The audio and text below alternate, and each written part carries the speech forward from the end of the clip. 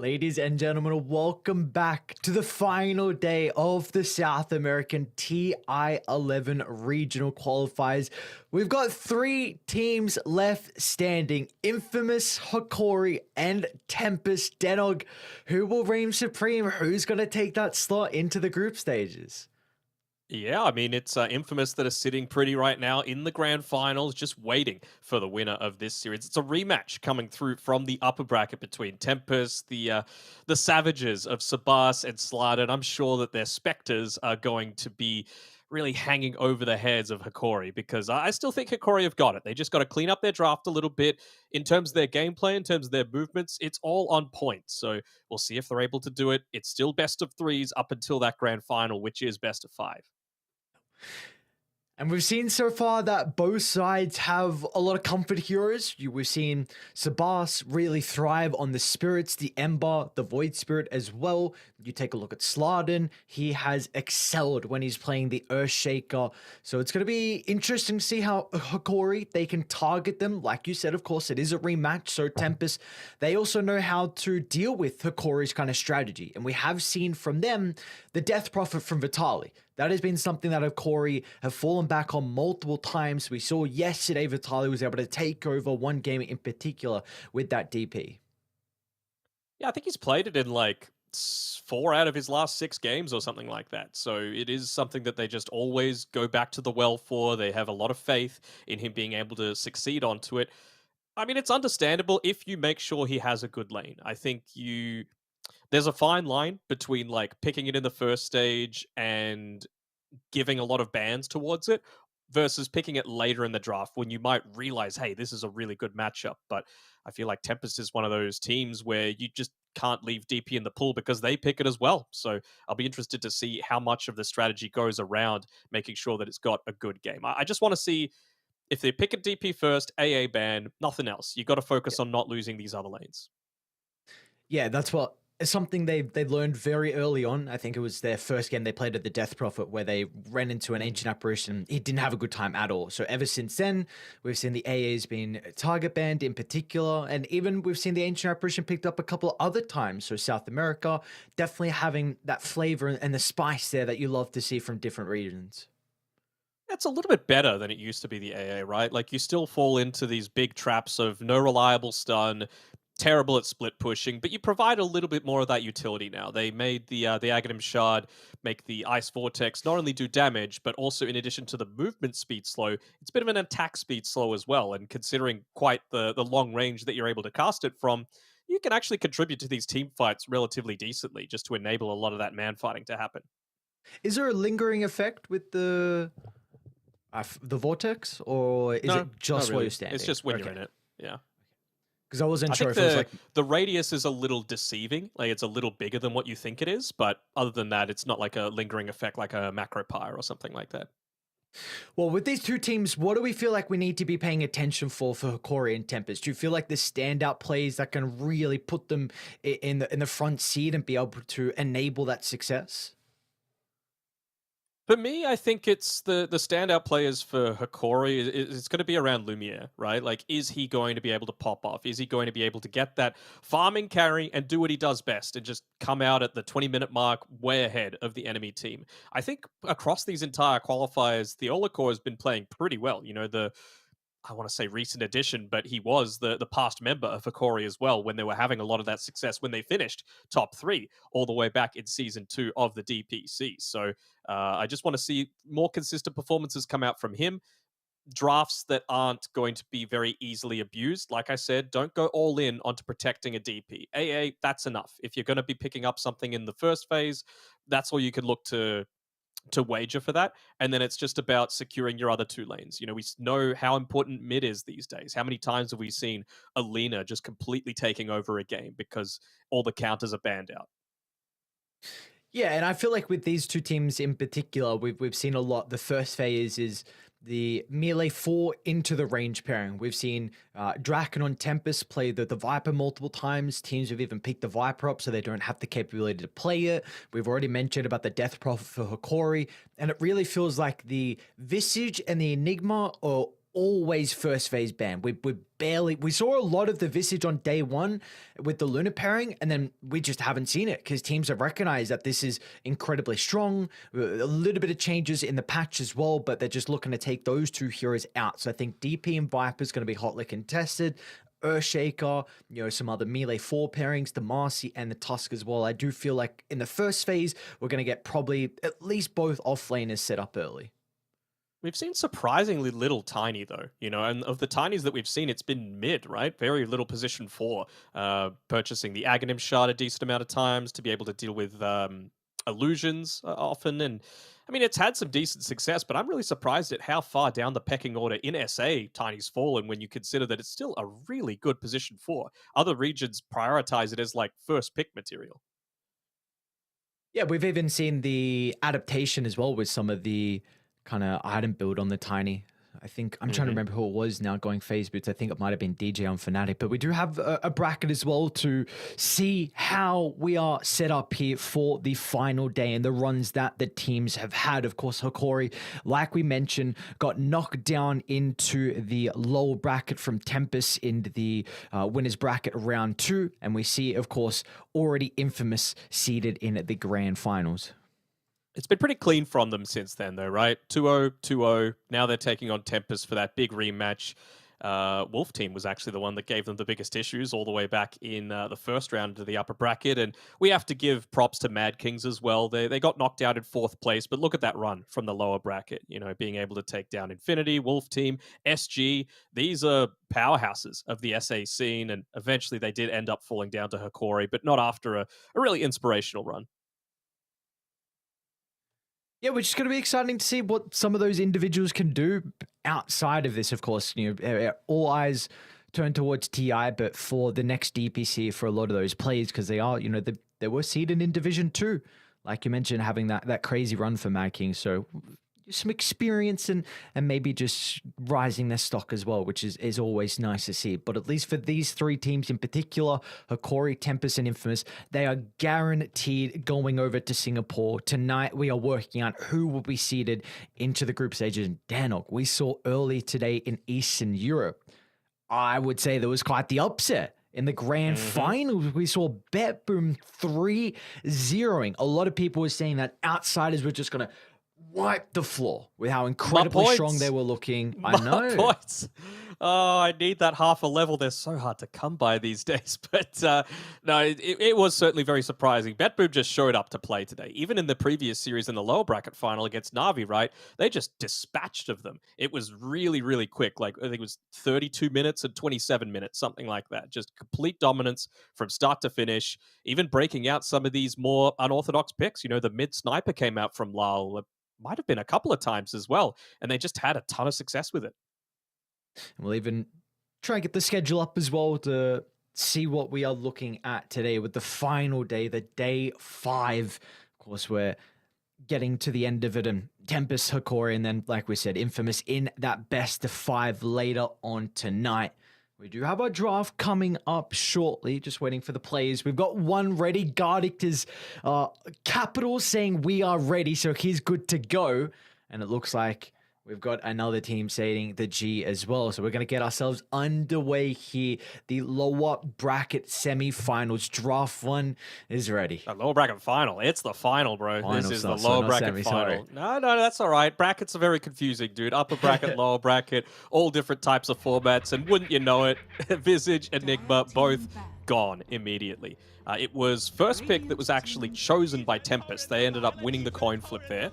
And Hakori, twice was enough. They said, no more Earthshaker. We're going to see what else Slardin has to be able to throw at us. Well, what does that...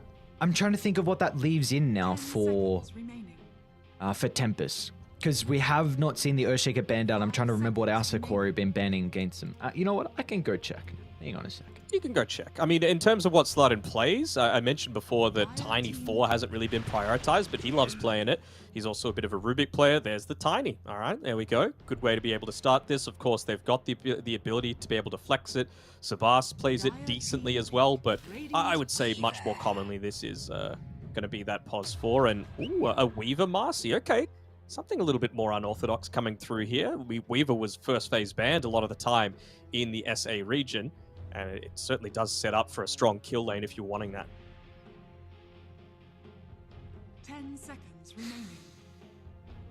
What do we run now on Tempest? Do you try and secure Sabas's hero early? Because we did see some other teams yesterday just pick the Ember Spirit up at like the 15th just to kind of block pick it.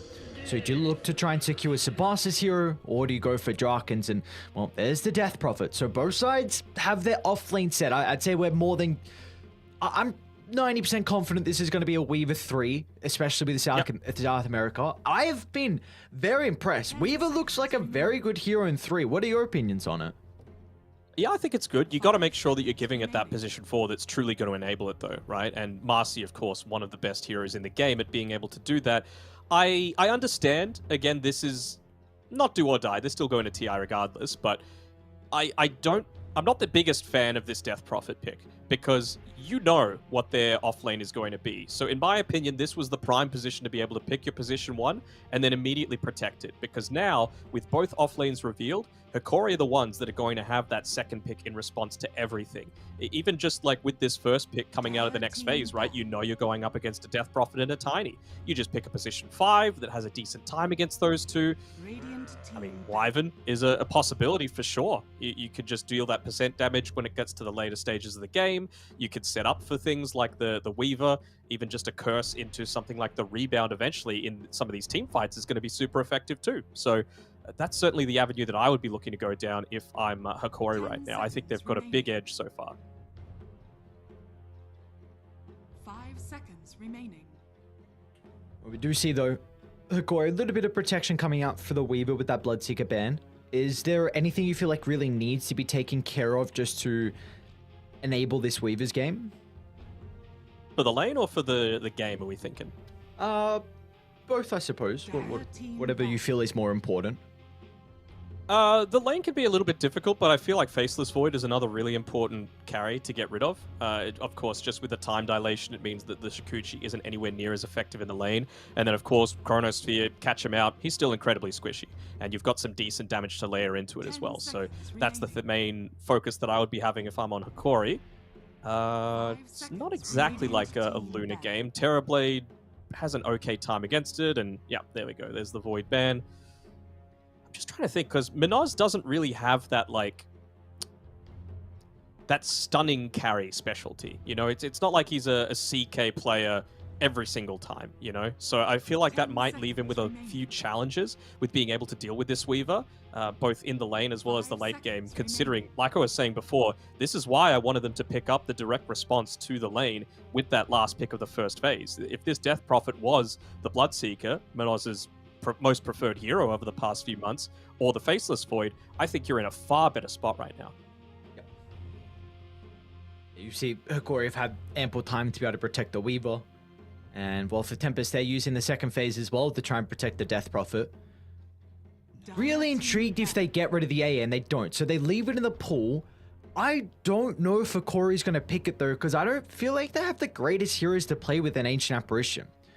Like, an offlaner quite often is your team fight and AoE control. And with the Weaver already getting picked up, that won't be able to set up for the Ice Blast. I don't particularly feel like Marcy's going to be able to fulfill a similar role as well. So maybe Tempest feel like this AA, even if they pick it on Hikori, they might struggle with being able to play with the heroes that they already have.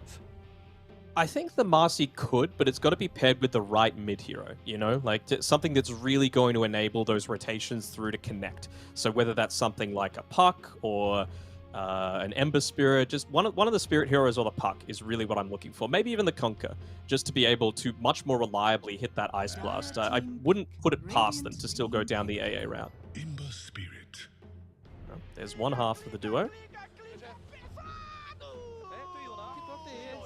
I feel like there's plenty of options to be able to out-trade this Ember Spirit, though, right? Like, we haven't seen too much of the DK, but I really feel like it's still quite a strong hero. I'm not sure why teams have gone so far away from it. I know it's not exactly the Sabah style. He could Invoker, perhaps? I mean, against the Ember Spirit, Invoker's quite good. You could Pango. Puck's good, too. Yeah, I don't hate the Puck. really strong team fight right now on Tempest. They're going to have to deal with that in some way. So maybe going down that route of the Ancient Apparition isn't the way to go unless you're just going to go all in on like a single pick-off style.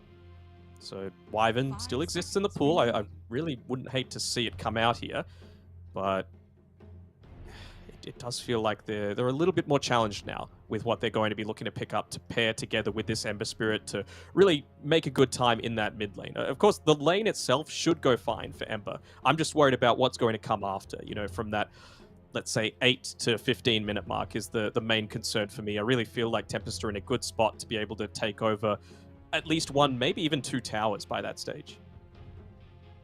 It does feel like Ember's going to have at least one side lane to play with very easily, though, with Marcy Weaver. Like, that's incredibly strong. Maybe ganking, though, the Death Prophet could be difficult. Wow. Picking up the Medusa already. Plenty of options to be able to counter this one out now. What can they look to go for? I mean, do you just Ursa into this? Yep, that's what I was going to mention. Like, you've got so much to enable it, right? You don't care about the Dream Coil, you just enrage and walk out of it. The laning stage is fine. Against the Medusa, you're a natural Diffusal Blade builder. You've got a Marcy to buff you up as well with a sidekick, just amping up your overpower. Even just the movement speed coming from the rebound as well. I feel like there's so much that they've got right now that's going to enable an Ursa pick.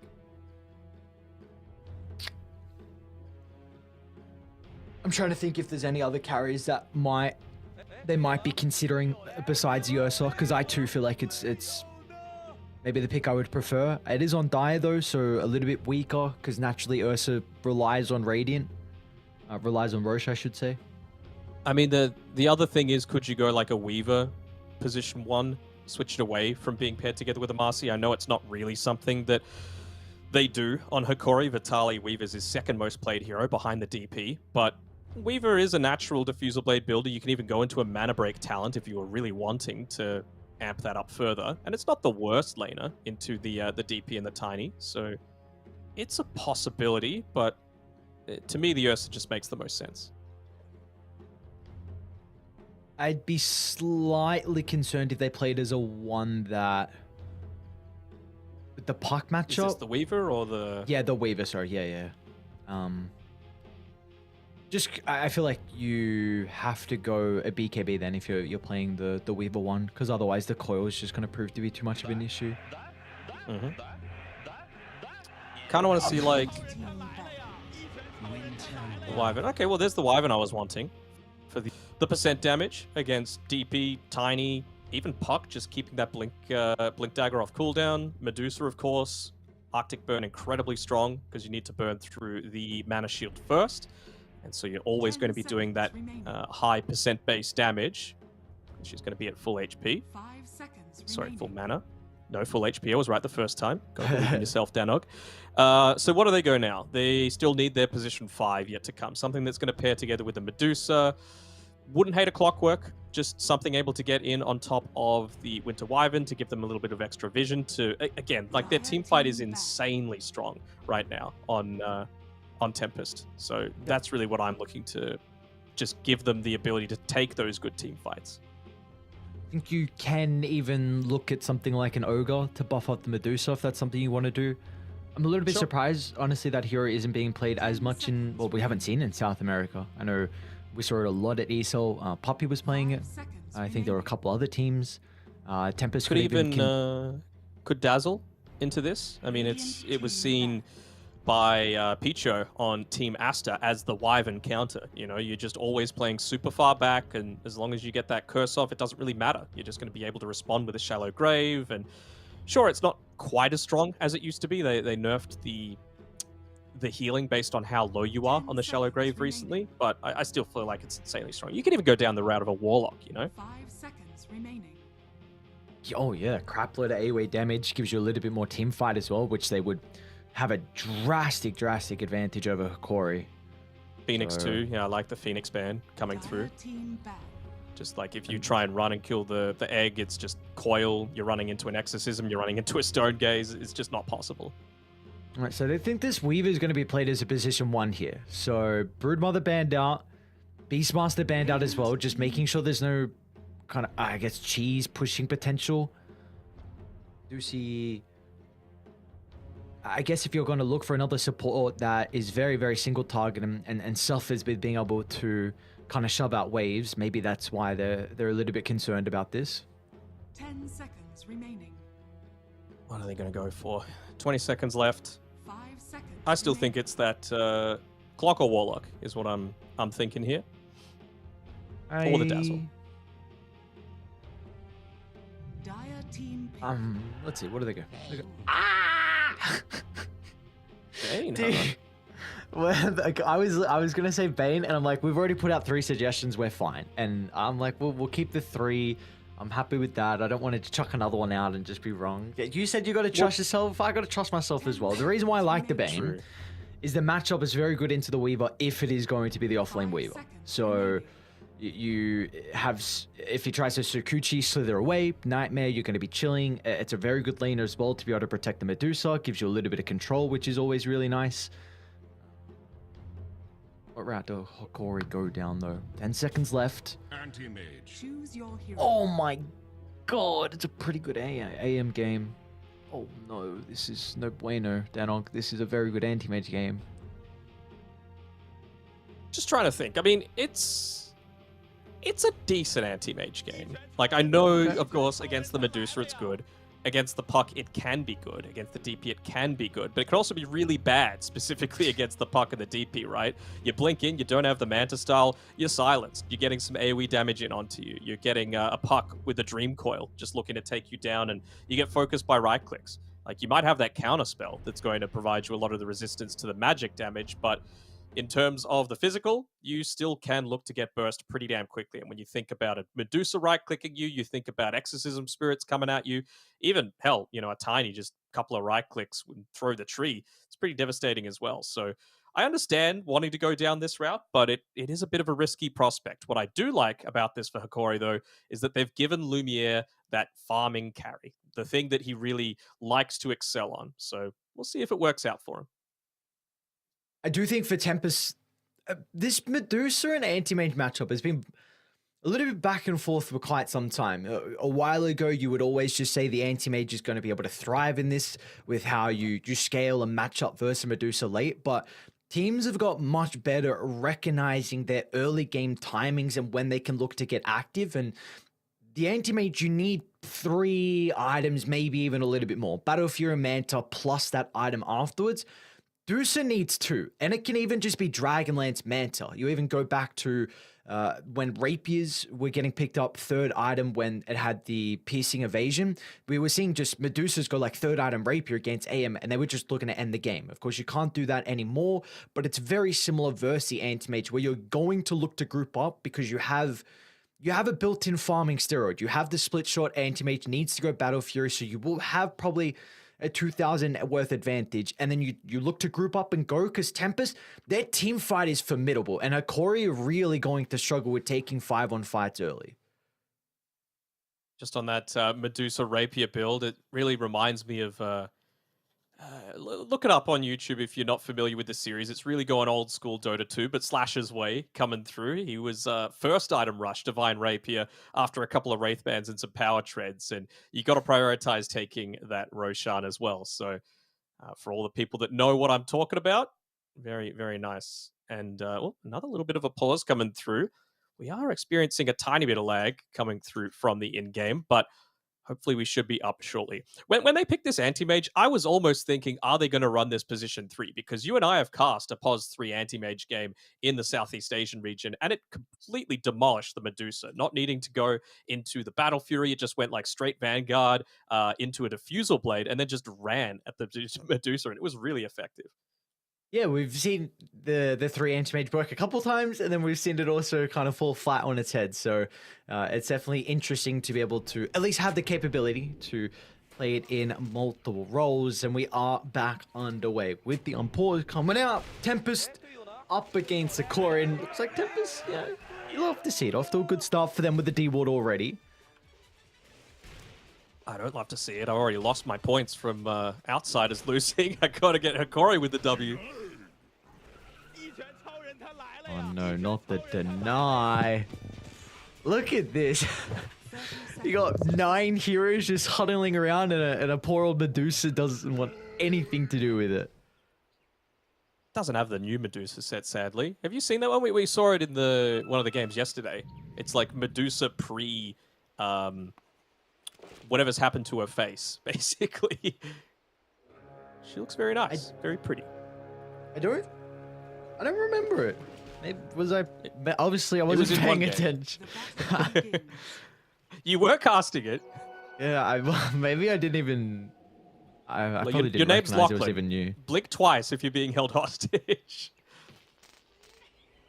No one can see me blinking though. It's okay. I can. I've got a little camera just in the the Dude, right areas. What? Help me, chat, please. Then I'll holding me hostage. Not someone else. It's See, that- actually. Yeah, this is where the blinking actually needs to happen. All right, how do we know? How do we think these lanes are going to go? You've got anti-mage paired together with a wyvern up top. You've got a pretty decent start, and I want to see. I don't think we've actually cast an anti-mage game ever since they buffed up the mana break, right?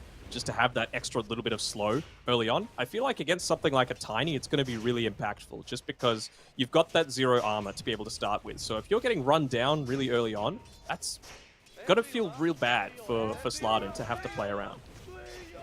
Yeah, I think you can consider going for a brawling build on anti-mage top. I feel like with the wyvern slows and Lumiere like jumping on the Death Prophet to try and burn her mana, and as soon as the DP doesn't have any mana for the lane, then she's really going to struggle at being able to bully them out. So you can look to go down that route, or you can just rush your battlefield, get the Ring of Health up, get the treads as early as possible, and continue to farm. So I think there's a couple of routes that Lumiere can go down if he wants to. You do see, though, this tiny level 1 with the tree grab Slardin, so we have a very good job at getting some early harassment out onto Lumiere. Yeah, for sure. I think Lumiere's item build that he's got in his quick buy is the right one. You just need that little bit of regen from the Ring of Health. You need the power treads for that brawling style, and just something simple like the magic stick is going to do wonders against this lane that constantly wants to be spamming spells at you. In terms of mid lane, you would expect Analog to be able to get on top of Sabas in this one. Of course, heavy physical damage is the counter to the puck, and I know three branches is a pretty standard build. Just plant one and eat it if you need that little bit of extra regen. But even just providing that tiny bit of agility can mean a lot in terms of some of these early game trades. And well, that's why Analog's going to go into the super early Blightstone, just 25 gold away after the bottle. Really going to look to just see him continually try and harass out Sabas. And our last lane down bottom here should be Kataru. Not Theolocore, just out of range. Be able to land. It should be an okay lane for Tempest. A lot of it does come down to positioning. The Weaver and Marcy have very nice ways to be able to gap close. I think maybe in a more aggressive lane, this is where the Bane can kind of thrive into the Weaver when you've got that sentry control. They're going to go in, actually. Kataru. Nightmare's going to be able to hold back the Marcy. It will buy enough time for Medusa to get rid of the bugs. She's got a Fairy Fire and a 1 charge to play with if required. They're just going to go for the Bane instead. They still need to find First Blood. So they're happy with getting the bonus gold onto the Bane instead of, potentially missing the kill onto the Medusa. It was important that the Medusa just stays down in this lane, though. Doesn't lose out on this time to be able to get the experience in the farm. It was actually Katsu feeding two of those they're jumping Magos back through in. the Medusa. Kataru, beautifully done. Theolocore with the jump as Katsu just is able to TP back in the nick of time to protect Kataru. They might look to shove the lane and go for a dive, though. Medusa does not have any resources to play with. 3, 2, 1. I mean, wonder if Vitali's going to go for this jump here. Yes, indeed. Should be able to clean this one up without losing anyone. Katsu is getting harassed a little bit. They're trying to... Yeah, they're just trying to stay out of that 500 range for the tower to hit you instead of the creeps. Vitali? Oh, nice Vitali? trick. No way, what's the play now, Vitali? Stuck in a tree line. He's like, all right, I'll give the kill. It's a free reset for the Weaver. Sure, but I feel like you don't want to give the Bane experience early on. That's one of the strongest parts of the Bane, right? Just being able to trade a lot more effectively. Put your body on the line up front so that the Medusa isn't being dived like she just was. Oh. Mid lane, Sabas dodging out a little bit here. It's likely a bit more lag. Never mind, freeze coming through. Sabas, if he... I think he's going to go could for the finish it. bounty rune. Yep. I mean, there's a Courier that's...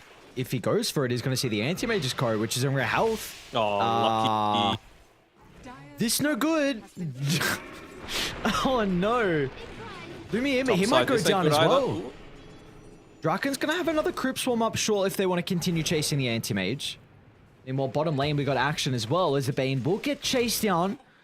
So Weaver getting a little bit of revenge once he's able to get the resources back. And this is his own charges now for Vitali to play with.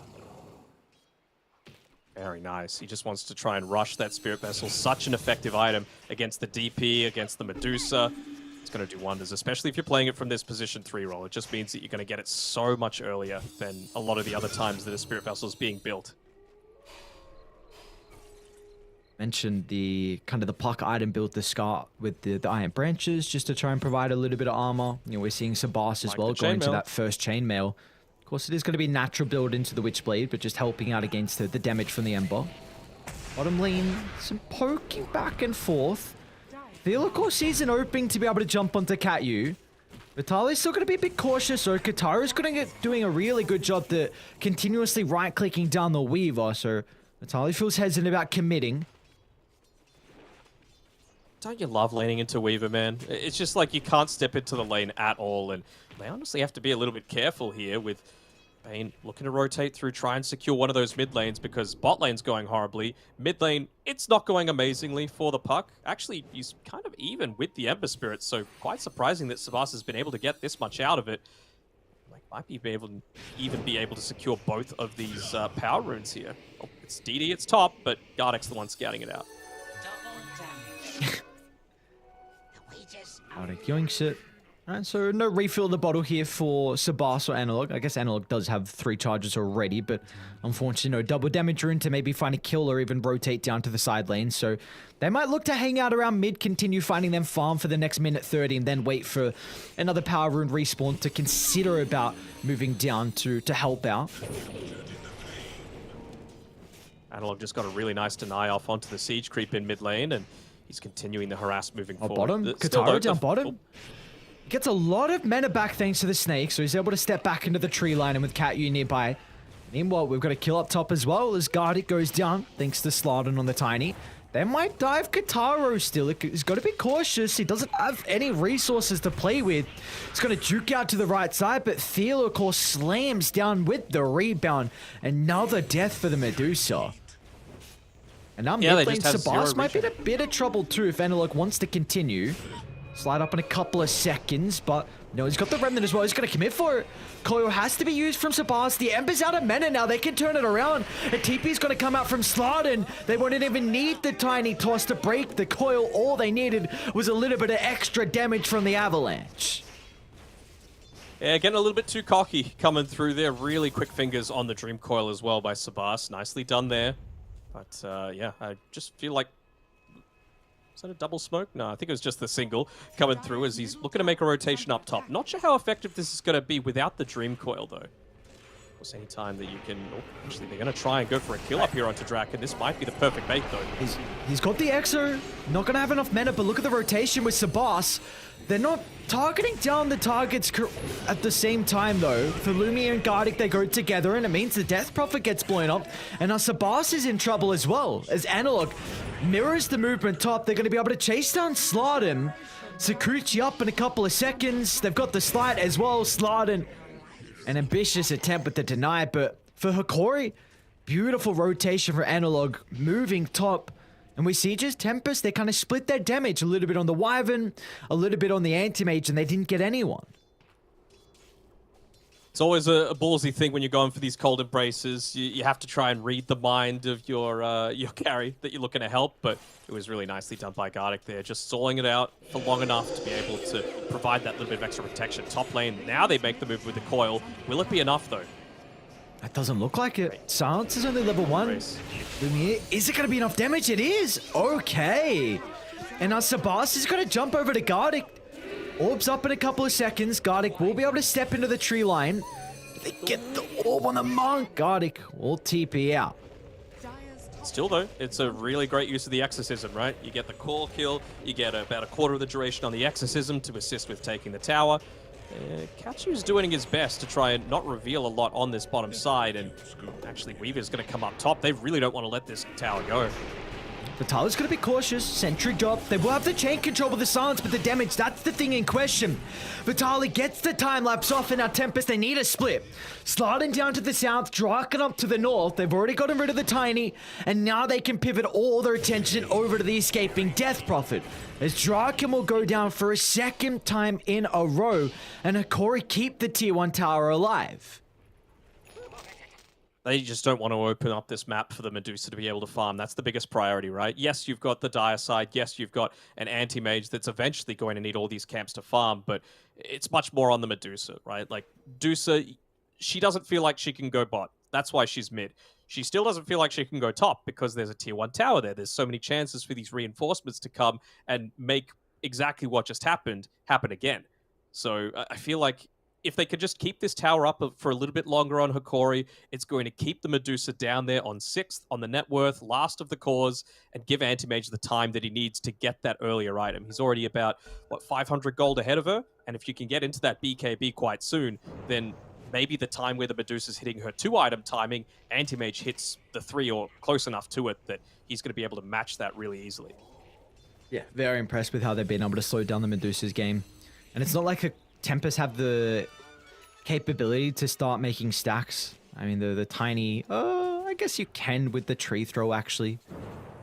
Being a little bit more difficult as well with the movement speed, but they need a way to be able to get the Medusa racking up the farm. Katoro, been in the jungle for quite some time, but they need to also to consider about protecting Kataro's farming. Because Theocor's hunting, maybe going on a warding expedition. Does he have a ward? He does, okay. You? They see the Weaver coming around here. They know they've got the vision up on the high ground. Does Marcy have a sentry? No, not quite. So will Theolico be able to get out of this one? Doesn't seem like it. Yeah, but they're coming in to try and contest this. They're going to turn to Slardin instead. A lot of control has already been expended here from Tempest. They've got the Fiend Script though. No one's playing with the Ember Spirit. They all look to move out to the right side, but Analog just survives. Sliding the Remnant out. Analog will be okay. Side Lumiere was almost soloing Kataro on the Medusa there. It's an ambitious movement for sure. They will still eventually get that D-ward off. And, well, now you've got the Spirit Vessel on Vitaly, and look who he's found. The target that you want with that Spirit Vessel to connect onto every single time. Use it just before he goes into the tree line and at least force a much more defensive movement. In the meantime, Draken, without using the Exorcism, was able to take that top tower as well. So this is what I was talking about. Katara has much more space to be able to play around. Even just their triangle, right? There's not as many avenues to go for the TP into the smoke. How can Tempest look to get full effectiveness out of this Death Prophet at the top of the net worth? Radiant's bottom tower is under attack. I think it's just doing what Draken's doing right now, right? You just put yourself out on the map in the riskiest position possible. You're not the one that's going to carry this game. It's all on the Medusa. So you've just got to, even if it means yourself dying a couple of times, if Deuce is able to use that space to free farm, you're very, very happy. We see Draken shoves top and looks to move towards the mid side. Exalt the ready. Tempest playing like they want to try and enclose in onto the tier 1 tower. You've got Slardin nearby, Katyu nearby as well. See what Hikori can do. Do you feel like they have the capability to defend this tower on Hikori if Exo is dropped? I would say so. One sec, I'm going to sneeze. The Winter's Curse obviously does a great job against this lineup that wants to... No, it actually went away. That want to clump up quite aggressively, right? You know, a Death Prophet needs to run at you, a Puck needs to jump onto you. So as long as Gardeck's positioning is fine, and he's not getting caught out with some of these silences early on, things should be A-okay for Hikori. At you? Runs to the Weaver at the Grip moment. at 10. They need the perfect use of the chain control, but the chain's going to be able to hold back the Tiny. So Vitaly, he'll step out to the right side, and that is an Exo wasted here. So a big victory for the boys on Dire. Gardeck was in the right position for that one as well, just staying completely away. It might mean that you're a second or two later, but you would much rather that than yourself getting caught inside of that Dream Coil, inside of that that Waning Rift silence as well. Dire's top So- tower is under attack. Haddock going to even be able to remove a lot of this extra vision, and I wonder if now they're going to go for this kill attempt, realizing that there isn't the potential for that exorcism to be used for a turnaround. Top lane, they see Keep the situation Kataro. looking like, They see yeah. the Medusa, he pushed a little bit too far forward. He's only got the Death Prophet nearby, chucks the silence out, but that'll do nothing as a Corey, beautifully done, catching Medusa out farming on the map. Yeah, for those that aren't aware, Kataro is Minoz, who obviously has a pretty extensive resume, let's call it, playing within the South American region, and that's just a mistake that he shouldn't be making. You know, they just went through the dire jungle. They dewarded the observer ward that was placed up recently, and he just got a little bit too greedy, looking to farm that extra camp, not wanting to give it up, but, I mean, you can't farm it all if you're dead, so just giving more and more of that net worth over. Now, that net worth lead for the anti-mages ballooned out to 1100. There's a curse onto the Sabas. The orb's expired. He's going to be in a bit of trouble here. One to the Fairy Fire, but it's not enough bonus health. Hikori, I've always been impressed with him so far through the qualifiers with how they've been playing around the power runes. 4 heroes instantly moving to the river to try and secure this, and no, they don't get it. Sabas finds the invis, but it doesn't matter. You get a big kill into the puck. Now you can chain this into a T1 tower. It's going to really open up the map if they're going to be able to find this objective. It's just about recognizing what's important at the various stages of the game. Will they stick around, though, with the puck about to respawn in 1? Be happy enough to be able to claim the tower. But the thing is, like, where else are they going to be playing? You don't need to play bot because the tower's already gone and Lumiere's farming there. Oh, just able to get away. You don't really want to play top because you don't have a tower to play around. Tier 1 top tower for the Radiant isn't super valuable. So why not play around the power runes? Why not try and get that mid tier 1 tower and enable these movements inside of Tempest's jungle to be so much easier? Pops a smoke. Gardex off to the right side if he wants to try and help out here, but the curse still on cooldown, so there's no turnaround potential. And no, Anti-Mage was the person in the neighborhood as well, but this hero only with Battle Fury is not looking to show up to those particular fights. So a loose steel call, nothing crazy. Tempest smoking down for that, but at least it is taking maybe some attention away from Kataro, who is again playing towards the triangle. Dragonlance working on the Asha next for the Medusa. Quite like this observer ward that was placed down by Gardic recently inside of the Radiant jungle. Just gives a lot of that vision, and it's in a really odd place that not anyone past the laning stage would think to deward. So it's going to give a lot of information about 3 different avenues of movement constantly. You'll be able to see if people are perhaps trying to path towards the Dire Ancients even eventually. And he should have been able to see this observer ward placed down by Katyu as well. But for now, he's just going to leave it there. Maybe just giving that bit of information over to Lumiere on the Anti-Mage saying, hey, just make sure that you're not giving too much information around this area. I don't want them to know that I saw you come up and ward, because then our Great Ward has the potential to be removed. Full DC, though. So coming through from Tempest. Hopefully everything's okay. Then you are an anti-mage hater, let's say it like that. You've got a couple of I thought you were about to say something positive about me for a change, and then it's just you hate this hero. Well, is it negative? I don't know. I feel like a lot of people dislike anti-mage. You know, the hero doesn't do much. You have a couple on that list that you do not like seeing people playing pubs. You know, the Earthshaker is one of them. You even in pro games, you have a list of who you feel like is who's good allowed enough to play the Earthshaker. Yeah, who's allowed. That's a great way to put it. And the anti-mage is one of them. You feel like this is a do nothing hero, but for Lumiere, what do we feel like in this game, though? Because he's top of the net worth. I know we were speaking a lot about it in the draft, and I was kind of expecting the Medusa to have a much better time. Honestly, Medusa should be where the anti-mage net worth is, and Lumiere, he should be where the Medusa's net worth is. So now that it's flipped on its head, how does this kind of change the status quo of this game one? Well, the thing is, because Medusa's so far behind, she doesn't she doesn't have the capability to get a little bit more active, to play around that slightly earlier timing than the anti-mage has. And as long as you're predicting and focusing down the death profit for a lot of these movements, you're not going to lose anything, right? Like, you've lost a tier 1 tower at the top side, but your tier 1 mid's still totally healthy, and they've got some good vision as well around these key objectives. You can see if they're looking to move through the bot side, through these observer wards placed down recently, and yeah, It just feels like they're in a really good spot on Hikori where Anti-Mage can be this do-nothing hero for at least the next, 5 minutes or so until you pick up the Manta style. And then beyond that, I feel like you're ready to go in. You're not worried about the silences quite so much, which I mentioned as being a bit of an issue. And as well, you're not worried about just running into the Medusa because you are the direct counter to it. Do we feel like there's any... Is it going to be the cookie cutter build here for the Anti-Mage, or is there something that is required out of him in a game like this? Any items, did you say? Yeah, like, do you feel like it's just, the stock standard cookie cutter Anti-Mage build, or is there something that he does need to consider a little bit later on? I mean, you could consider it a Fusel Blade, just to completely remove the effectiveness of Medusa, like we were talking about with the Puck and the Death Prophet. It really does reduce their effectiveness quite a lot. Double mana burn. Just pop them down. Say, have a cool mana Medusa. Very cool hero. Have fun with that, sir. See, Pro Katara is definitely not the start that he's been looking for, but Tempest, it's really for me, I'm looking towards how they can use this next EXO. If they don't find a conversion on a successful team fight or even a T1 tower, it does feel like the next couple of minutes afterwards going to look to be very difficult because there's a window now for here for Hikori.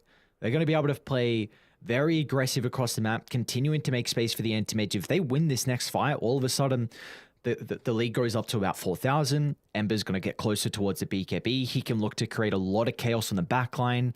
The Bane's never going to be able to position freely. You're not going to be worried about the Puck's control as well. So, but Tempest, they might...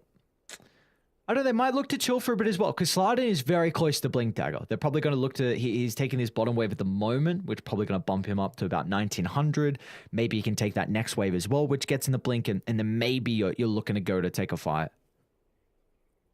Yeah, maybe. I mean, it's not the greatest amount of net worth that you've got as a Tiny. Like, sure, it looks like he's doing a decent job. He's at the top of the supports for now, but that's really not what you need. You need someone else that's going to be able to go in and find these early pickoffs, play around the Puck, because Puck still doesn't have that Blink Dagger, right? You don't have that thing that's going to be enabling you to get the snap on the Dream Coil guaranteed every single time. That's really what the Tiny's purpose is for now. So I suppose you could shove in this lane a little bit just so that you're not giving up a lot of this free space to an Anti-Mage to grow his net worth lead even further. But I guess...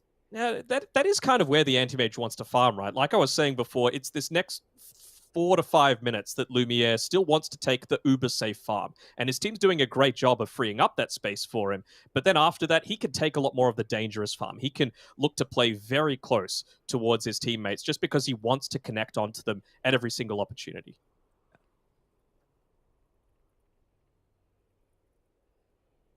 Even just the Roche potential as well for Hikori, right? You've got the Swarm, you've got the Orb of Corrosion, you've got the Sidekick as well, plus the Unleash is going to be, well, very, very devastating, especially with how far Lumiere has gotten so far. Hopefully we don't have some crazy issues here for Tempest. 5 DCs is never a good sign at all. Hikori just... waiting patiently for their opponents to come back. Maybe maybe someone knocked the power cable or the internet cable. Yeah, it happens to the best of us. Never happened in my life. Can't some say it LAN happened parties. to me. I've ruined LAN parties before with just accidentally kicking a power board that ruins the whole row of PCs. Hang on, kicking like, is we were very losing anyway. aggressive. No, okay. accidentally. Right. So you were losing I am already. Cool, calm, and collected. I don't know. I've seen you in person. This is incredibly debatable. You guys. All right. No, spill. How was I not cool and calm? I just don't know what I had to put up with in Sydney. I don't know. At the ESL studio, then I'll be okay. Actually, I forgot about Sydney. I did not physically abuse you in Sydney. Let's get the record straight. But I was a little bit unhinged. Some of the green room antics. Don't make me make you laugh again. No, you're not gonna do it. It's okay. Mhm. I'm surprised it has not been brought up yet. I'm like, You've just reminded me. oh no. So who would have thought of having 4 Aussies as a talent in a green rune would not spell disaster. Let's put it that way.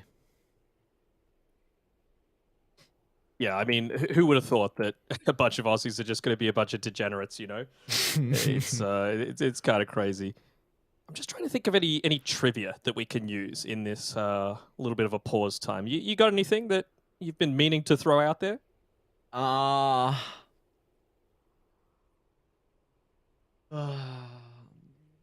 can't Not give particularly. you any jobs, can I? All right, Well, watch hang any good on, hang anime on. lately? Yes. Then I have indeed watched a lot of anime. I mean, as you know, and as everyone should know, I am a avid anime fan. So if you are too, make sure you follow me. I'm trying to build trying to build the following base up because I can't say I don't like anime because it just cuts me off to potential fans, right? All right, Mr. PTP, Mr. Observer, I'm going to ask a request from you. Can you open up the scoreboard, please? And I want you to look at some of the players' avatars, and I want to see if Aries can identify which anime they come from. So, Gardic, can we have a look at Gardic's little avatar if you just left-click on his name? All right, who's that character from? Wait, hang on. This is an iconic one. I've given you an easy one to be able to start with, bro. I'm trying to remember the name. Oh, come on. Come on. Dragon Ball Z? There we go. All right. That is adult Gohan or maybe teen Gohan. Yes! Hi, teen Gohan. All right. You got one. Analog is next. Let's no. Come on. No. Let's end it there. Analog is next. This is a more modern know. one. This is from a later season. This is a sports anime. Okay. I'll give you a hint on that one as well. If you even describe the anime at all, what sport is it? Volleyball. There you go. You got it. It's Haikyuu. All right. Very, very nice. Wait. That is, it is actually volleyball. The guy's name is, I forget what his name is, but he's he's a twin. He's a twin. That's what I know. I don't know, but I'm kind of cracked. All right. You got one more. What is Lumiere's one from? You won't get this one. This is only a manga. It's not an anime just yet. What? Baku. I don't think it's from Baku. Oh, is that something? Oh, okay. Yeah. I just said a word. I said a word. I'm like, sure, this is territory, and okay. So I think that's from a manga called Blue Lock, which is a soccer anime. I think. I might be wrong, but one of the characters kind of looks like that. Love me some sports anime, bro.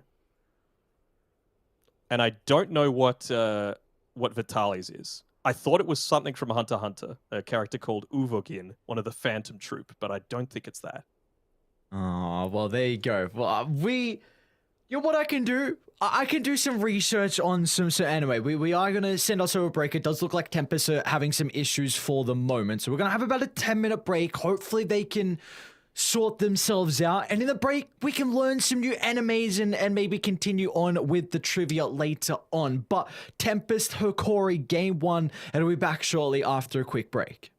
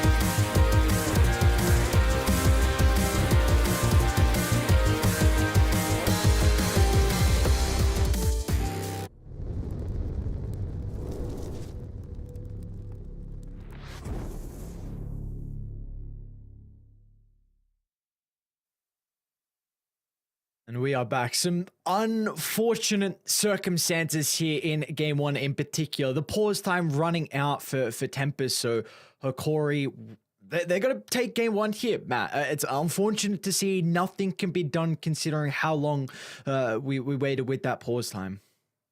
Yeah, it is very unfortunate. Hopefully the issue that they have is able to be resolved for game number 2. The thing is, Hikori were in the lead. They were in a really dominant position, so you would expect that they might have been able to close out that one. But we know Dota can go any which way. Hopefully they're going to be able to resolve their issues, though, before that game number 2, because we want to see this series be played out in its entirety. We want to see the person that's in the grand final meeting up against Infamous is truly worthy of being there. Honestly, both of these teams are, but it's just been such a battle all throughout these qualifiers. The plus side is, even if Tempest aren't able to make their way back for game number 2, they're still going to Singapore. They're still having a shot in those last chance qualifiers. And, well, it really does become anyone's game then. But really, there's not much to talk about. We talked about everything we could. We even went down the anime pipeline when we ran out of things in-game to talk through. So I think we might be thrown to a quick break unless you have something you want to talk about. No, nothing else to be said here. Might be a little bit more of an extended break as well, while Tempest are trying to sort their stuff out, and hopefully some issues as well. It's internet connection issues that they have at the moment. So yeah, we're going to chuck it over a break with Hikori being 1-0 up in our lower bracket finals.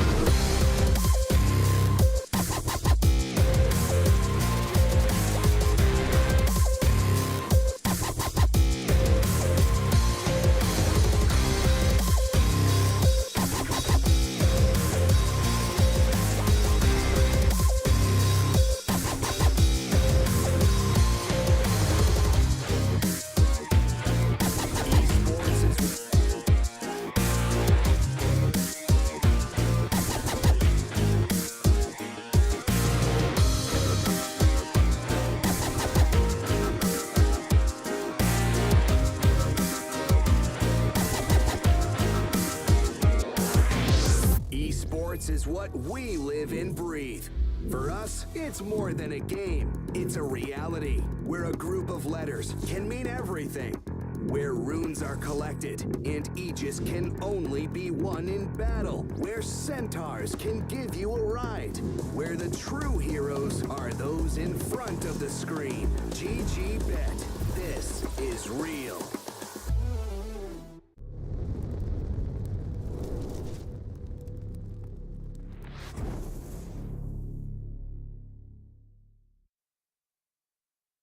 Some really unfortunate scenarios occurring here for Tempest. They're unable to make it back for this second game as well. They tried, they lost internet, like, all right, we're going to try and go to the internet cafe, but they just weren't able to reach the deadline in time. So it will be Corey taking the 2-0 here in our lower bracket finals. Yeah, we've seen this happen in SCA plenty of times before. Most of the time it's to do with weather. We're not sure what exactly is happening, where exactly they're boot camping. It's unfortunate. However, there is a silver lining. They still finish top 3. They're still going to TI. They still got the chance in those last chance qualifiers. So not all is lost. Their pathway remains open, but it will mean that we've got Infamous now taking on Hikori in that best of 5 to see who goes immediately to the group stage. It's your prediction versus mine, so someone's getting about. And, well, it's going to need to be, I would say, a little bit of a wait. Maybe not quite as long as what they were originally expecting, because obviously Hikori wouldn't be as strained by this. You know, the first game only lasted about 20 minutes. Second game didn't even happen. So we'll have to see. We'll leave that up to our faithful admins to see how long a break is between this series and the next. But it's going to be an entertaining one, that's for sure. Yeah, without a doubt it will be. So just to reiterate, Tempest, unfortunately, they're going to lose this series. Like Denong said, though, at least they will be playing in TI regardless. But we do have our grand finals now set. It's going to be Infamous taking on Hikori and a best of 5 to determine who will join the likes of BetBoom, who already qualified earlier today in Eastern Europe in the group stages for TI 11. Grand finals will be up shortly.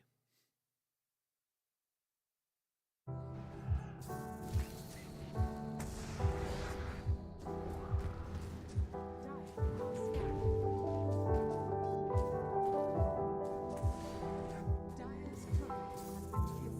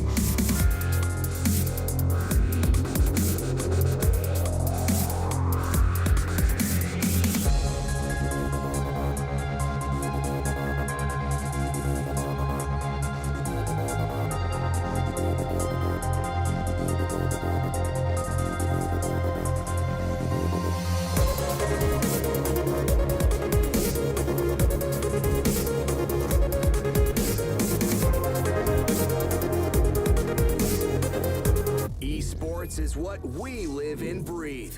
For us, it's more than a game. It's a reality where a group of letters can mean everything. Where runes are collected and Aegis can only be won in battle. Where centaurs can give you a ride.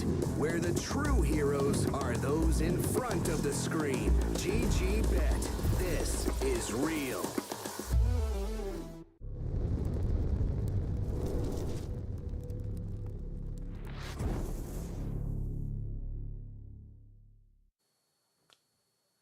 Welcome back, you beautiful people out there. Dota 2 action gonna continue.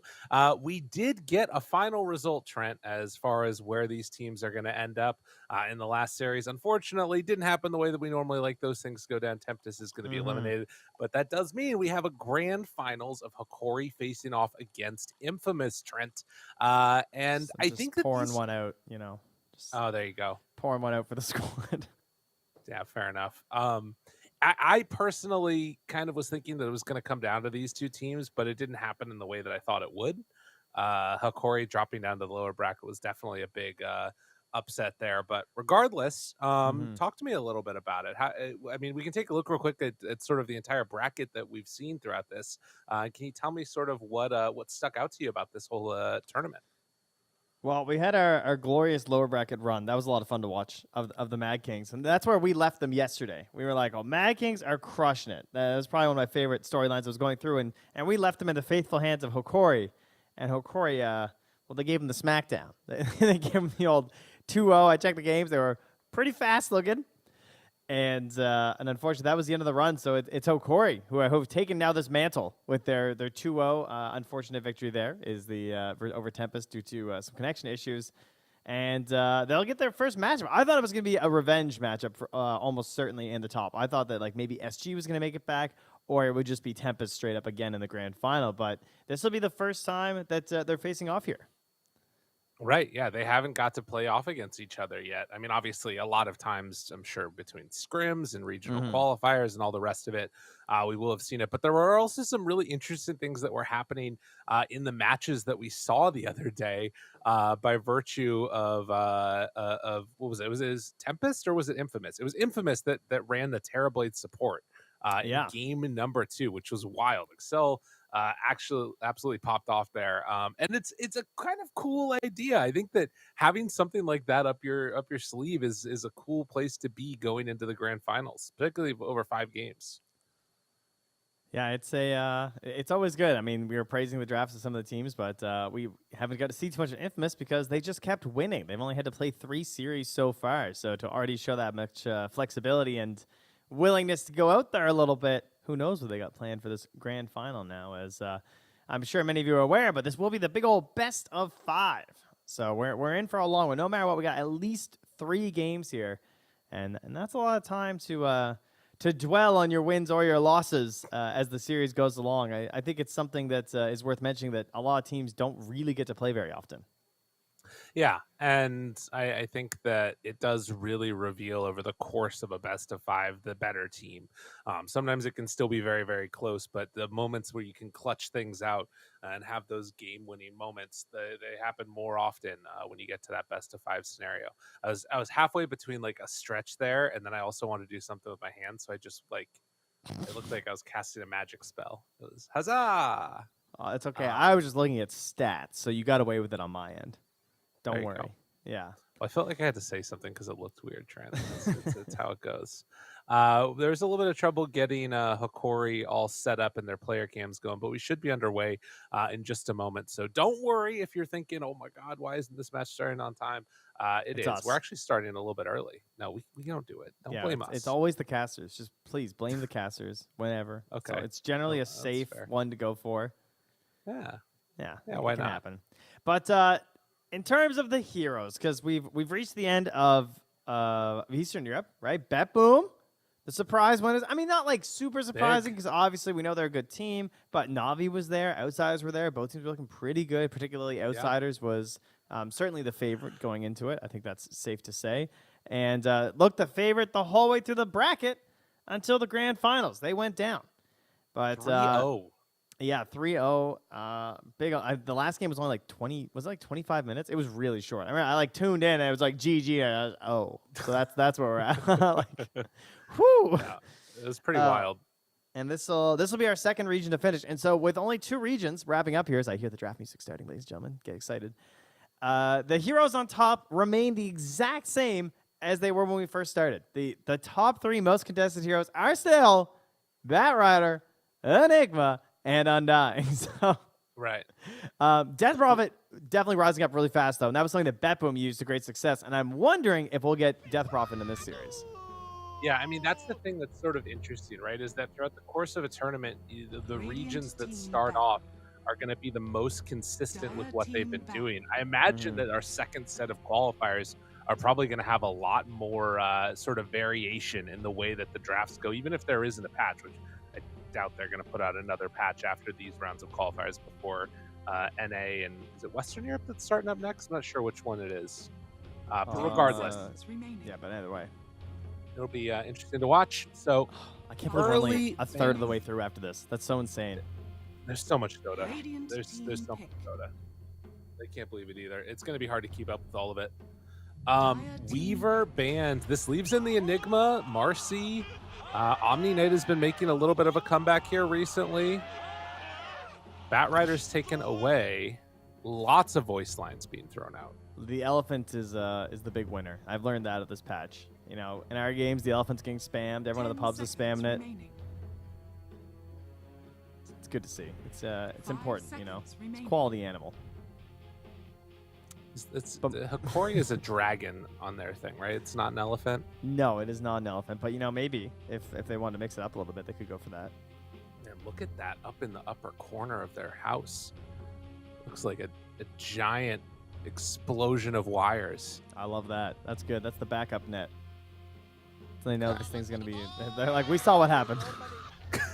Get it in here. Yeah, just Gotta have jam it up something. there, glue it up to the ceiling. Make sure the stuff's gonna work here. So, well, no surprise. The Marcy first overall pick, another hero that both of these teams have picked in the first phase in the past 3 games for Hokori and the past 2 games for Infamous. So certainly gonna be the most contested hero, I would say, coming to this very safely. And then we're gonna get that Enigma, and now the Undying's left in, and Hokori have gone for that as an opening, but Infamous, no thanks. They're gonna grab the Viper instead. Okay. All right. So a very strong lane. They want to at least make sure that they get their stuff going the way that they want it to be. And we'll have a sort of threat that needs to be responded to by virtue of Hikori. With Clockwork Enigma together, if they decide to dual lane, that's also putting a ton of pressure onto these safe lanes.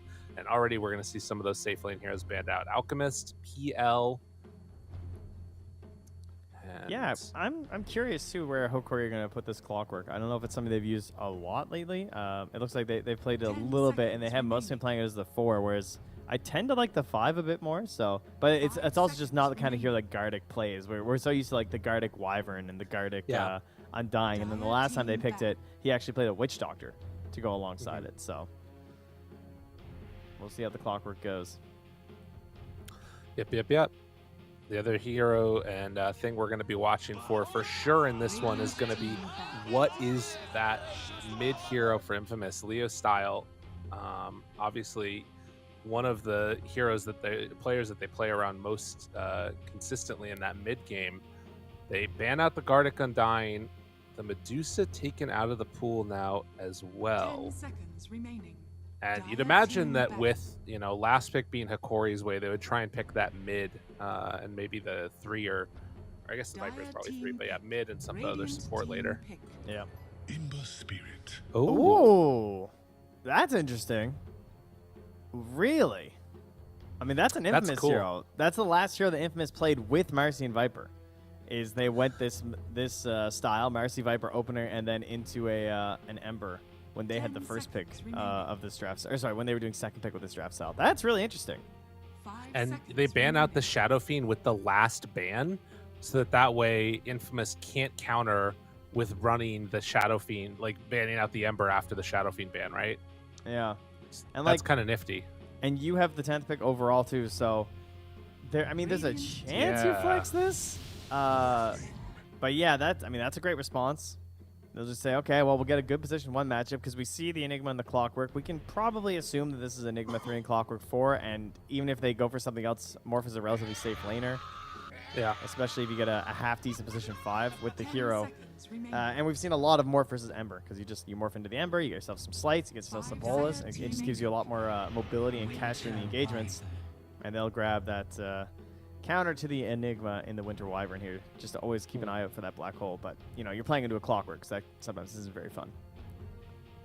So a bit of a strange one, I would say in some 10 ways. seconds remaining. I mean, it all makes sense the way that you're talking about it, but I do kind of 5 feel like seconds remaining. a lot of the ways that you start fights on Infamous right now is like pretty heavy commitment. I guess Marcy is the exception to that. Marcy's going to need to do a lot this game, or we'll see what Infamous's last pick is and who they decide to send mid. I feel like it's going to be like something like a Void Spirit or something like that. Yeah, that definitely seems to be the hope. I'm surprised they didn't maybe go for like the Puck Radiant +1 team in that middle phase. Yeah. Gartic is going to grab the Wyvern, or the Ancient Apparition. So this was what No Runes played versus Hokori when we were casting them, and it did not work for No Runes. No. But they have a lot more ways to set up for the Ice Blast in this. Black Hole, 10 Malefice, seconds all of remaining. Clockwork spells, Ember Spirit with the chains. This is a much 5 better AA seconds game in that remaining. regard, at the very least.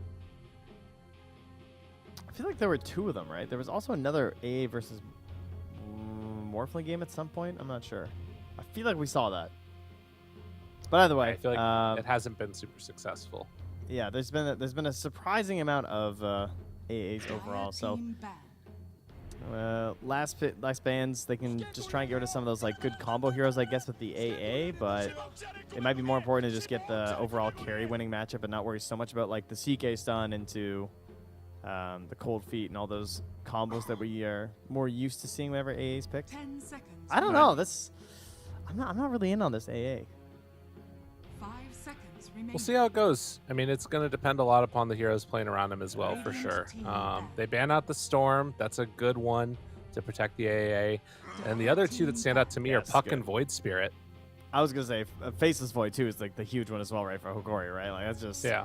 And then AA is always gonna work. So it would have been very happy getting that, but thankfully they do grab the ban on that. Yeah, I still like Puck for Infamous. I think that would make a lot of sense for them. I think I like the Puck 10 better than the Void seconds Spirit. remaining. Yeah. Agreed. I think that's a good ban if they want to take 5 it. seconds Is there anything else that just like wrecks him here that we're not thinking of for mid heroes? I mean, there are mid heroes that can do better, like the Lina, but then the question is, are they gonna does that fit their overall game plan? Right. Like, then there's a lot of pressure on the Marcy for the initiations. I would rather just have the decent lane of the Puck and then have that power for the rest of the match. Yeah. Well, that's going to be the big thing to watch. The Lina, the Necro, the 2 that really counter Ember in the mid lane versus the game, what their team needs dynamic. Maybe Viper could build an Atos or something, but they ban out the Void Spirit. All right. And who's left? Takes the Kunkka. All right, a little bit of both worlds. Yeah.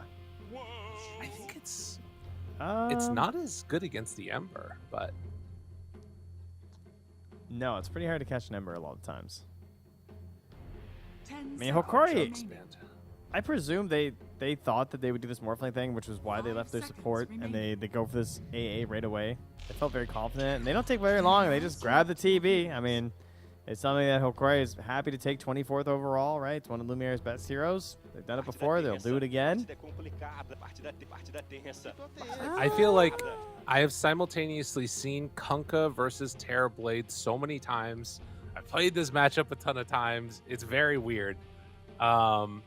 And often depends a lot upon the rest of the heroes that you've got around it. What do you think of the matchup? Do you think that Hokori have sort of put together a solid draft here with this last pick Terrorblade?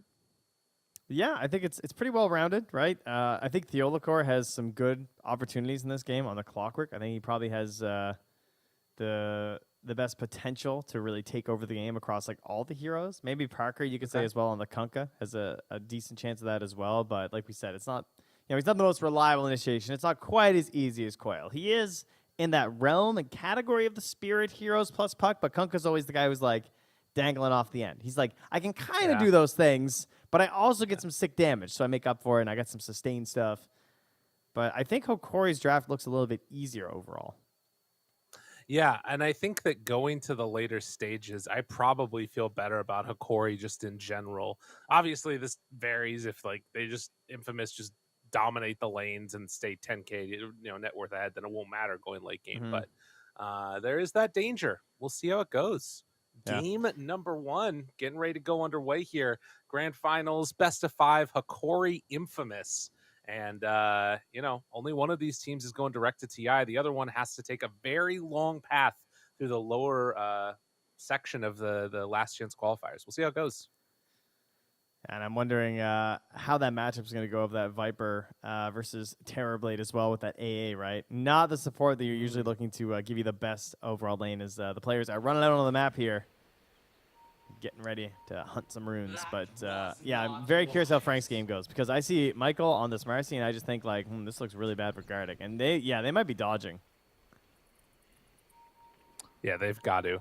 That lane in and of itself is really tough. Tally already up there on the top side. They have wards down. They don't want to reveal. So the vision game is going to be really important here. They spot the Marcy heading up to the north. And don't know if they're going to be able to catch that ward or not. Gardic already showing. 30 seconds. Dude, is he going to get this D ward? Oh, Gardic, he has an idea. Using that big old brain. I mean, it's one of those things, right, where he spotted the Marcy heading up, and if he can sort of triangulate the position, he's going to drop the sentry. Dude. He's going to do it. He got it. Nice. You see the ping as well from Vitaly? He was like, it's right here. Nice. It's here. Yeah. That's so The good. battle begins. Well played. Oh, Michael does get to the rune first, though. Let's do a piece. Okay. So they haven't shown the Terrorblade and they haven't shown the Enigma, and they're gonna come to lane up here and be like, "Oh, you're not the guy." Oh, yeah. And Leo Styles, I don't even. Yeah, because Parker's playing the Kunkka. He's going in lane versus the TV. Oh yeah, this actually looks pretty good. Yeah, we'll see. That was the Leo style classic for a while. Yeah. Forgotten about that on his morph lane. So cool to see him bring it back in. The question is, how does that matchup go against the Ember? You would imagine that Ember, at least for a little while, would have a pretty good time last hitting, but hasn't been able to hit one yet. They're both having a bit of a rough time on the first wave. And getting warmed up, First game of the day. They didn't get their chance to get warmed up, I guess, for Hokori, right? Had a slight warm-up. Didn't quite get the whole thing through. They practiced the laning stage, at least. Yeah, they got that far. We'll have to try it again here. But yeah, traditionally this was a counter pick in the mid lane because you have the really high armor on the hero, and so all his physical damage doesn't concern you all that much, and his damage doesn't come that bursty. It's mostly over time sustained damage, and you can manage that with the attribute shift and a bottle. So yeah, it's a good reason for it to be counter. You also get the faster levels on Morphling, which is great because he can play in that more aggressive role with the Morph. It is something that's been nerfed over time. They really hit those first cooldowns. Like now it's 140 when you're only level 6. So that part's a bit rough, but it just means you will get to those higher levels sooner. Continues the pressure down bottom. Gardic trying to take down Affliction, but can't quite get there. A little bit of lag. I felt that one too. And hopefully they will get ready to go back underway again. Server just had a bit of a sneeze there, True. Someone just finished like one of those triple cavern crawls at once, Oh. and unlocked 3 categories. It was like female support, no nose, and played a game of Phoenix. I like it. There you go. Boom, boom, boom. By the way, I am a little upset that Phoenix doesn't count for the female hero or female support because then I would get 3 categories right now. Well, we all have something in our life that hurts us, Trent. And Yes. And mine was trying to win a game of with your Venomancer. So I there know. you go. It's a tough life. Tough one to live. Good laning stage so far. Kunkka Morph sitting top of the charts. And the main one that's sort of fallen behind a little bit is this Ember in the mid lane. We'll see if it continues to be a bit of an issue, but if Leo Style keeps stacking up these denies, he's not going to have a good time. Already half a level behind him, as is Spo's down to the low ground, actually. Keeping Michael alive. That was kind of nifty. Yeah, Leocel's finally getting pressured a bit there. He was just sitting max agi for all those denies, as you were saying. And oh, we got that one. All right. 7 denies. Yeah, keep laughing at him. Keep laughing. This is a really good time for him. Definitely. Lumiere's game went great, though, right? Being down the spawn lane on the Terrorblade, got the matchup versus the Kunkka, which has its own issues, but still, I'd say that's better than Viper Marcy for this AA. Like, that would be a total disaster. Yeah.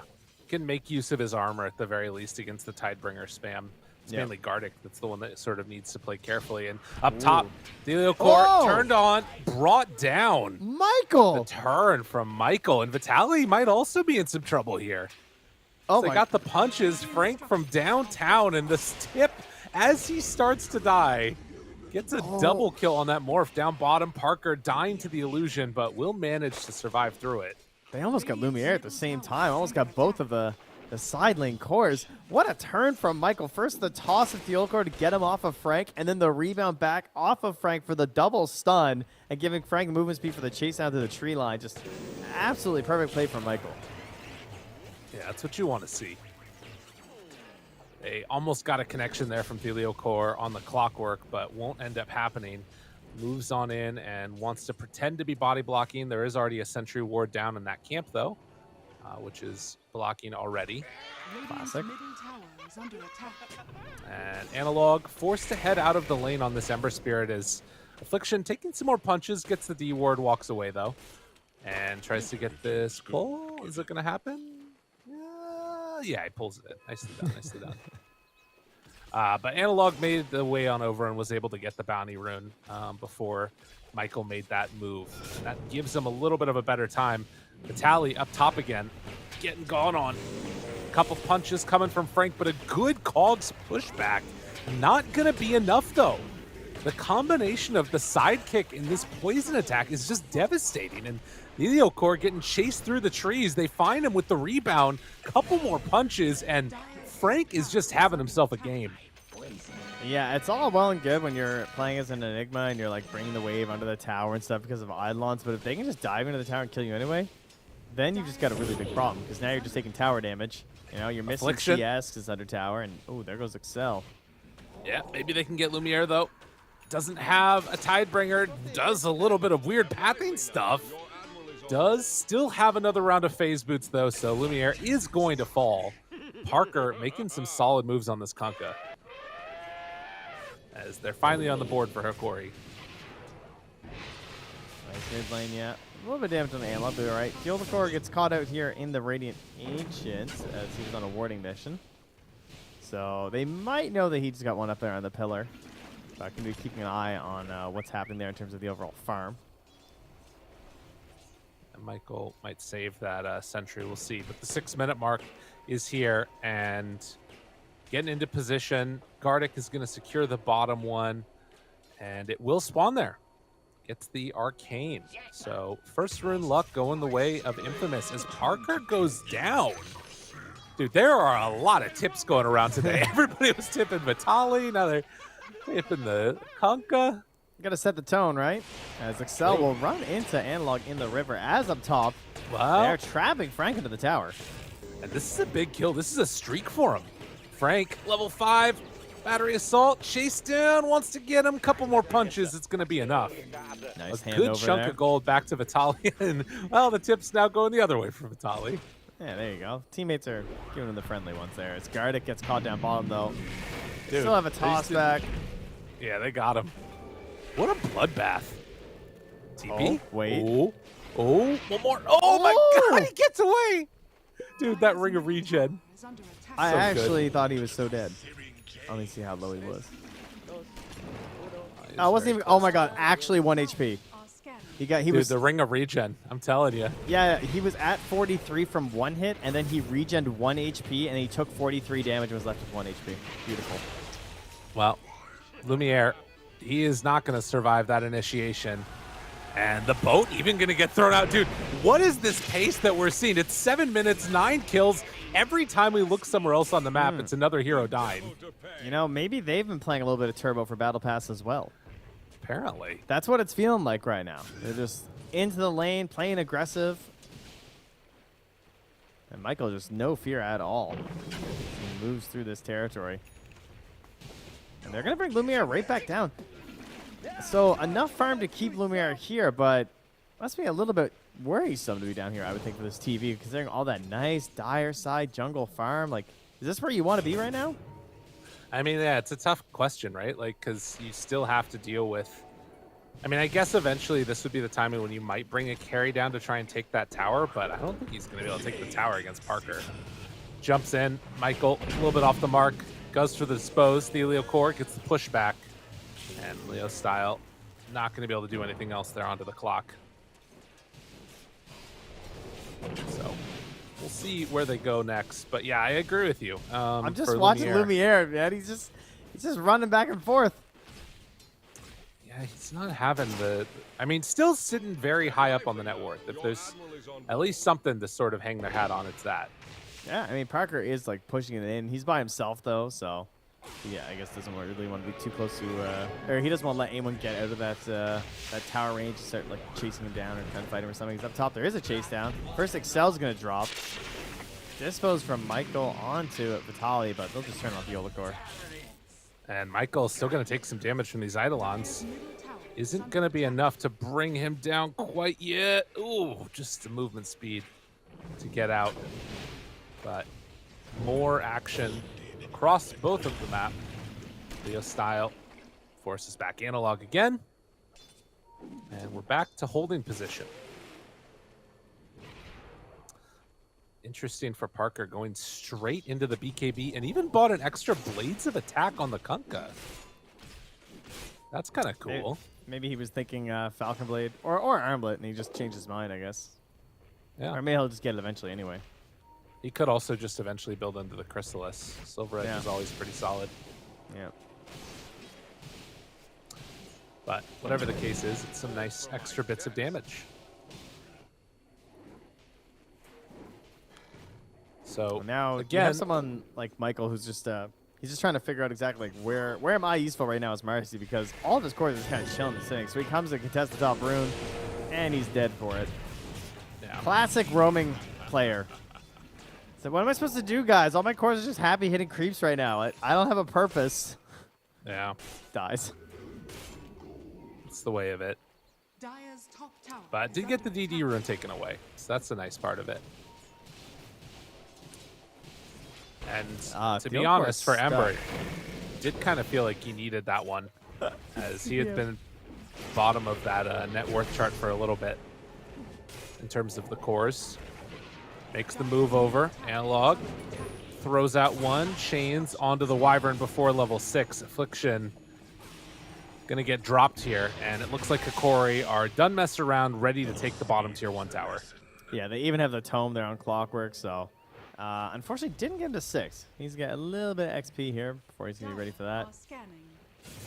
And is sitting around the outpost now, looking to see if he was TPing. He might find Leo Style. Dire's middle tower has Oh been man, destroyed. if only he'd gone a little further, he would have seen Leo Style at no HP. Dire's top tower But he's is gonna under kill this attack. camp with that beautiful new battery assault. Radiant's bottom Now he's tower got level is under 6. attack. Dire's top tower has fallen.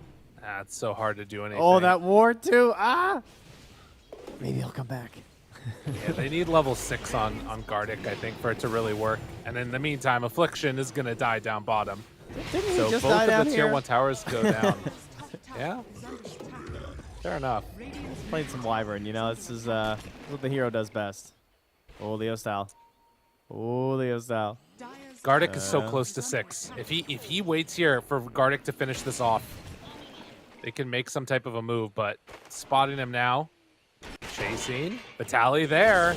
Black Hole drops it immediately, and that is enough. They don't even need the AA. bottom tower is under attack. Yeah, that was perfect. Just get him as soon as he's stunned up there. It took a second just to make sure, like, yeah, definitely not attribute shifting. All right, cool. Black Hole can actually kill people again. Rune of regeneration. And now they have AA Blast, so Hikori, this is their time to shine. Yeah, they can actually just, like, slight Bola and throw an Ice Blast on someone here mid. I don't even care if it's Morphling. I think if you just remove, like, this Wyvern and she's not able to stay here and defend this tower, I think that opens up a lot for you. Now, the one problem, there is going to be a 12-minute, yes, that's right, 12-minute BKB on Kunkka. And that might get them to not want to chase that much further. That is very early. That is a big old wall of an item. That is true. It is a 90-second cooldown, though. At this point in the game, it's kind of intense. Like every 90 Got in. seconds. Oh, they Finds got him again. Ice Blast down. He's dead. Leo style dropping so quickly. And, well, they're able to get a cleanup onto Gardic, but not before he already did his job. And now chasing down Affliction. Had already used the Winner's Curse, so they'll be able to find him there. Good chunk of damage. Hits the Torrent, though, on round 2. Tries to run it away. Parker right on top of him. Analog hoping to escape. And he might actually do just that. So he gets away. Vitaly starts to fall. A 2 for 2. But more importantly, another death for Leo style. That was the worst case scenario. This is exactly what we were like. Well, I mean, they got the kill with the AA, but like, you know, surely they won't just get it again. And then they did. Ember went down to 3 HP, so it wasn't 1 this time. It wasn't nearly as cool, unfortunately. But Parker's still holding that BKB, drives his back. And now, what do you want to do with that, though? Like, Dire's middle tower has mid's already taken on the tier 1. Parker's circling up top. But can you really push that tier 2? I mean, you have a Morphling, to be fair, but he's also so vulnerable right now with that Ancient Apparition that I'm not sure how willing Leo Style is to join. This feels kind of awkward for Infamous to pressure with. Yeah, I agree. Doesn't really change things. The plus side is there's no black hole for 50. They find Parker. Gets a good cleave out. Tries to jump away. Parker pops the BKB, but the Ice Blast is on top of him. The slight bringing down his HP continuously. And did you get a decent Winner's Curse? Lumiere moves on in, starts to kill Michael, gets that finish. But with no Kunkka in this fight, Hakori are just going to clean up. Affliction tries to run away. Analog can't get the chains as it was still on cooldown. But a 2 for 2 and likely another death here. Infamous losing heroes. That's not the BKB reveal they wanted. No, he didn't pop until he was about halfway out of his HP, and then the Ice Blast came in, so I had no choice but to just retreat there. And like you said, kind of just made the fight very easy for Hokori at that point. TV gets to do his job. Clockwork and Enigma willing to throw the body in there, make it well, good and worth it for them. Now Analog's even going to farm up near their triangle there.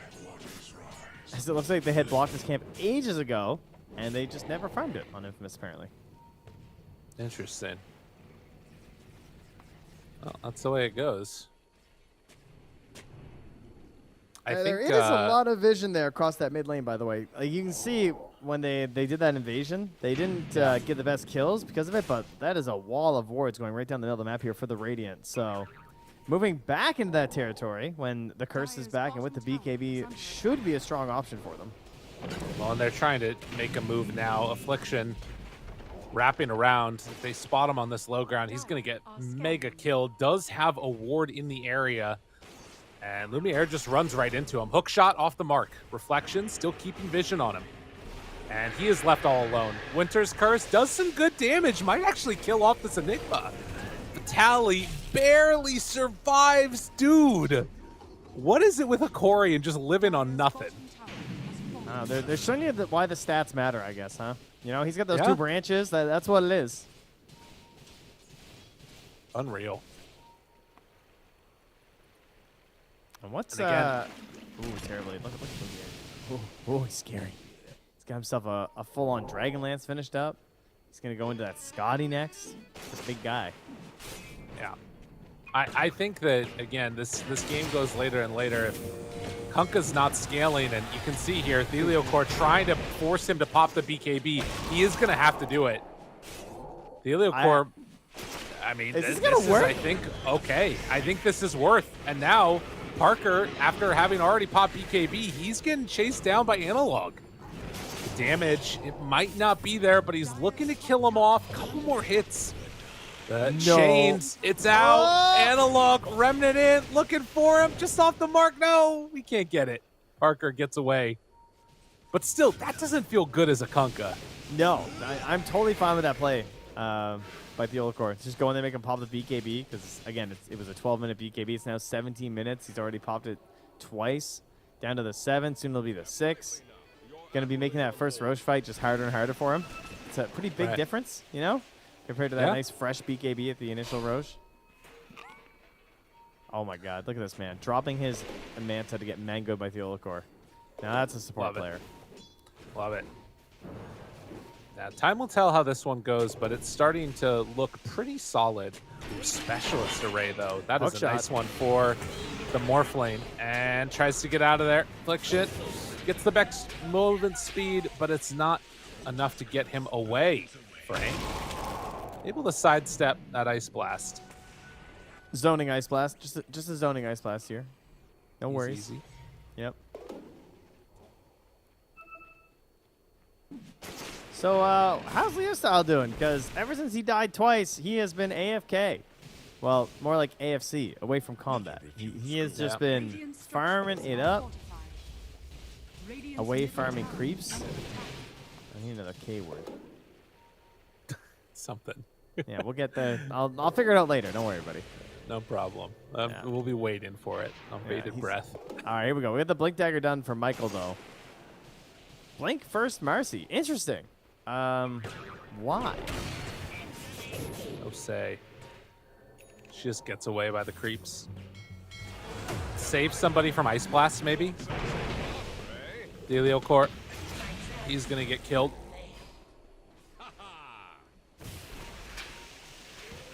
It's the only thing I can think of. Because that is one thing, right, for Hikori. They're gonna be trying to do a lot of, like, you know, jump one target, single target lockdown, and then into Ice Blast. You can get Leo Style away from an Ice Blast. Suddenly he can play Dota again. It's so unreliable. If that's your save, though, like it's what 275 throw. Oh, no, it's not- it's not great. Gonna hit them. Is under Yeah. attack. That's not great. I mean, is the BKB that bad this game? And he's going Aether too? Really? I mean, I don't think we've seen a Marcy do this. I feel like they've all been phase boots BKB in our games, right? Leo Style's dead again. Radiant's bottom tower They got him mid. Hook shot into Ice Blast, and they clean up. Natalia, the one that gets credit for the kill. That, I mean, your Morphling is now 1-3-0. Not great. But yeah, he's been doing this build every time, it seems. So sometimes he goes blink into the BKB, but again, very curious. Not my personal favorite right now. I feel like with the we talked about it before, but the stun being moved off the dispos means this blink dagger timing is not nearly as strong as it was before, and it feels like the damage you're getting out of the unleash is really like the big part of the victory right now. Like having the BKB and just starting to punch through someone, you can maybe force a black hole. You could probably just chase down Gardic and start bullying him in these engagements. I don't know. Oh, totally. Seems strange. Well, we'll see if it pays off for him. I mean, again, you dodge one Ice Blast and give Leo Style a better time. That might all be worth it. Infamous, they nursed that DD for so long to set up to get Leo Style this Aegis. So DD sidekick ready to go, and Theolacor looking for the hook shot in. Does he go for it? Comes a little bit off the side, and Affliction able to body block it. So Leo Style moves in, cleans up. He did get hit by that Ice Blast, actually, Yeah. but ends up being fine. That was great positioning, though, from Excel. Make sure he wasn't going to get caught out there. And Long is going to find Leo Style here. Actually roots him down, but he is able to morph out there. And then the runaway. But look, the Has Blink build. Blink. He finds him. He couldn't do that with BKB Trent. No. Adios. 16-16, very even in this game, but an Aegis on Morphlane is a little bit to the favor of Infamous at this point. But what can they get out of it? All the tier 1 towers are taken. Bottom lane, Hikori were able to take that tier 2 with Vitali and have now taken over the outpost. And the ping comes for this top tower, it looks like. The thing that I'm seeing right now is reliable team fight is becoming stronger and stronger for Hikori. As like we have the Blink Dagger on the Enigma. Eventually he's going to get into that BKB, and then you're just essentially trying to get a curse play to try and stop it from the Wyvern. Is under attack. And that's all going to be set up by hook shots as well. Plus you have the Ice Blast. Like when you have BKB, Blink, Black Hole, and hook shot, it gets a lot easier to hit your Ice Blasts. And you think about how Kunkka works with that rum, and everyone starts getting low and low. Sure, maybe they're living, but if they just get zinged by that thing. Oh, meanwhile, in the tree line, Analog. Yep, so runs right into the Ember. But this is still a big wraparound coming with 3. Is under attack. Radiant's They middle don't tower have is under Vitali attack. with them. Lumiere is also on the other side of the map. But it looks like they want to get set up for this. Dire's top tower has Gets a fallen. D-ward on that sentry. They spot that there's a ward up on the high ground, and it looks like they are just going to give up that tower. So instead, Hikori decide don't need to claim the objective or try and counter push. Just farm out the map. They're going to feel good going later. Radiant's middle tower Yeah, I is feel under pretty attack. confident about that as well, honestly. Helio, of Especially course, with, sees like, everything. The Scotty time is going to be so much better on the TV, right? Like, it's done. It's in there. The Morphling is just going to be a while, so I feel like that's all. Every range carry, it's just like, but when do they get a Scotty? Then I Right. feel strong and I can fight.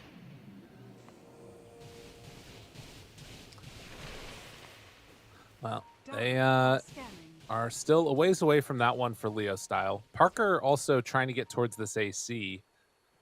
Could switch up the build still if he wanted to, depending on what he's seen. There's always that big question when you're dealing with TB as Kunkka of do you go the magic build, do you go more physical? And for now, at least, he's queued up and ready for the physical build. Michael is really hunting, Radiant's so top tower is Yeah. he's basically just trying to Dire's middle tower is catch under people attack. being a little bit too greedy in their moves with his blink dagger. He's just constantly like blinking ahead and rebounding off his allies so that they get that movement speed, and he's just looking for a quick dispose. Like maybe he doesn't get the stun from the rebound because of the way he's playing it, but he's trying to enable his Kunkka and his Morphling to just get that one stun that can get them to kill. Because I mean we have an AA who has no defensive options, a Clockwork who would have to just straight up hook shot away. Even the Enigma, if he catches him before the blink, you're going to be forcing bad spells and bad situations. So I can see why this works. Yeah. Still not my favorite, but I get the concept behind it. Helio Core cutting waves here. It's going to try and jetpack out. Goes for the TP away and is fine. The bottom lane has been consistently pushed in by the Enigma. Now the tier 3 tower is down to half HP by virtue of these Eidolons, while simultaneously they're pushing in mid. So you can see there's some good decisions just to dodge out this Aegis while they've got it. A minute left. Yeah, that's all they'll be waiting on. You know, they still have the outpost as well. That was taken in the Radiant Jungle, so they're gaining some map presence throughout all this as well. And what is up with Analog? He is almost into a Maelstrom. He still has his 9-second BKB. The BKB from the Enigma is also coming very soon too. And he's considering the Eye of the Vizier, which, I mean, that would be quite a hefty cost to your mana pool with 100 mana on Wraithback, I gotta say. I am also surprised that they put the Specialist Array on Ember instead of on the Terrorblade. I think he just wants it for the stats. Right, but like your next attack fires projectiles at 2 additional targets for Terrorblade. I mean, that is good. That's so much damage. But, you know, bring it I back. guess Well, it's a happy Akil, item. Akil is definitely better for like just sort of straight up regular farming stuff. But I feel like in these fights, Specialist Array, I mean, that's so much extra damage. I don't know. We'll see. So 25 minutes in, and well, let's hope that the lag is not something that sticks around. No, thank you. We gotta hit some hook shots and some black holes here. We can't have any lag happening. Now, True. do you think Leo style should they try and force a high ground with this Aegis? Because No, I don't think so. is he getting ice blasted?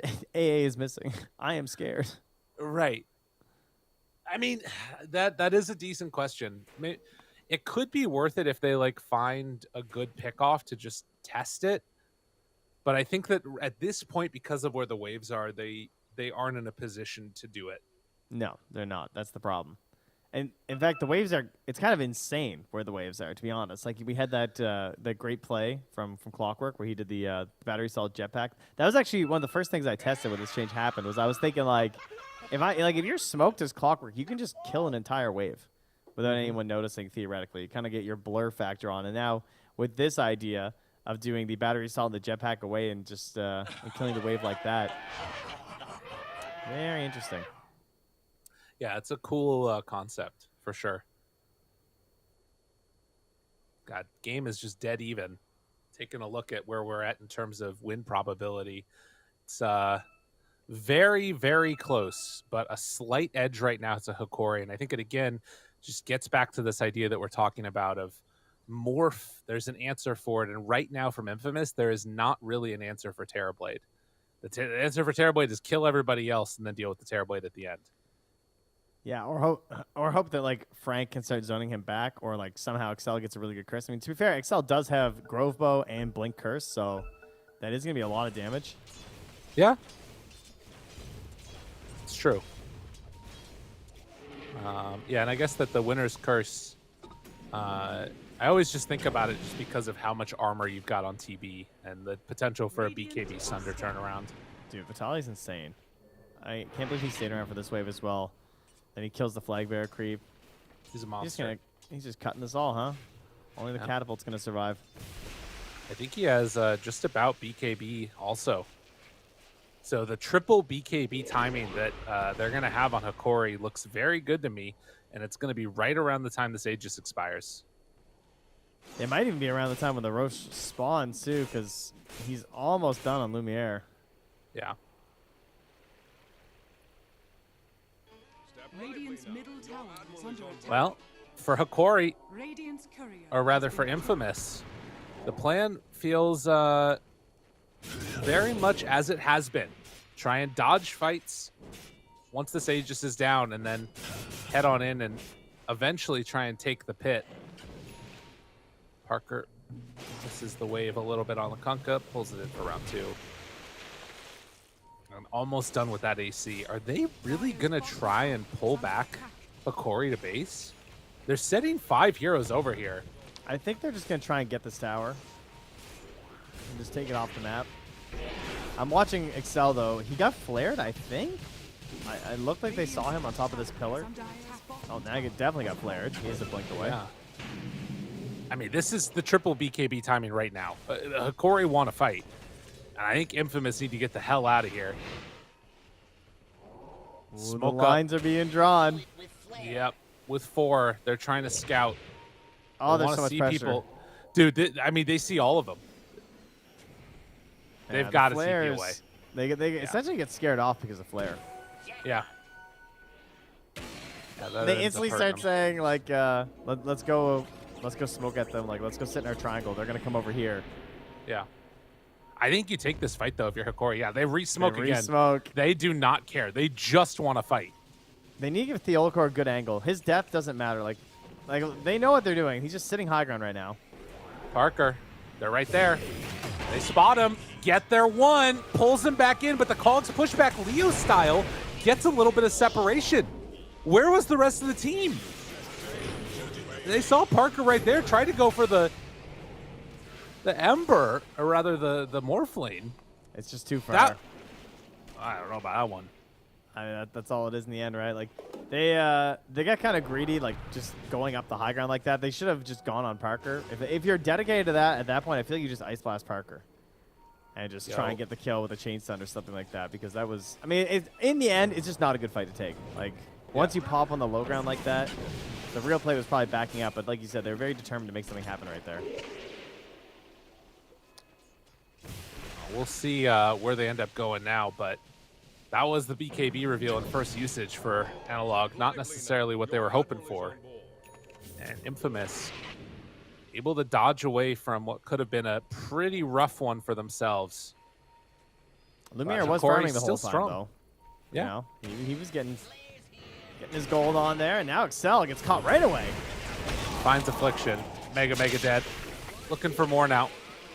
Frank gets some separation, slowed down by the reflection, pops his own BKB, and is just going to TP out. So All right, now we does just need not want instant to Roach, right? Wyvern dead. Viper TP'd away. Roach timer will be, though, Long one. 243. Ooh. It's going to be a finely aged Roach by that point. Oh, yeah. Well, still very, very even. Infamous get back together, and they do not want to give up what they think could be an Aegis right now for themselves. So they smoke up with Radiant's 4, top tower is under attack. and I mean- similar to what we saw last time. If you think about it, though, like, if TP's not here, this is a humongous, like, the one-sided fight, right? Like, he has so much of the value of Hokori, and he takes Yeah. a second to get there. But they're going in pass. They might actually find Lumiere Michael. first if they get the right angle. They spot instead. Radiant's top They tower throw out the is under torrent, attack. see that nobody's there. Michael kills him off. Just off the ward.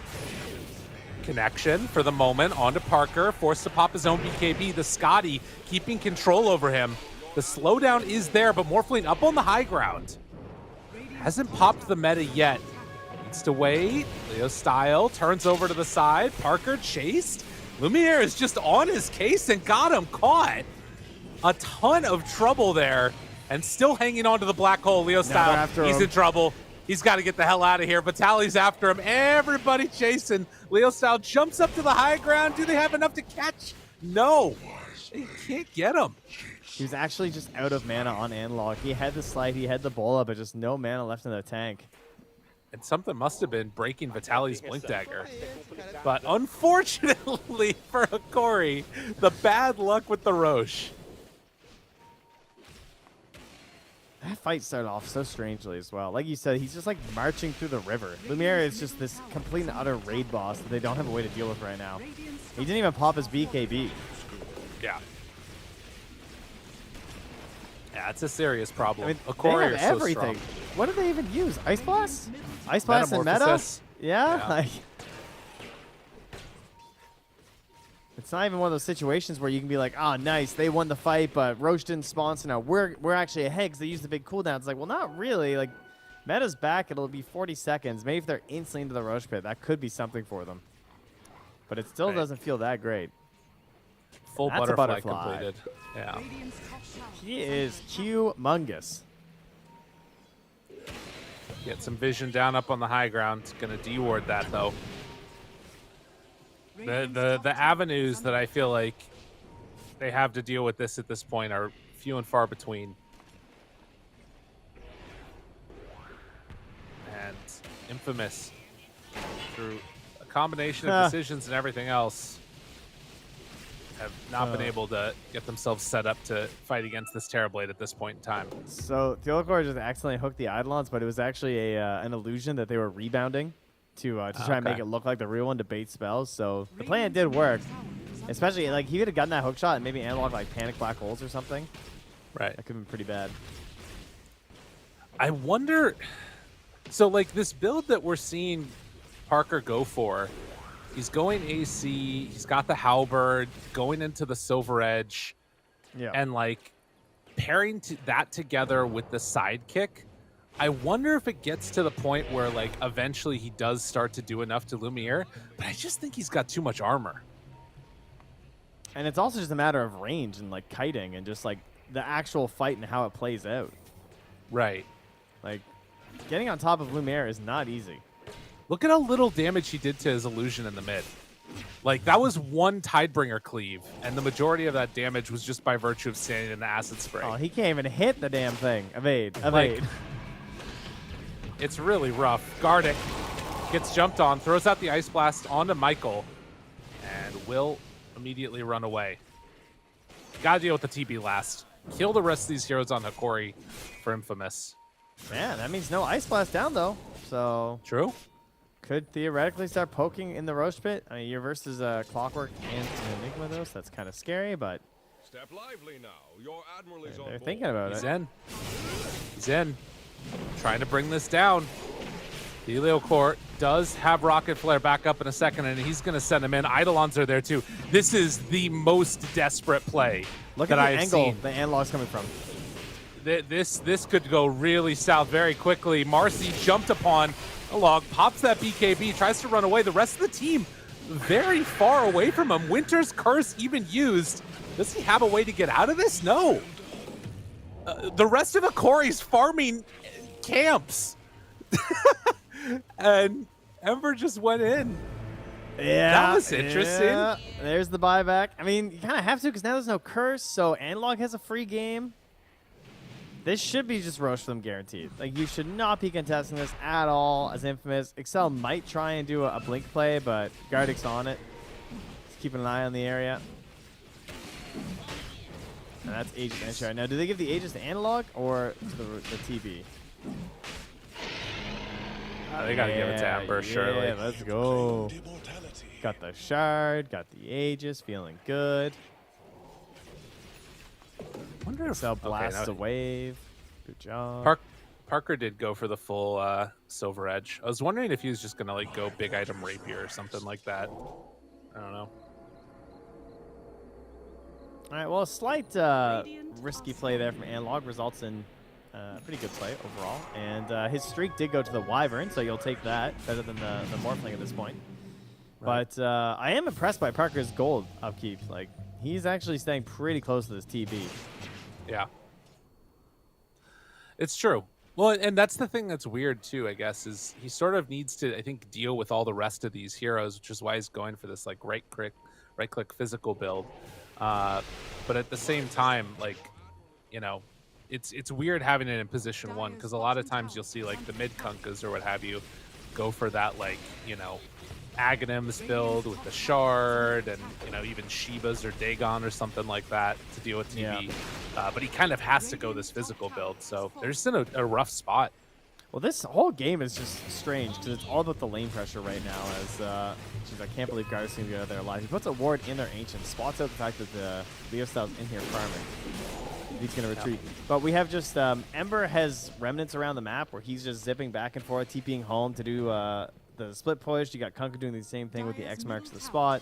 And so both teams are just trying to get the other into a really bad spot lane-wise to apply that pressure. Now we have the pressure coming in up top. You have Vitali just lurking in the tree line. Everyone's here. Yep. Parker still can't kill the illusions, even with the Silver Edge hit, cleaving off onto the creeps. Although, if he does get that free hit onto the TB illusion itself, that's going to be a ton of damage. Oh, never mind. Yeah. I thought it was going to be more.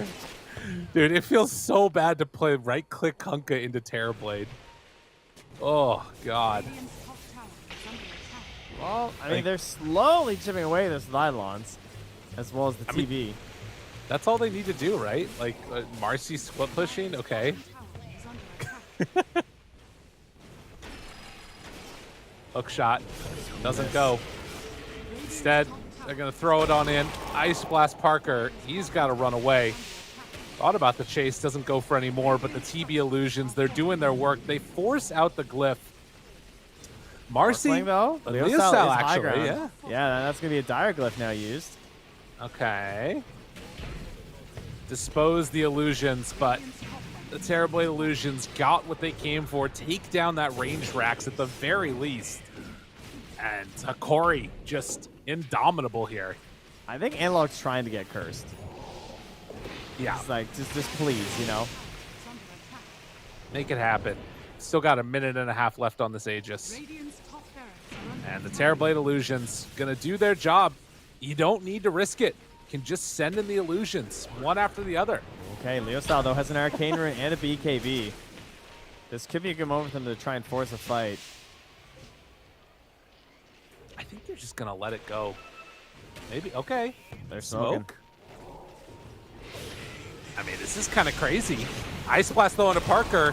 I don't know if this is the way they were hoping it was going to go. The Winner's Curse doing nothing. Black hole. Absolutely nothing. And Black Hole onto 2. They move back in with the reflection out.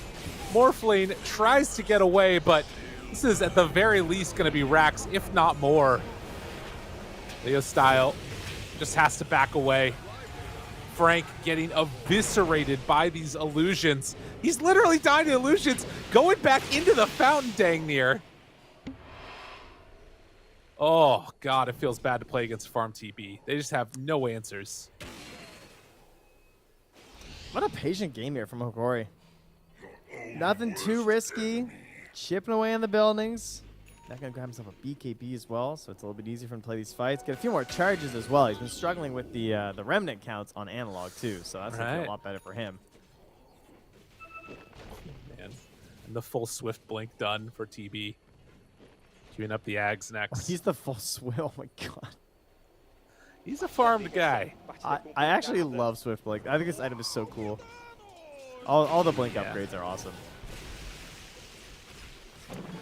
Probably still a little bit broken, but that's okay. As long as everyone can get them, it's fine. And now you can get double Overwhelming Blink if you have Havoc Hammer, right? Oh, yeah, I like it. Yeah. 7.32. Item return. Just the only note. God. They've had this relic for a while, but they haven't dished it out on the Radiant. The Relic? Yeah, the Timeless Relic. Oh, I see. Yeah. Yeah. I guess no Interesting. one wants it? Marcy would prefer the Hood. Yeah. Viper wants the Bullwhip. I feel like, again, that's one of those things where, like, a Magic build Kunkka would have wanted it, but not really any heroes that do significant magic damage in this game for Infamous. Yeah, and Excel needs the Psychic Headband just in case of the Lincolns. Yeah. But, I mean, he might not be able to do anything about it anyway. That BKB. Big game for Hikori here. And, again, so many people took Infamous as the ones to be the favorites out of this. Oh, man, my Battle Pass. Come on, Infamous. Whoa, I didn't realize I was biased. Whoa, whoa, whoa. Oh, Corey, reconsider. I need all the levels I can get, man. I was out of town when it happened, so I can't be biased. I didn't make any predictions. I got owned. Well, 20-22, and are they just going to run it down another lane? I guess that they probably want to play for Roche he again. just jammed him up top. Dude. Excel, he walked up to the cliff, he used the active of the gem, and there was just an ember sitting there. That's so sad. Poor guy. Hook shot in. They find another. Michael tries to get away. The Malefice, ooh, Leo style, tries to get him out of there, but Lumiere chasing with the Swift Blink. God, this Terrorblade is spooky. I mean, I don't know. They need a perfect fight, an absolutely perfect fight. And even then, I don't know if they have the tools to deal with the Terrorblade. Those perfect fights get harder and harder to find when you're dropping your gem.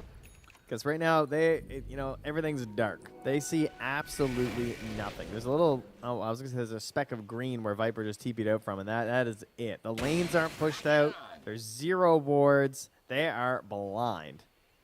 Yeah. Oh, this is one of the worst feelings in Dota. I'm just sitting here in their vision. I have no idea where Hokori are right now. I got no idea. I'm like, I guess they're probably securing Roche. Am I right? Yeah.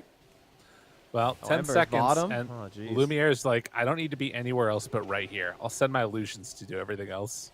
Yeah. But 2 minutes, it's going to be a bit.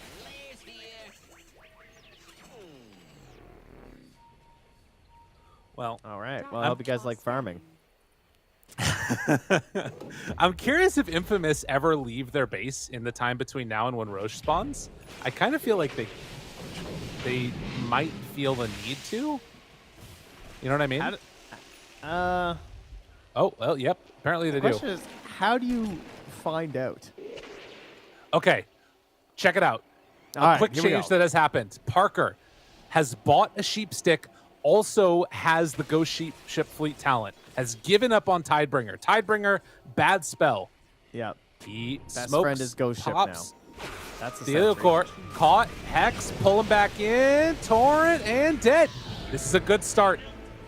A good start. This is the way they want it to go, but they did lose the Wyvern, and now going to run on forward, try and take down everybody, but BKB TP away. Dude, Analog he could have Blink Black Gold that Kunkka. I'm surprised he didn't. For Maybe he Vitaly? just yeah. Oh, sorry, I said Analog. Yeah, Vitaly. He could have Blink Black Gold Kunkka. I don't know if he forgot about the timer. It's probably all it was. Because then the Kunkka just would have been gone. I feel like that's worth it. Yeah, I think the only thing is like if you do that, then you don't have Black Hole for a Roche fight, whatever, you know. Yeah, I mean, he was also like on the edge in terms Oh my of like God. maybe I'm Dude. too late. Yeah, okay, get me out, get me Yeah. out. Run. Oh, jeez. And they're just waiting. Somebody from Hokori staying in here. They know this is all they need to go high ground and end this game. And the Hokori waits. It shows up. It is a refresher shard, which Roshan does not have the mana to use. Oh, well, that's depressing.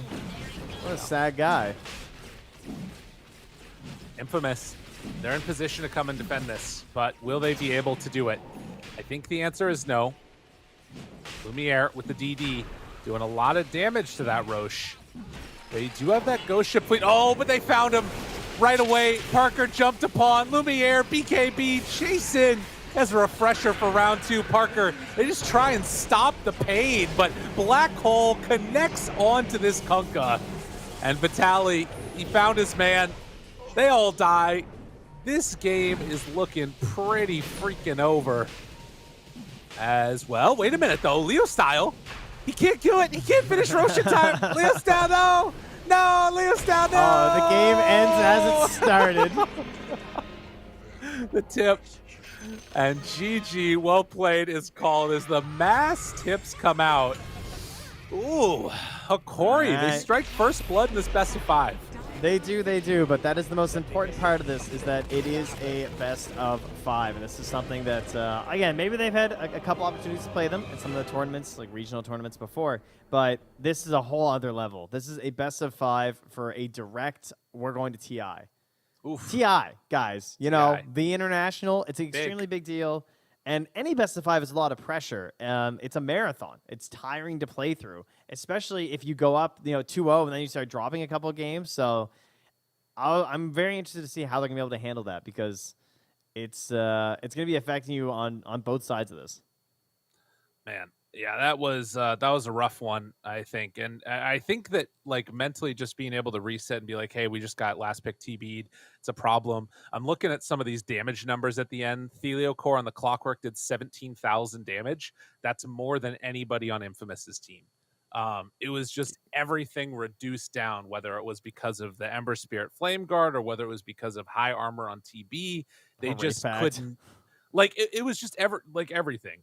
Yeah. Infamous did not have an answer for that Terrorblade at all. In the last 10 minutes of this game, everybody saw what was going to happen. It was just too much of an issue. I'm so impressed with Hokori's order of this draft as well, where they took that Ember as the pick leading into the double pick for Infamous.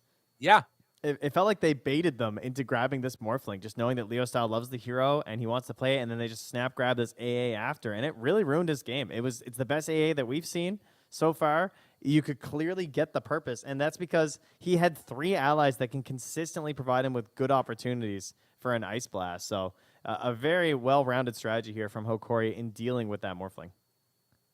All right. Well, that is going to do it for game number 1. Game number 2, right around the corner. We'll see what ends up happening. For now, we're going to do a quick break, let the teams reset emotionally or continue to high if you're Hokori, and we'll be back in just a few.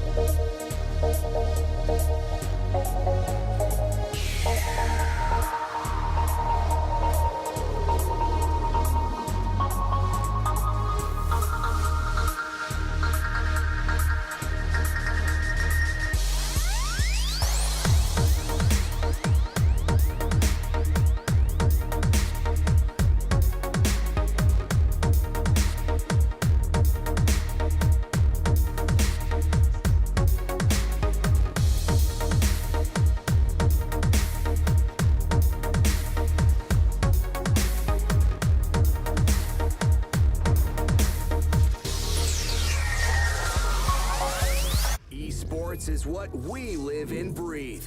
For us, it's more than a game. It's a reality where a group of letters can mean everything. Where runes are collected and Aegis can only be won in battle. Where centaurs can give you a ride. Where the true heroes are those in front of the screen. GG Bet. This is real.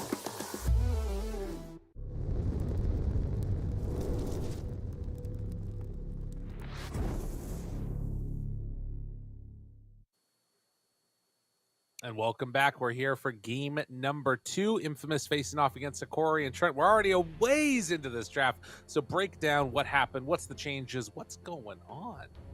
Well, Hikori took game number 1, if you missed that one, and we have a very similar opener here. It's going to be Infamous grabbing the Marcy first off, but that's where things get different.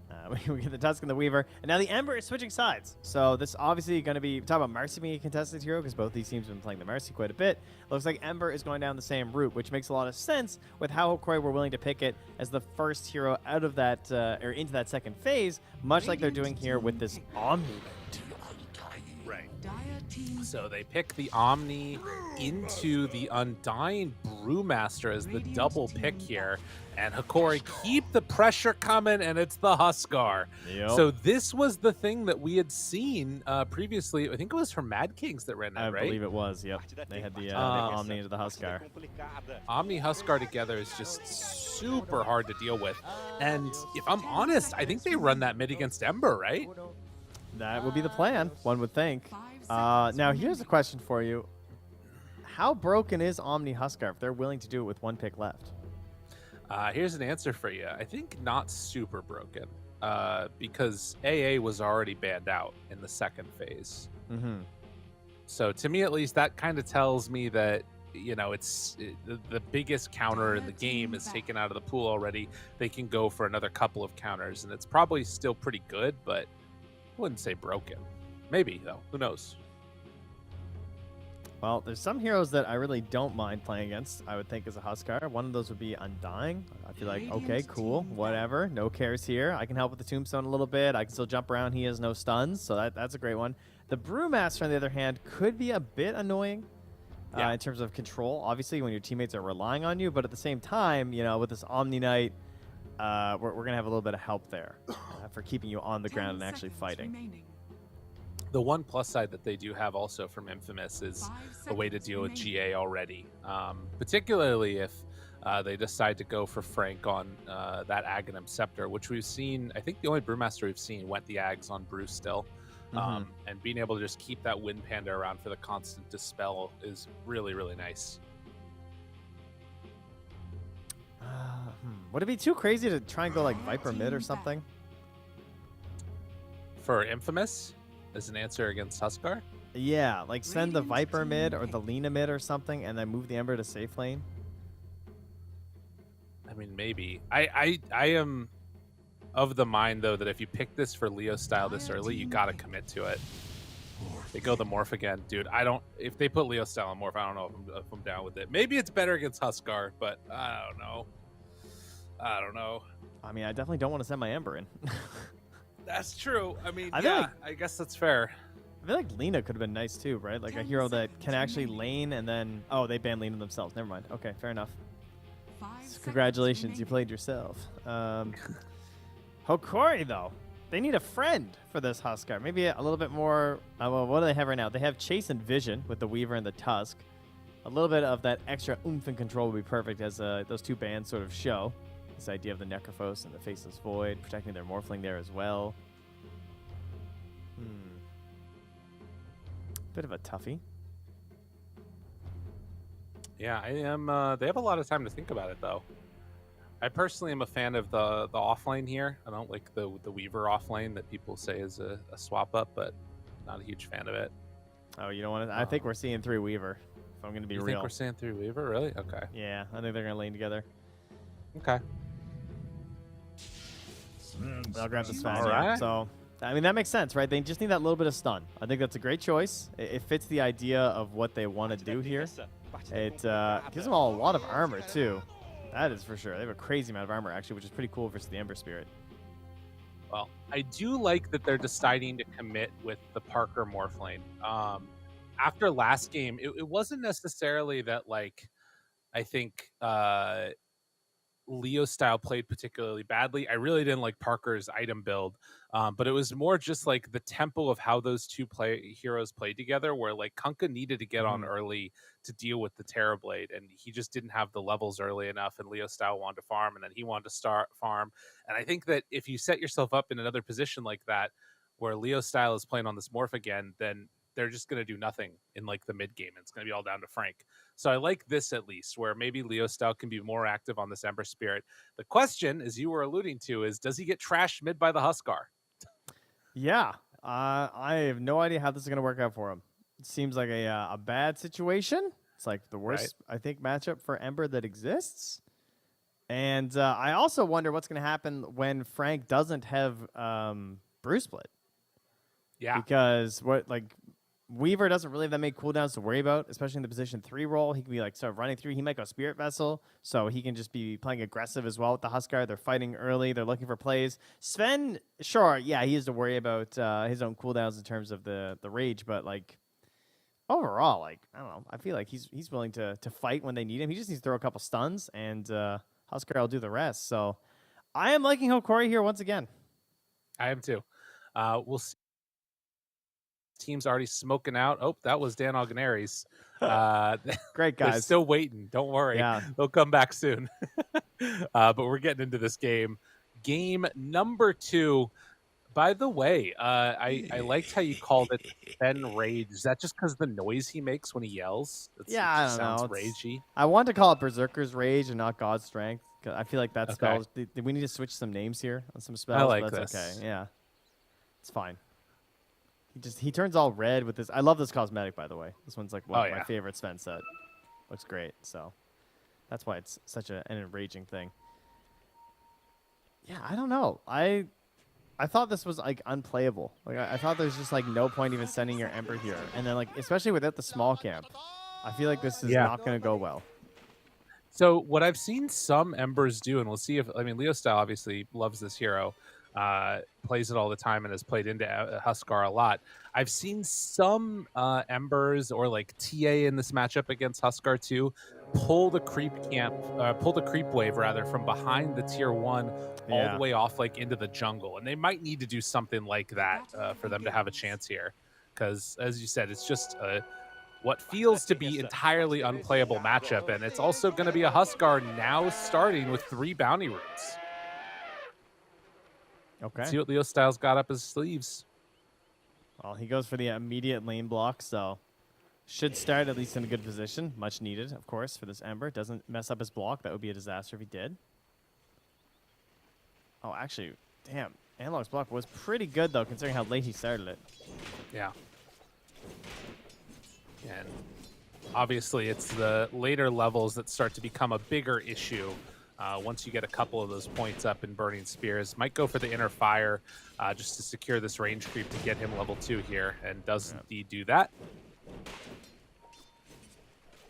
But Leo Style needs to get all these last hits, as many denies as possible, to try and shut down the XP that Analog gets. That's gonna, these first couple waves are super important. Meanwhile, up top, we have Michael just pulling the wave and running away here. Body blocks the hard camp on his way by. Tosses back. Old Gardic there. Trying to get that wave back here to connect, and will be successful there. And all Gardic can do is just keep chucking hammers at him. Similar situation down bottom. Helio Core pulls his wave back behind the tower. There isn't any Radiant hero over there to come and contest and share the XP, though. So Excel being a little bit late to the party is going to get zoned back by Helio Core as Michael and Gardic continue to trade hits. Oh, Analog is just being a total nuisance in the mid lane. He's voice lining him. He's inner firing for the CS while also disarming and getting denies in his face. Taunts him whenever misses CS. Yeah, we'll see how this goes. But Analog definitely off to a good start here in the mid after getting through those first waves, which can be a little bit annoying. And now having access to the Burning Spears, level 3, this is where it really starts to get tough. And in fact, they're going to make the rotation with Michael, but interrupts the rebound. And that was their answer. They wanted to move in as soon as Analog got 3 and Leo Style had it, but it wasn't enough. I think that was just dumb luck, wasn't it? I think he was just securing a last hit. I'm pretty sure. Yeah. Maybe he's a god, but I think he just got incredibly lucky. I mean, that's how I win Dota games, so. Yeah, I mean, if it works for us, right? True enough. Wow, that's really annoying for Michael. That was like a full rotation over there. Now he has no TP to try this again, but he does come back up top and find Gardic already in trouble there with Frank. Has to dispose. In some trouble, only level 1, but the run. The Wind Panda. Separation with Chase the him, war Storm cry. Brawler. The war cry keeps him good. Vitali still dying to these zombies, and it's actually Parker that comes on in and cleans up first blood.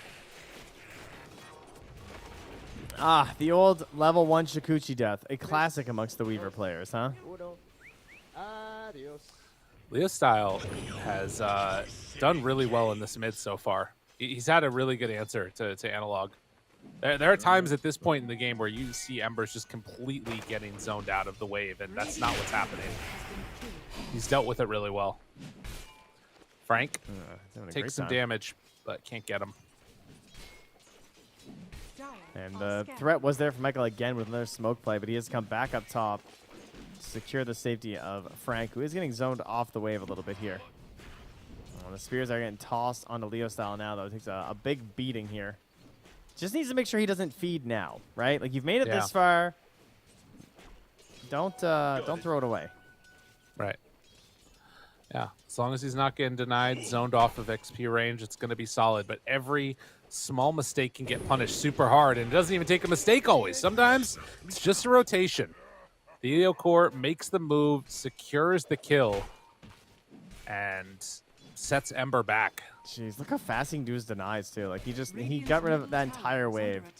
And almost able to push towards tower. Gets both the water runes to their team. Easy peasy. And Fiolacore is hanging around. He wants another one. If this kill comes through, it's dead. It's GG. Really That's bad. it. Go next. I mean, for Leo Style at the very least. He hasn't shown on a lane yet, so they know that he's over there. And yeah, the scan comes out, and he realizes what's happening. Leo Style wants to go face check him. Interesting. Says, come on, let's give a high five. Leo Style can't, I mean, he can't come back to lane without him, right? Like, if Tusk is sitting there, he can't walk in. Doesn't matter if he knows he's there or not. And every time he bowls us, it's just him threatening to TP away. Yeah. And Analog, in the meantime, gets a completely free time mid. Oh, no. What a bully. Man, you know, this reminds me of back in 2016. There was a North American qualifier like this, and it was the grand finals. And it was I think it was an Ursa versus an Ember mid or something like that. It was this exact same thing happened, and the poor Ember, I think, was level 4. I think the game just ended. He couldn't lane anymore. It was over. think that was needs probably to when there get was 6. Poor Man's Shield, you know? The good old times. It's not working out for him here, but Leo Style going to make a rotation. This is scouted. Observer Ward already up on the high ground. They knew what the get out of jail free card would be. It would be ganking a lane as level 5 Ember, but it will not turn into anything. Oh, man, this is just sad. Yeah, this is all the lanes, all of them. Analog finds a regen rune, just denies it.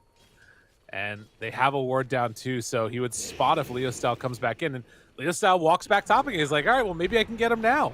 Goes underneath the ward, dispose, pulls Lumiere back in. Does have the war cry, tries to walk away, and yep, they can't do anything. Oh, my God, dude. He's getting so many debuffs off. He had 26 bonus strength there.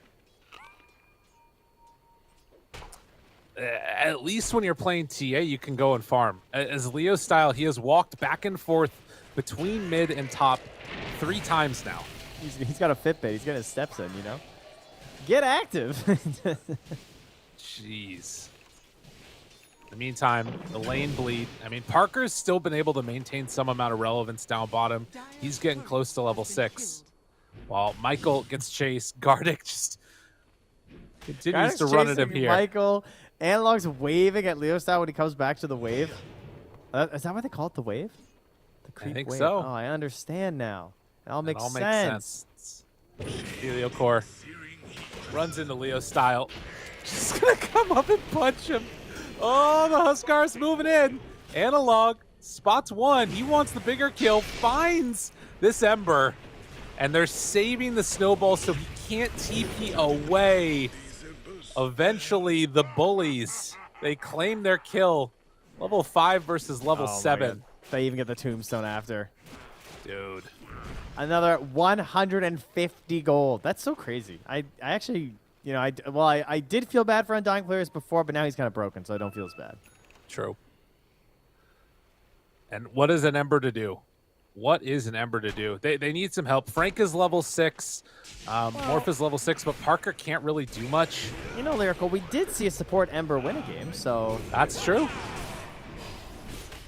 Move on in. Get the Dispel Magic on Lumiere, but he is also sitting in God Strength. Has another stun, back up in 2. While Analog just kills... Oh, no. Leo Style dies again. Lumiere, is he going to live through this? Gets the stun, the walkaway stick charges, keep him alive. They've got the Heavenly Grace for round 2 as they turn, ready to fight. If they could kill Lumiere, this would be big. Michael's in the area too, but they don't want to dive under the tower. Snowball through.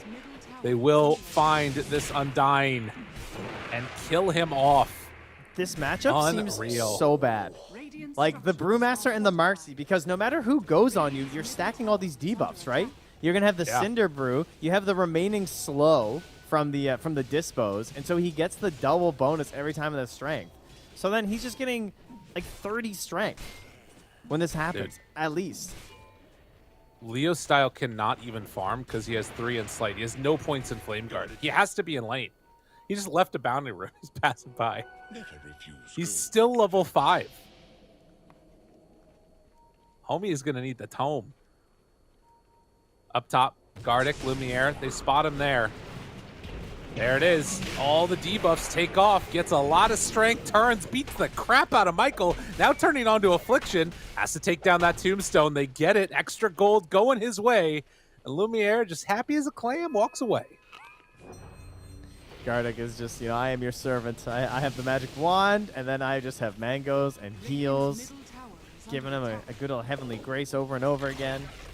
And, I mean, the Omnis we've seen as well, you have that level 10 talent where you get the plus 4 second Heavenly Grace duration. Absolutely ridiculous on something like a Sven. Well, never fear. Leo Style has gotten level 6, Trent. It happened. Okay. It finally happened. It's a bit behind. The Alpha Laner is level 8, unfortunately. Yeah. Did he need to buy a tome, or did he at least get to give that to someone? No, I think somebody... Well, he's probably going to got get the it tome. still. It's okay. Yeah, you know what? That wouldn't be bad, actually. Like, at least have an Ember Spirit.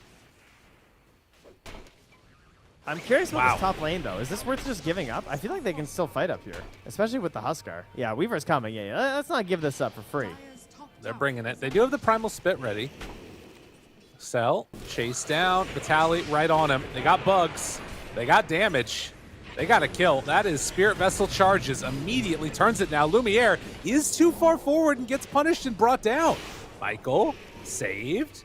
Gets the time lapse. Heavenly Grace runs away.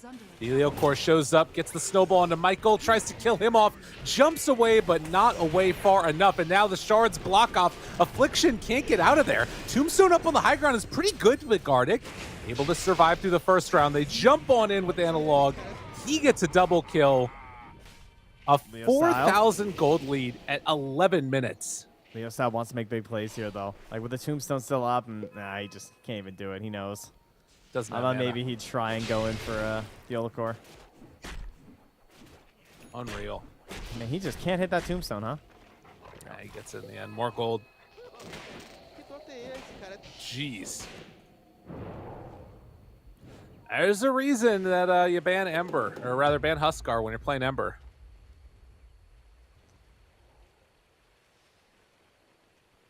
Well, first otherwise, it's the AA. Now it's the Omni. Gonna have a bad time. Noted. All right. We do have a level 9 Morphling, though. Now, Leo Sal, Parker is still very proud after Leo Sal's playing Morphling last game.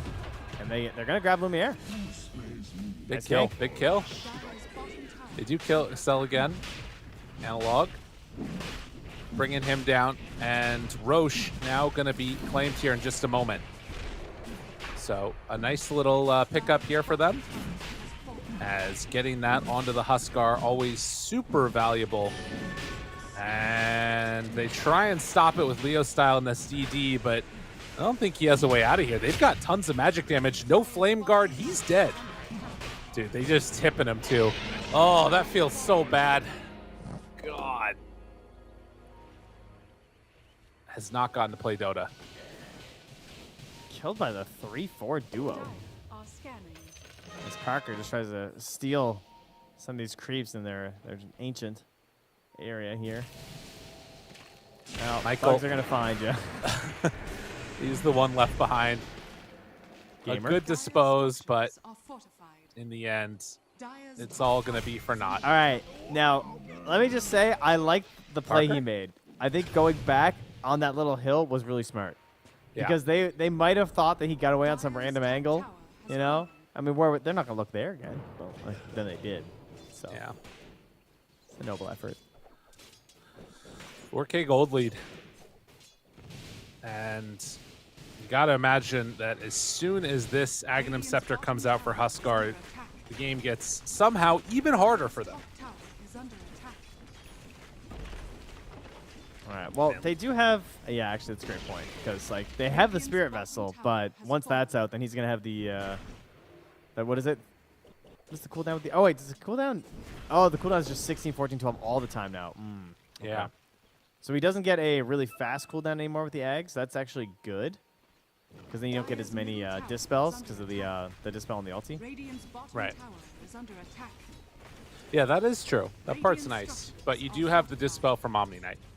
Yeah. So, Spirit Vessel not actually gonna be that useful. Yeah. And, it's harder to do now because for some reason, they put the cast range down to 750. I don't know why. Didn't think the item was that broken. Affliction tries to come in to deny his Tombstone, but he's just going to feed again. And that is some more Spirit Vessel charges as Analog takes down this Tier 2 tower. Man, this is looking like Bed Boom here. What happened? Akori turned up. Couple of just like reading their opponents in the draft, I think. I mean, to get this, the AA ban into the Omni pick, and then they just, I don't know if they weren't expecting the Huskar or they felt like the Brewmaster was going to be enough, but so far it has not been an answer for this hero. And it's not like it's just Huskar who's owning everything. I mean, the main issue with their game is certainly the fact that their Ember is so shut down and it's hard to make moves. Parker is doing very well, but I think Vitali's also had a pretty great game, like 2-5 on the Weaver. He's helping to enable how this Huskar wants to play, and he's providing opportunities just like this. Waveform tries to get out, does switch into this form of the Weaver. Still burning as he heads away. Does not feel great for the Morphling, Radiant are scanning. but will manage to survive that gank and can live to fight another day. But the outpost has been taken. Infamous come back in and will be able to reclaim it before that minute mark. But Jeez, he, like- it's just a game where they can't do anything on the map because the engine that makes all of this work is Leo's style, and he just keeps dying. 0-4-1, and Vitaly staying right on top of him. I mean, he's not careful. He might just die here solo. Yeah, he has to back out. Radiant's Eventually. top tower is under Yeah, attack. he's got his remnant. Surely he's fine, right? Yeah. Yeah. Regen was Aegis. a nice farm. That's Aegis for another minute and a half there. Parker is currently thinking about the Aghanims here. We'll see if Okay. that actually comes to fruition. Radiant's top Could be tower. something versus the Huskar. Radiant's top tower has Steals his status resistance, right? Yeah. Remember that correctly? Yep. Unfortunately, he gets bonus status Radiant's top resistance. tower. Oh, wait, no, not anymore. What am I talking about? Yeah. That no, was the that's- broken one. Bring back 6 neutral item Huskar. You know, that's what we really need. Oh, yeah. I was thinking the Heavenly Grace. Yeah. I mean, again, I think it's hard to judge in this one because they had it into Ember, but it's looking pretty good on the old Huskar Dyer's here. middle tower is under Huskar Omni. Radiant's top And nobody tower saw. has fallen. It's fine. Radiant's courier has been killed. Just keep on hitting those creeps now. Just right in their face. Like daring them right. Oh, he's walking in. It's like, I got 20 seconds left. I want to use this thing. There's no Weaver or Sven here, guys. Can you relax? Yeah, they're going to back out now. Wise decision.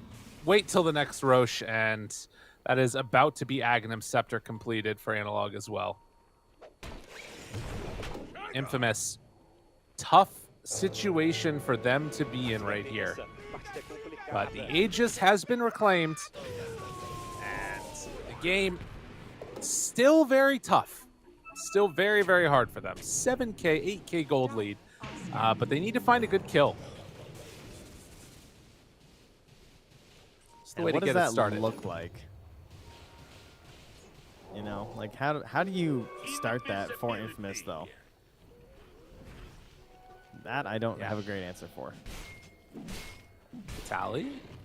Yeah, I mean, that's the thing, right? Like, the hero that's probably easiest for them to kill is either like the Sven or the Tusk, which is not easy either.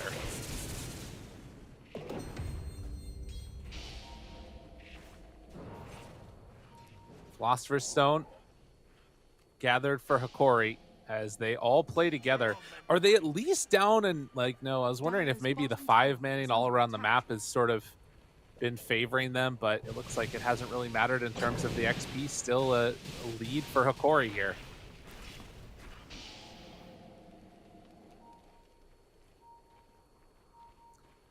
Man, Yeah. Trent, it ain't looking yeah. great. It's not looking great, but I'm looking. I'm trying to think of something here for the Radiant, but I mean the upside is that Oh, Leo Leo probably stop. won't die here. Really? That's my theory. Yeah. Okay, Zoom. Yeah. There you go. See Well done. upside. there it is. Yeah. It's That's good all I got. phrasing, too. Probably won't die here. Yeah. Dyer's bottom tower is under attack. 3 qualifiers and a recognition of the eventuality of it. Oh, afflicted. gonna- Estelle. Yeah. Hello, sir. Yes, please drop the. They should have let him drop the tombstone. Remnant tries to get away. Michael, they got eyes on him. Vitaly chasing. Couple quick punches, hides off in the tree, and bang, bang, bang, bang, bang, bang, bang. Lumiere with the double kill. This whole time, Analog just farming up the opponent's triangle. The gold lead continues to accelerate. Well, Parker? They still have Parker keeping up pretty close as he works in towards True. that Aghanims. They are scouting. They find Leo Oh, Style. Hello. He's got one remnant left somewhere. They do have bugs on him, though. Jump forward, stun. Ooh, damage. Leo Style, no! PO core. He was camping it. Gives him the punch. Punch Dude. and the tip. I think that Leo Style was dead before his camera got back to his main hero. Yeah. That was pretty good. The easy setup. The bait and wait. All right, The old well, bait and wait. Radiant's middle here we tower go. is under Into the attack. tower. Minute left till that Aegis is going to be spawning there on Roche. And that's a big jump. They find him right away. Analog turns, tries to survive through it. No, he goes down. A good chunk of gold going to Parker as they went it a bit too far. This was the perfect fight, and in fact, they find another. Oh my goodness, Trent. By God, have we found a triple kill into maybe even more. Vitali tries to get out of there. The Remnant, the chase down, they got him rooted. Waveform through, time lapse livid. Vitali survives. And into the pit they will go, but the timing is just man. going to be a little bit off. This would have been so huge for them, too. And you can see how it can work. Sure, maybe they can't initiate that well, but Huskar made a mistake. He went too deep. He couldn't get near his Omni. And on top of that, it is a split fight. And whenever there's a split fight from Frank here, he's going to get that toss-up onto the Omni. And then Huskar is just not quite as scary. I mean, you Right. have to deal with that, so. I wonder, does Weaver get Shard, by the way? He doesn't have it yet, does he? Oh, that'd be kind of cool. He's going for the Wraith pack first. Okay. I think Analogs is pretty good on the Huskar. Wraith pack completed. I mean, Yeah. as bad as this game has looked, there is something to be said for if they can somehow manage to keep that gold lead at just 8K.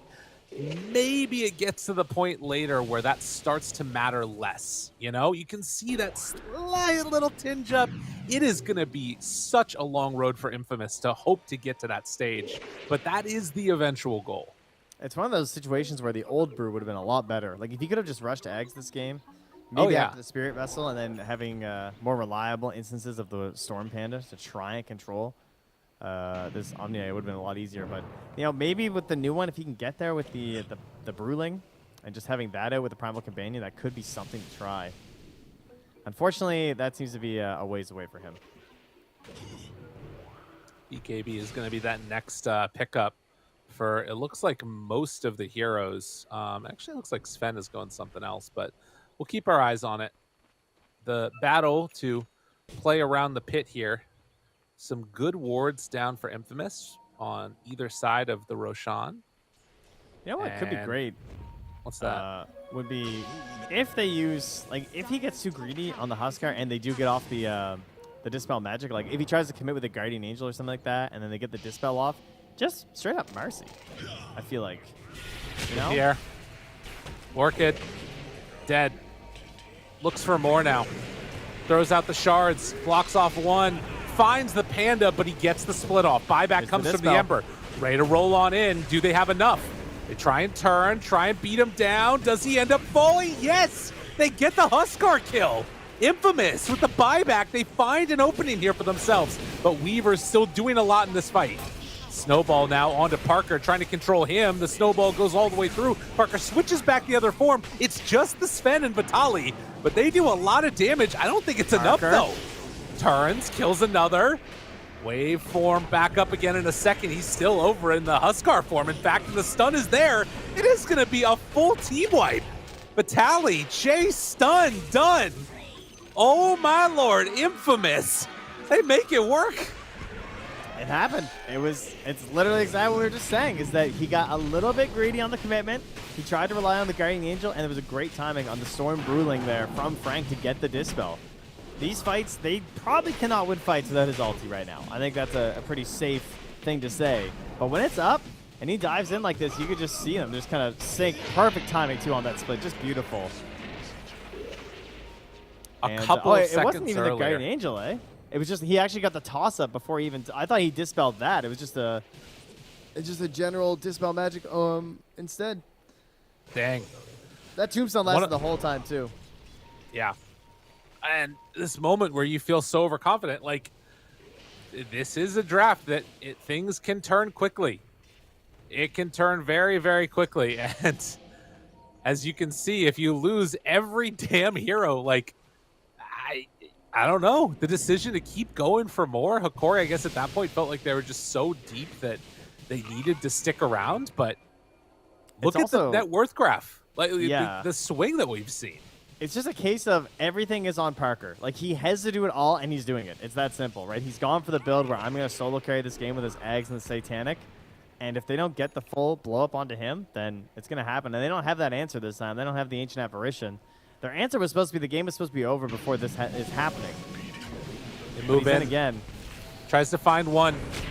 Analog, he doesn't like the look of this fight. They got to go for something, though. They got to find one. They go for Parker. He switched into him. Status resistance, it's gone.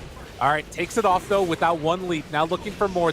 Core jumps through and gets ran through, in fact. Vitaly has to back out. So far, 1-for-1, Tusk and Marcy gone. And he is just straight up, like, better, right? I am better Huskar when I take this. Sure, I mean, maybe I don't have the ulti, but I have 52% status resistance in combination with my like with Satanic Lifesteal too. So that's kind of insane. And for Huskar, it's negative status resistance. Yeah. They do find the brew though.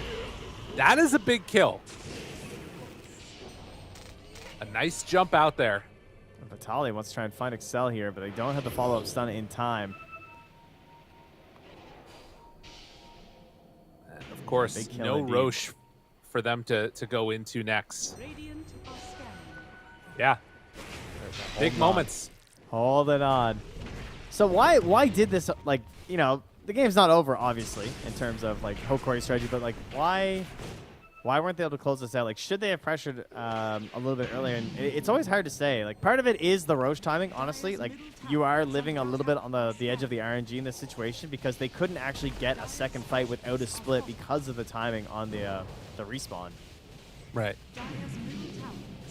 I think part of it, too, the reason they're facing these troubles now is the decisions in the midst of the game to go up high ground and just into no vision. You know there's going to be a tombstone there. Yeah. They felt, I mean, just, you know, they went in on Leo style and killed him, but he has a buyback. The worst possible type of fight to take, and they took it. Granted, Leo style is still broke as a joke. I mean, this guy, he still does not have a great game ahead of him. Huskar's in. The blue Huskar. Thought about it. And Morphling Satanic done now. That is crazy though. He gets 32% status resistance from morphing into him. Right. And then in combination with the Sanjin Yasha, he's up to 52%. Well, and Analog drops down. While getting he's at negative 17% status resistance on Huskar. That's the other part of it.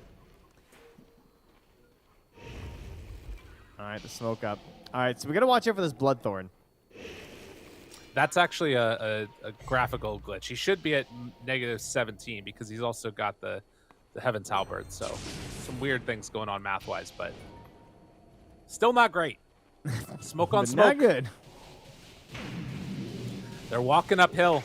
There's good vision here from Infamous, but Parker, maybe they can find one. The smoke breaks. They see everybody. Analog thought about the jump, doesn't go for it. They get the brew split out. They spot the Huskar, going to get control of him. Parker walks in, turns into the Huskar, immediately controlled, rooted forever. He's in trouble. He's dropping. Does he end up dying? He's disarmed this entire time. Just dies. They did kill off the brew, and Lumiere trying to play cleanup for the rest of them. Tries to turn now onto Leo style, but Parker, he's too strong. It's not enough. Burns through one by one, and Gardic, the last one there, tries to waveform away. Vitaly's still playing around on the other side of him. Unreal.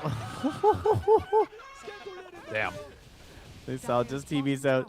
Oh, like, I feel like Gardic's doing everything he can. He has this blink dagger. He's hiding off to the side. He waits till his moment. He blinks in with a Guardian Angel. Tries to get the big save there, but it's just not enough at that point. Like, he needs to play the fight too far away from his Huskar, so he can't guarantee that he's always going to have the Heavenly Grace. He's fighting most of the engagement without it, and then he's just getting chain stunned, right? Because he doesn't have the BKB yet on the Huskar, and he's at the point now where he definitely needs it to fight. because he's taking too much damage from the burning spears of the Morphling and the adaptive strikes. Well, they have other answers that are coming out hopefully soon as Vitaly trying to build into an Aghanim Scepter. But it feels like they've got to get that jump onto Parker. And Parker now has a Silver Edge to boot. Yeah, that's not He's good. going all in. I mean, this is the thing, though, right? Like, in much of the same way that if you dealt with the Huskar early, if they can find a way to kill Parker, particularly now that he doesn't have Aegis, this still is a chance for them on the side of Hikori. Yeah, the shoe's on the other foot, because last game it was Lumiere on the TB who was like the big one, and the other cores on Hikori were actually falling pretty far down the table. Now you have that situation going on here for Infamous. It's Ember and Brew just kind of dangling down there while Parker does the big lifting.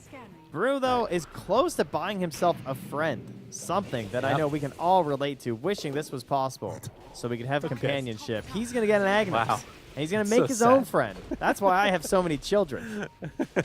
They can't say no to me. It's the Michael Scott line. Oh, my God. I was inspired. What can I say? Yeah. 97 more Unreal. kids to go. All right. Tier 3 tower getting hit up on the top side, but they'll back out after the glyph, glyphing themselves. And Hikori, somebody's knocking. You got to come answer. Get together. Smoke as 4. Vitaly trying to finish off. Does he sell something to finish off the Ags? He's really close. Doesn't look like he's going to have it yet. Jump forward. Try and blow him up. Do they get him? Yes! Dude, you can't keep losing these heroes. The most important heroes in the game, and they just die. What was the plan? I was really standing there like, okay, I'm like, what is the plan? I'm trying to figure it out because I'm looking at their heroes, and I'm like, Marcy doesn't have Blink. What was the plan? Like, honest to God, what? I don't understand. Did he think he'd just be able to Satanic before, and he'd be able to Satanic and then waveform out or something? You know what he it got is? stunned? He's used to playing with the status resistance. It's, you know, he took off the weighted vest and then put it back on. Wasn't prepped. All right, how quick is this, Roche? 5 seconds with no Morphling and does not have buyback. If it spawns in this time period, it's the gift from the gods for Hikori to win this game. Radiant's courier has been killed. I got nothing. I don't even know. Instant spawn, question. All right, they're not going to check it again anyways, but no, it's a minute and a half, so everybody will be back up. Radiant are scanning. All right, well, do you think it's going to be an Aghanims? Dude, I don't know. I think I that's guess- better. I guess Maybe not. he's also thinking that, like, if I get stunned, I can shift as well. And he thought, like, I'd be strong enough because, like, Morphing has his share, but I think he just needed a straight up waveform away, and obviously can't do that. I don't know. I got nothing. Yeah. No, it's tough. All right, well, here comes the Bruling Companion here. Scouting out a little bit in the invis. Comes down, as it so often does to a Roche fight, and they're doing the long wraparound. But Frank is going a different route. They decide instead of doing the long wraparound, to just walk onto low ground. They spot everybody. He's taunted. Undying, does he get the tombstone out? Lumiere finding Leosau, trying to kill him off. Good remnant away, but it's not enough. They got the damage onto him. Stun, now control, finding one, disarm, Parker. control onto Parker, and the taunt. That's enough. Do they have enough to kill him, though? Tries to walk away. No, it's actually not enough. He's But the vesseled. slow burn down. Waveform tries to survive. He's living. Barely. Vitaly chasing. Snowball takes down Michael, and they take down Parker also. Oh, they've done it! Gabe! They're doing it! Unbelievable. Oh, it was getting spicy. It was looking a little scary for Hikori. Dire's bottom tower is under attack. Unreal. Radiant's top tower is under Oh, attack. they run in, So they much quickly damage. check Roche. It's not there. They immediately go down. How many did they lose? Nobody. Tower is There wasn't even a 5 for buyback? nothing. There was a buyback on the Ember. That's it? How? Hey, How did no one I- die on Hikori? This is a case of 2 separate times where teams have walked uphill with no vision and then just died. middle tower has fallen. 5 for nothing both ways. Radiant structures Okay. I think no one knows what's going on in this game at this point, it feels like. You can feel the tension. These teams, it comes down to the edge, and so much on the line. Again, for one of these teams to be able to go direct to TI would be so insane for them. The other team, obviously, still a big win to be able to go through the last chance qualifiers, but that is such a difficult tournament to make it through. Popping the God Strength immediately on the Roche right now. Primal Companion gets killed before it can even get there for the scouting purposes, but there's not going to be any way you're contesting this with Morphling still dead. I mean, good news, it's Refresher Shard for Sven. Bad news, we don't get to see cool eggs plays from Tusk. True. God. 14,000 gold lead now. And ready to pressure for the next set of racks if they feel so inclined. Bottom is pushing in. They're going to have to deal with this in some capacity at the very least, as it's double catapults. But it looks like Hikori are going to get that next set of items for themselves before they make the plunge. Man, Parker was having such a good game. He kind of found his moment there, right, for a while, where him becoming the Huskar was too strong. But I feel like the BKB being on Analog has sort of put him back in charge of the Huskarisms, just because they don't have the best ways to deal with that. And I also think that Gardick's done a very good job of playing around Frank, too. Like, getting that Blink Dagger, and he's just playing so far back, but he's also, this time, he's trying to make sure the Heavenly Grace is out there early, and then he retreats to hide. So like this. Like, get the Heavenly Grace on my Huskar, and then hide. Yep. Yeah, they've been growing a lot throughout this in terms of the way that best works for them. Frank gets the lift up. Very annoying to deal with as the Wind Panda there. Dispels doesn't really stop much, but another lane of racks. And Infamous, they have to respond to this. They've got to do something. Can they kill him off one time? Yes, they do. Round 2 right around the corner. And for now, at least, Analog gets a jump away. There was a creep outside. And also is not affected by the Morph Replicate when he comes back to life after the Aegis. But Hikori, take that. I mean, that was a relatively low-cost initiation and finish off to secure the Aegis. Yeah, I think they were maybe just hoping that someone would overcommit from the side of Infamous, but they're not making those mistakes at the moment. They're still going to grab this wave, though. Farm up a couple of neutrals. Saw an aesthetics cap there. That could ruin initiation, perhaps, for Hikori. Oh, yeah. Kind of feel like they don't even want to initiate, if I'm going to be real. Just feels like they want to hit buildings. Yeah, and actually that was on Hikori's side. Never mind. I thought that was for for Infamous. Oh, they get the hammer. Stormcraft. Everyone's farming up their neutrals. They're on the hunt, though. They don't want to farm neutrals. They want to find heroes here. Cell does a little Ogre Seal Totem to get away. And Frank TP's out. Everybody's TPing out. All right, Freak take the outpost. Ready to head out. Check out Parker. Fresh BKB purchase. Next item, Rapier. That's the plan. With the level 20, I mean, it's kind of what I feel like they need.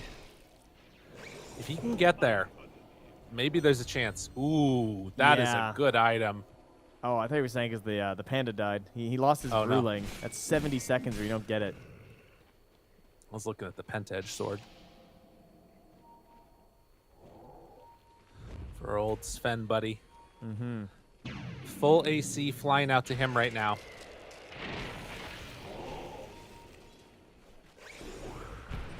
And Analog breaks the smoke on a Cell and Leo style.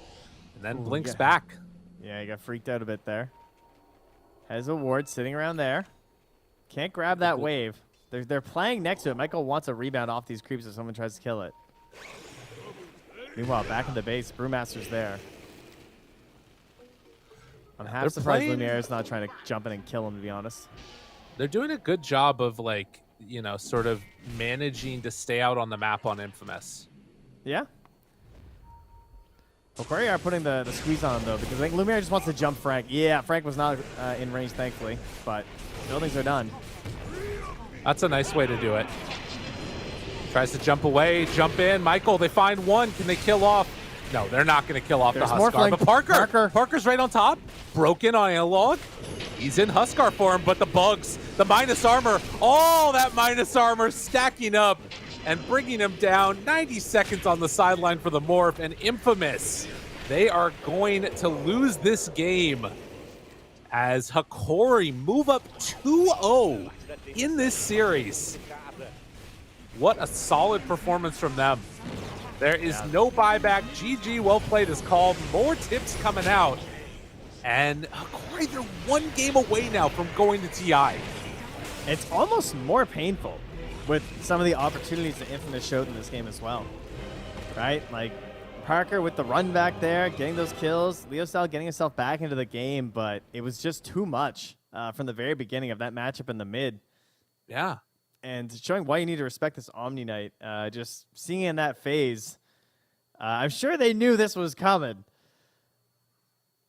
Yeah. Well, I mean, I just think it's really hard to play Dota when at like 10 minutes you're getting doubled up in net worth as your mid, you know? And that's true. It feels like it's just been draft errors. Well, game number one, like, I think that there were some things that Infamous could have done to win that game. But this one for sure was just a complete outclass. And that Huskar pick, like, I mean, I don't know. You just, it is what it is. You saw it. You know? He's doing his thing. He's Huskaring. True. And I mean, they delayed it longer than expected for sure. But in the end, it was just too much of a lead that he garnered. Yeah. And the like avenue back, you know, they had to have the absolute perfect fight to win it, and they were gifted that by Hikori, but then in the end they weren't able to play perfectly to the full conclusion. Wow, one game away, Trent. One game away.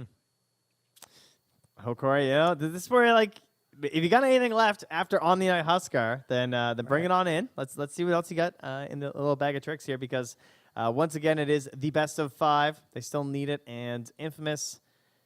How do you recover? Like, you got to say, like, hey, we were close. Like, Parker had a pretty good game despite it being a loss. Right. I think Leostyle being enabled is going to be a big thing. Let's just try and get out of our lanes even and play good Dota, because Infamous were the favorites coming in. They played extremely good Dota throughout the rest of this bracket. It's time for them to try and show that just one more time.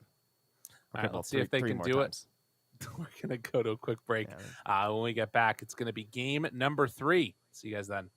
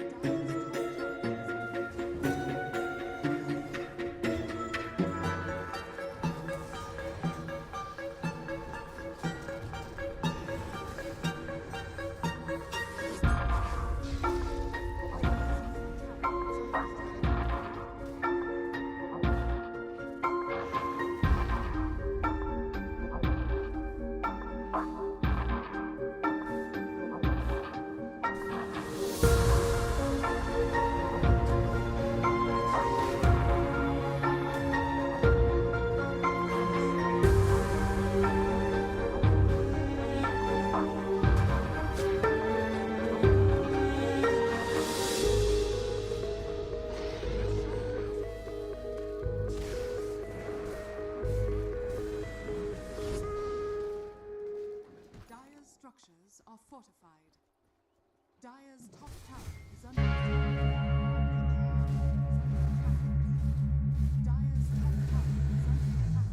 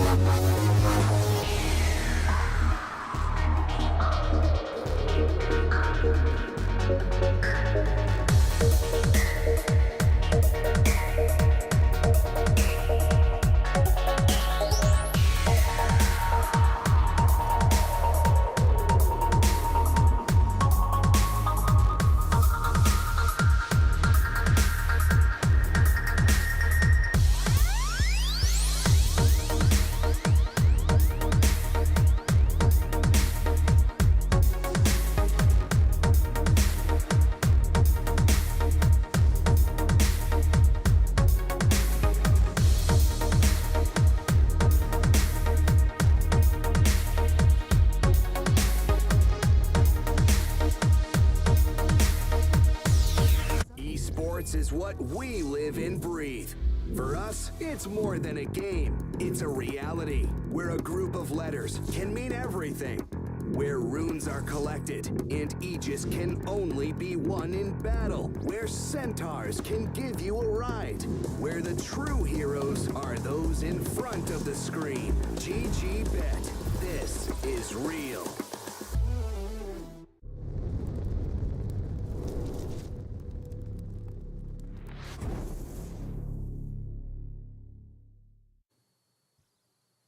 Welcome back, all you beautiful people out there. We got potentially the last game of the Potentially. series here, Trent.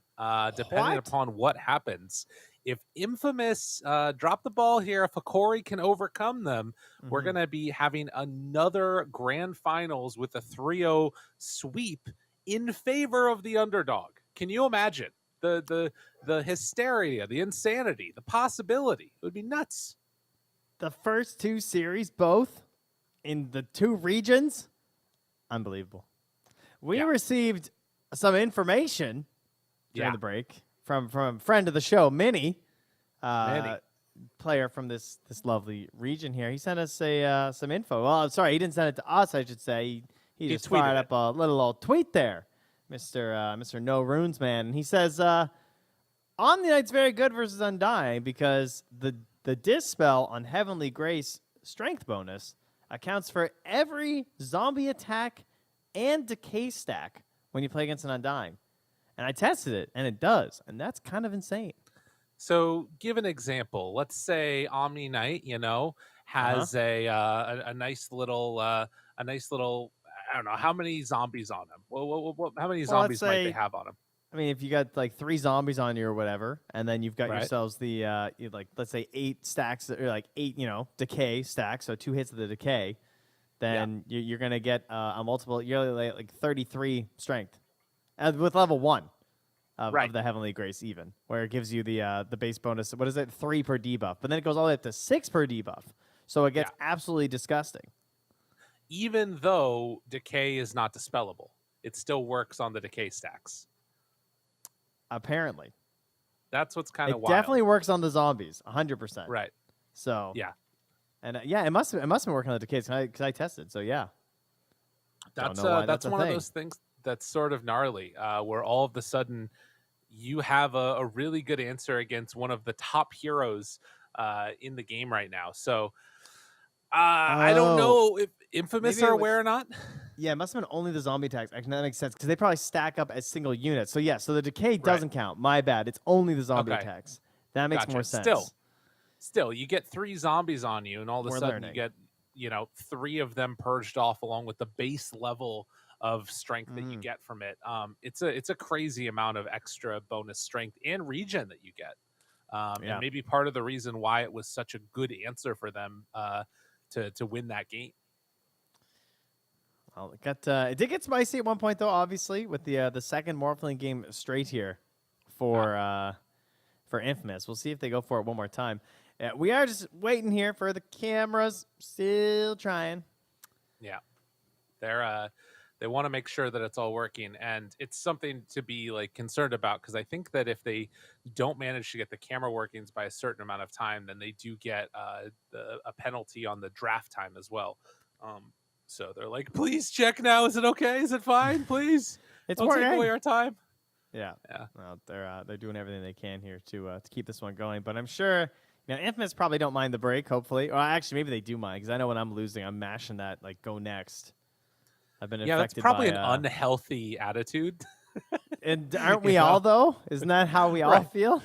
Right, but you'd think that a pro team, after a certain amount of times of having that experience in their regular pub, would also come up with a better solution for their pro games. They know, because they're so confident that they know the mistakes they made, and they're going to improve that on that. And now the next game is going to be better, so let's play it already. All right, well, we'll see how it goes. The things to watch for here, I think the biggest thing was that again, Infamous decided. I think that really it's a story of like game 2 being a product of game number 1, right? Because in game number 1, what happened is in that second phase of picking, Mhm. Hikori banned out Shadow Fiend the last ban of yeah. that first phase, and then they first picked the Ember. And then what did Infamous do going into game number 2? They first picked the Ember, so that way that can't happen to them again. It really is, I think, going to be maybe an overreaction that they had doing that. That gets punished pretty hard by Hikori. So we'll see if Infamous just try and completely change up the entire setup of the draft and maybe change up their like pick order or something in terms of what they prioritize. But yeah, that was a rough one. I'm down to ditch the Marcy. I know they've been winning games with it, but I Yeah. feel like I don't know what was Not happening here. in those other games. I haven't been seeing them, or I didn't see those matches. But like I'm out on their Marcy version. I feel like people will try go for like the Tusk, go for the Clockwork, something. Go for the Hoodwink. Pick that hero. That hero's busted. I think think I'd they're rather gonna see pick something a little Marcy better. again. I think they probably think will they're too. And I think Hikori will give it to him. I think they will. But we'll see. Just waiting to make sure that everything is working. Still 1 minute, please, is the call. Even if they did want to take some time to sort of recover and then get back into it, I think that for both teams, it's just a little bit annoying and like a little bit like, yeah, we want to start the game. We wish we could do this. And I think that the team that's losing is probably more apt to be affected by that regardless, right? Like if you're already like behind in a series, it sucks to have to wait that much longer. Yeah, I feel like they're the ones who are definitely more annoyed in this situation for sure. Yeah. Well, anything else that sticks out? So again, the Ember Spirit, big one. I think you wait and just pick the Leo style hero late. Give him a better game, because this has been 2 times in a row now where he really hasn't been able to do what he wanted. I think in game number 1, like having to play the Morph lane, again, it's a hero that he's comfortable on, but it was a different style, right? Like he had to play more farm oriented. And in game number 2, obviously, we know what happened. Yeah, he just got like hard countered in game 1 as well too, and then hard countered in game 2. So I mean, clearly they came in with a plan today, right? To try and shut down Leo Style. Seems like that was part of their ideas of how they can win this, and so far it's obviously working. So Yep. Part of the issue, I guess we can check. I was trying to think if we can check who has choice. Or like what choice they took rather, because we know that that's a good point. That Infamous have or that Hikori have choice. Oh, right? they're choosing right now. Right now. Okay, that makes more sense. Perfect. So we'll see what they decide to do. But yeah, tough But times. if I'm then, I'm just taking 10th every single time. Second pick Dire for Gar is what they get. So they Hikori on Dire side and second. So we're gonna see where they go now. Okay. Wow. Yep, that explains it. Okay. Let's see what ends up happening here as the draft is underway here. And I'm curious if they're going to get the Undying or not, if they're going to go for that again, or if there's going to be that sort of Omni Knight dynamic. Well, I'll tell you one thing. The bans are coming out fast, that's for sure. So we'll find out quickly. Yeah. True. Oh, my. Well, Infamous, yeah, with first pick again for the 3rd game straight first pick Radiant. They being forced upon them here. 10 seconds They remaining. might indeed go back for it. I mean, they banned Beastmaster and TA both times. Of course, thinking about it again, they're banning Beastmaster and TA, and they're gonna pick Weaver. We're out on the So they do Marcy. swap it. Yeah, I think that's the right play.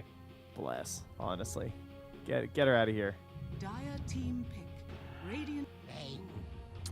Ooh, that's an interesting one. And they're gonna grab the Marcy themselves, and they're probably gonna buy a BKB and be like, "Man, this hero's really good." Yeah. True enough. Yeah, we'll see. Where they ended up at 10 next seconds for remaining. Infamous. What do you want to run? God, 5 please don't pick the seconds Leo style remaining. hero here. That'd be so rough. No, I like the Viper. I think that's a totally fine way to go. If they, I guess maybe that's a little bit much because it Radiant gives team away where the back. Weaver's going to be in position 4. Yeah. Let's grab the Mars. Okay, so they kind of give it away anyway. I mean, maybe it'll be a 1 Weaver. We're not assuming that, though. Yeah. True. Interesting that they went Mars over Viper, though. 10 seconds remaining. Dire team If they're giving away an offlaner anyway. I guess this is like a nicer answer against the Marcy, probably. Can't jump out of the arena and all that good stuff. We'll see.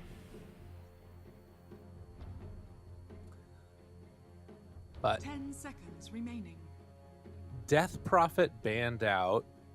5 seconds. This is a very different draft from Hikori than we've seen so far.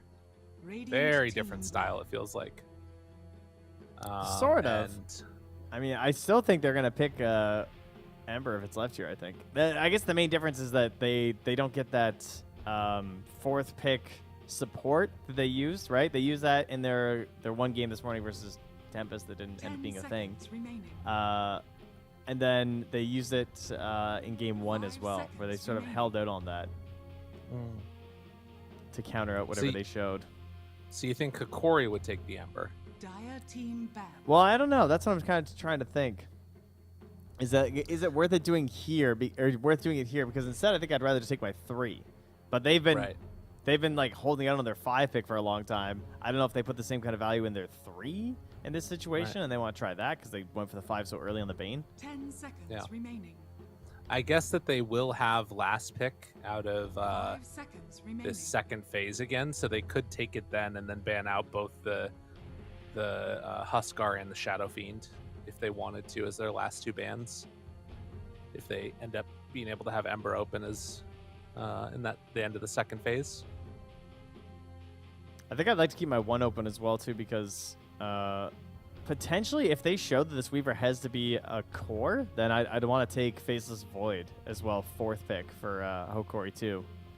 Even But if we're it's a pres- 3? No, if they show that the Weaver has to be a core. Yeah, I think so. Because then like the Mars is mid. I don't know. I'm still down. Okay. I feel like that matchup's kind of fine. It's just like, I mean, Faceless Void like ruins Weaver. Like if they show this as a Yeah. core, I'm just happy to have a Faceless Void on my team. Oh, I see him hovering over Venno. Let's go. And What? he's just sleeping. Look He's in the hovering over background. Venno. Radiant team ban. Get off there, guys. Yeah. You're not out on. You don't like the Venno. No Venos. No Venos, please and Okay. thank you. But the Venom and the Viper Bands have been a classic versus... that was usually when they were picking TAs, though. But that's been picked up early.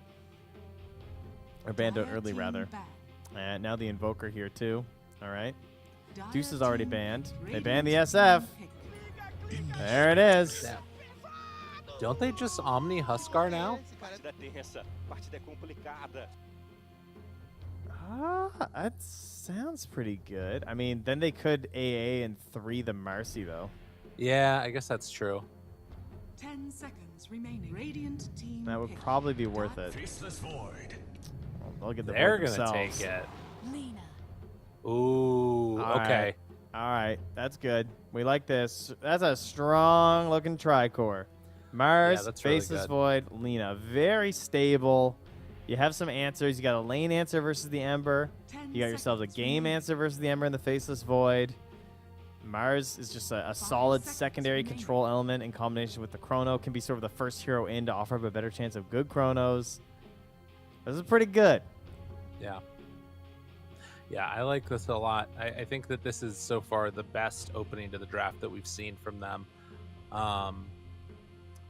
Lena being the only damage right now into the Chrono is the only thing that I'm worried about, and particularly because this last pick is probably a 5, right? So I think you ban AA almost no matter what for Hokori.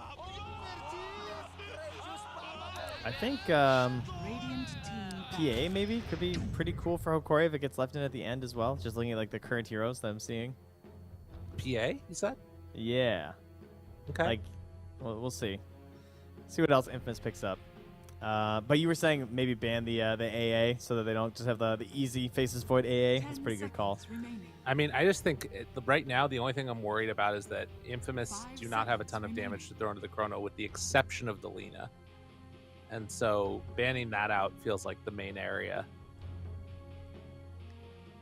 Doom. That's a hell of a pick right there. Yeah, in lane with the Marcy has some decent damage over time as well to sort of bully Dire the Faceless team Void. ban. Ban the Sven instead. Just a super solid position 1. And almost certainly 5s that you're banning here for Infamous. I mean, I guess you could theoretically do like a 5 Weaver, but like you said, like just get rid of those high damage 5 nukers. Even a Sky, I think, would be 10 okay. seconds remaining. Right. Even though it's like a bit awkward as a 5, it's just so good with the Faceless Void. 5 Could be something to watch seconds for. remaining. Big Silence. Could get rid of the saving supports too, like with the Dispels as well, because you have like the Bane. Oracle Yeah. could be pretty cool here for Infamous, I think. It would do a lot. It would have the Dispel versus the Ember. You have like some Radiant saves versus the team Doom back. jumping in. They're gonna ban the Monkey though. They're watching for all the craziness. They're not getting caught out here by something strange, they say. Dire team back. Yeah, I guess that they could have. I mean, that would mean like that would be a very strange hero. I mean, didn't they play the 5 TB? Maybe they're really trying to mess with them. Like the 5, bring back 5 Void, Yeah. max time dilation. Please don't. I Let's think do Chrono's very good this game. But you'd still have Chrono as a support. 10 seconds remaining. 5 Mars was a thing for a little bit too. Yeah, I was thinking about the Mars. 5 seconds remaining. Radiant team pick. Damn, Last they stand are is the morph. really this for mentality wise. They just don't want to get Yeah. messed up by something like that. Yeah. Dire team. Any 5 Rubik players? That'd be pretty good. Now they'll take the Omni. So the good save versus the Bane. They actually still could have Undyinged too, right? He was actually. Oh no, never mind. He got banned second phase. My bad. Yeah. All right. So a bunch of stuff to save from 10 here. seconds Obviously, remaining. Doom is still an issue. Coach giving a pep talk. 5 Just seconds win. remaining. I want to go to TI. They have PA and TB in terms of like the bigger carries. Win But- the game. Please. Please win. Do it for me. Just do it. He's doing the Shia LaBeouf. All right, well Look that's at him. good. He's inspiring. That's right. Man, she could talk to me every day like this. This is awesome. I think There's Lumiere so takes much TB movement. here. I think he's just gonna say, I want my TB. Just give it to me. You're still Look at just this watching guy. this, huh? Dude, look at him. He's just going Falco style out there. Oh my god. I love this. Let's Yeah, go. smack Let's go, him, smack team. him. Fist bump. Let's go. Fantastic. Oh, he It wants is the the PA. PA Let's that go. you were talking about. It's so good. PA. I love the PA. I think it's perfect. Downsides, sure. There's like Omni stuff, but you can go for your stuff. Oh, he later, got you know? he went back for doubles on the fist bumps. Oh god, pull up your pants, man. What are you doing? He's Oh, he's pulling just his tucking pants. in. All right, it's fine. Yeah, he's, That's good. He's tucking in. It's like when you're at the hotel and you get the bed. You got all nice and tucked in there. Exactly. Oh, all right. Well- Well, hold on, everyone. Hold on. What's the switch? Parker Parker. has the Arcana. Ooh. So if you were doubting before, Ooh. keep that in mind. There will be a tentacular faceless void in here. Okay, actually, tentacular is the set that look like Cthulhu that isn't the Arcana, but there are still Okay. tentacles. Yes. And it's all purpley, even more purpley than it was purpley before. Yep. What's your favorite color, Trent? I don't know. It wavers. God, what? What Like, do you you're mean supposed you to- don't you're so- know? don't you find it It's your changes favorite as you- color. No. Well, it used to be kind of orange. Now it's kind of more of like a green. I think I'm more into green Okay. lately. You know. Interesting. Yeah. Why do you have a favorite color? Just like forever. I do. It's purple. That's why I Oh. said it. Okay, my bad. See, mine was blue as a child, which is how I became a Toronto Maple Leafs fan, which has betrayed the rest of my life. It was a horrible decision. So I feel like, blue kind of did me a bit dirty there. Well, there's one thing that won't, and that's Dota. As we That's get right. ready to go into this game number 3, Hikori 1 game away from getting that direct invite to TI. And of course, for Infamous, they've got to make the full sweep back the other direction. Is this the draft that's going to do it for him, though? It's going to be a tough one. Gonna be a tough one, Trent. You love the PA pick, though. I do. I love the Lena pick too, though. I think that both teams have excellent heroes this game. I don't think that one team has a particularly amazing draft advantage. I think that overall through the entire game, everyone's got their own options. Like, you're always going to have Chrono versus this PA. Always going to be something that she has to be like a little bit worried about. Lena can itemize versus the PA fairly well with the MKB build. eventually getting there. We even have that magic build that's been coming out a lot lately with the Lina, so it's multiple choices and options here. 30 seconds to battle. I'm looking close up right now at that faceless void set. And man, it is scary looking. Look at this guy. He's got so many little pixels on him to use. You know what he reminds Just me of? so many. I feel like I would just like play better if I just upgraded my battle pass. Just a few more levels. I'm almost there. Do you know what he looks like? The fish man from Zelda. The Zora. Zora? A Zora. Oh, all right. Time dilation. Nice little ink jet of goo, but it is going to be Vitaly drawing at first blood, taking down a cell. And Parker just going to have to run away. He actually took time dilation first, so they're going to punch him a few more times on his way out of here. Yeah, the early Orb of Venom here for Theolacor. Also Orb of Venom on Excel, so we're just punching here. Bang, bang, bang, bang. Ouch, this is going to hurt with the Hammer of Purity too. Get him. Yeah, he's like, please come. I want to go for a rebound. I want to get away from the spooky Omni Knight. Another time dilation. And look at these matchups. Lina versus Ember, a classic. We got a Mars offlane with that position 4 Weaver that's not as calm as it used to be. We got a pause after a rebound jump stun on the Omni. Oh, we get a long look at this triple box. You love it. Oh, yeah. Production. Polo? Oh, his polo Or is fell that down. Poyo? It could be Poyo. No, that's a second L. That's a second L. Sorry, my bad. Yeah, I think you're right. Yeah. All right, we're back. But yeah, bottom lane rebound does connect there for the stun. Bit of damage being traded back and forth here. As Excel's gonna block off the hard camp with a sentry and go right back to harassing Theolacor and Vitaly. And up top, position 4 Weaver, as you were saying, not something that common anymore, right? It's a I would say for good reason. I feel like with the Ags getting so much worse, you're basically just a bug machine now. Yeah, and bugs are really strong. You can get into like an urn and make some solid plays. It actually looks like he's queuing up the bracer and then going into phase boot. Oh, that's Mars. Sorry, I'm dumb. No, never mind. Yeah, Michael's just going in for the wand. Weaver, yeah. I was like, what? What is happening? He's buying a soul ring. Not the case for Michael. All right, you gotta reel it in here, buddy. We might have 5 more, 5 games to go here. Okay, well, not to go. We'll have 3 games to go here.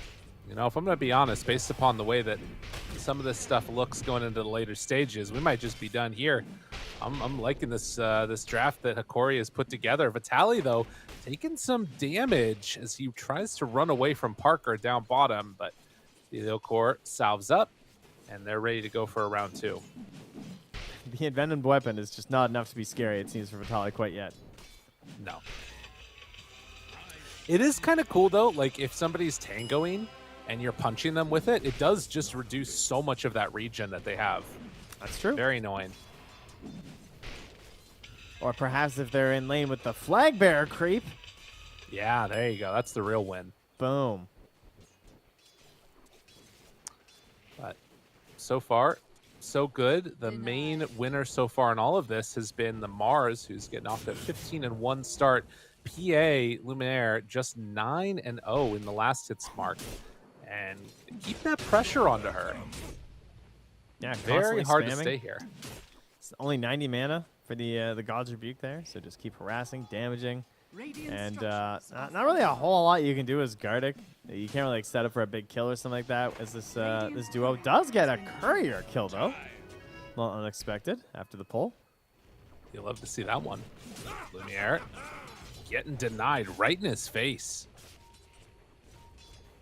And yeah, Frank feeling very strong with the bracer and Soul Ring coming out, I think, or on its way in the next little bit here. He is super stacked up in terms of his base damage.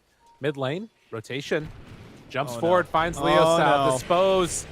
LSA connects, but Leo Style in trouble. And another sleight of fist, it's enough. Hikori, make the good rotation, and the tips come out. Apparently the caster curse works even when you're about to speak a sentence. So I was just about to say, at least this time, the big change for Infamous is they've gotten Leo Style that great start. All right, he was ahead on last hits in the lane, feeling good, and then it happens. The old core with the rotation on the Mercy. Unfortunately, missing quite a few of those when Infamous had the hero just narrowly in that mid lane. This time, you can see the power that she offers when you do connect on that rebound. Yeah. Stun Vitaly, up though. top as Vitaly is chased. Gardic also down low. Michael underneath the tower. They get that kill. Frank the one that picks it up while they're able to escape on the bottom side for the moment. So very aggro in both of these lanes. That pressure is just not going to let up at all, right? Like, I mean, Lumiere's already back down to half. He actually got speared a bit unexpectedly under the tower, dropping very low here. And has to get the half salve from Gardic. Ouch. A pricey one these days. And then jumps in for that CS? Lumiere? Oh, bottom lane, yeah, Vitaly. He'll get that kill. And then Vitaly goes down. So 1 for 1. At the very least, Doom was able to get the kill onto the Omni Knight before he went down. But that means it's solo XP for Parker. Gardic is brain stabbing for range creeps right now. That's the state that they're in at the moment. Yeah. I mean, but if you add up his CS and Lumiere's, it's a little bit better. You know, so it's not everything been denied out yet, but it's still not a great time. What is the old core doing? That's crazy. He's running around. He's having a good time. Gets down that ward. Cell. Trading hits with Vitaly. And staying off map, I mean, even in this little way, it does make things a little bit scary for Leo Style. Yeah. Well, and now in the mid, Analog did get 6 first, so he was able to safely get that wave. Now 6 is there for Leo Style, but he TP'd on home with the Remnant and gets lucky on the side, too. Oh, look at that. Fielder gets bottled up. I mean, this worked out so well that he stayed down there with no resources. Dire's middle tower Yeah. is under Yeah, attack. it was really, really good. It ends up working out perfectly. Oh, and now, mid lane. Moving in. The Elio core there. Drops down. Lacuna Blade turn. Tries to punch, but the sidekick. Leo Style makes a solid move there. And now Analog, he's got the bug on him still. Still sitting with this hater about half HP. Sleight of fist. Michael on top of him. Needs to bottle up. He wants to go for the snipe, but might be able to get it if he can get the Sleight of Fist and the Remnant through. Trying to find it. Remnant out and double away. Not quite enough. That freaking infused raindrop saving his life. He knew, too. Like, I mean, he knew exactly where he was, you know? Yeah. With the Weaver chasing. He was like, I'll survive. It'll be fine. And Thielkar kind of outplaying himself as well with that initial missed rebound. He didn't want to jump right on the Lina because I think he knew that he was in vision because the catapult that was on the high ground, and so he didn't want to just get like LS8 as he landed. And so he tried this like mega close range rebound thing that was weird, and he just missed. Yeah. That's a tough one. Well, all the lanes looking really good for Hikori here. Or no, excuse me, for Infamous here.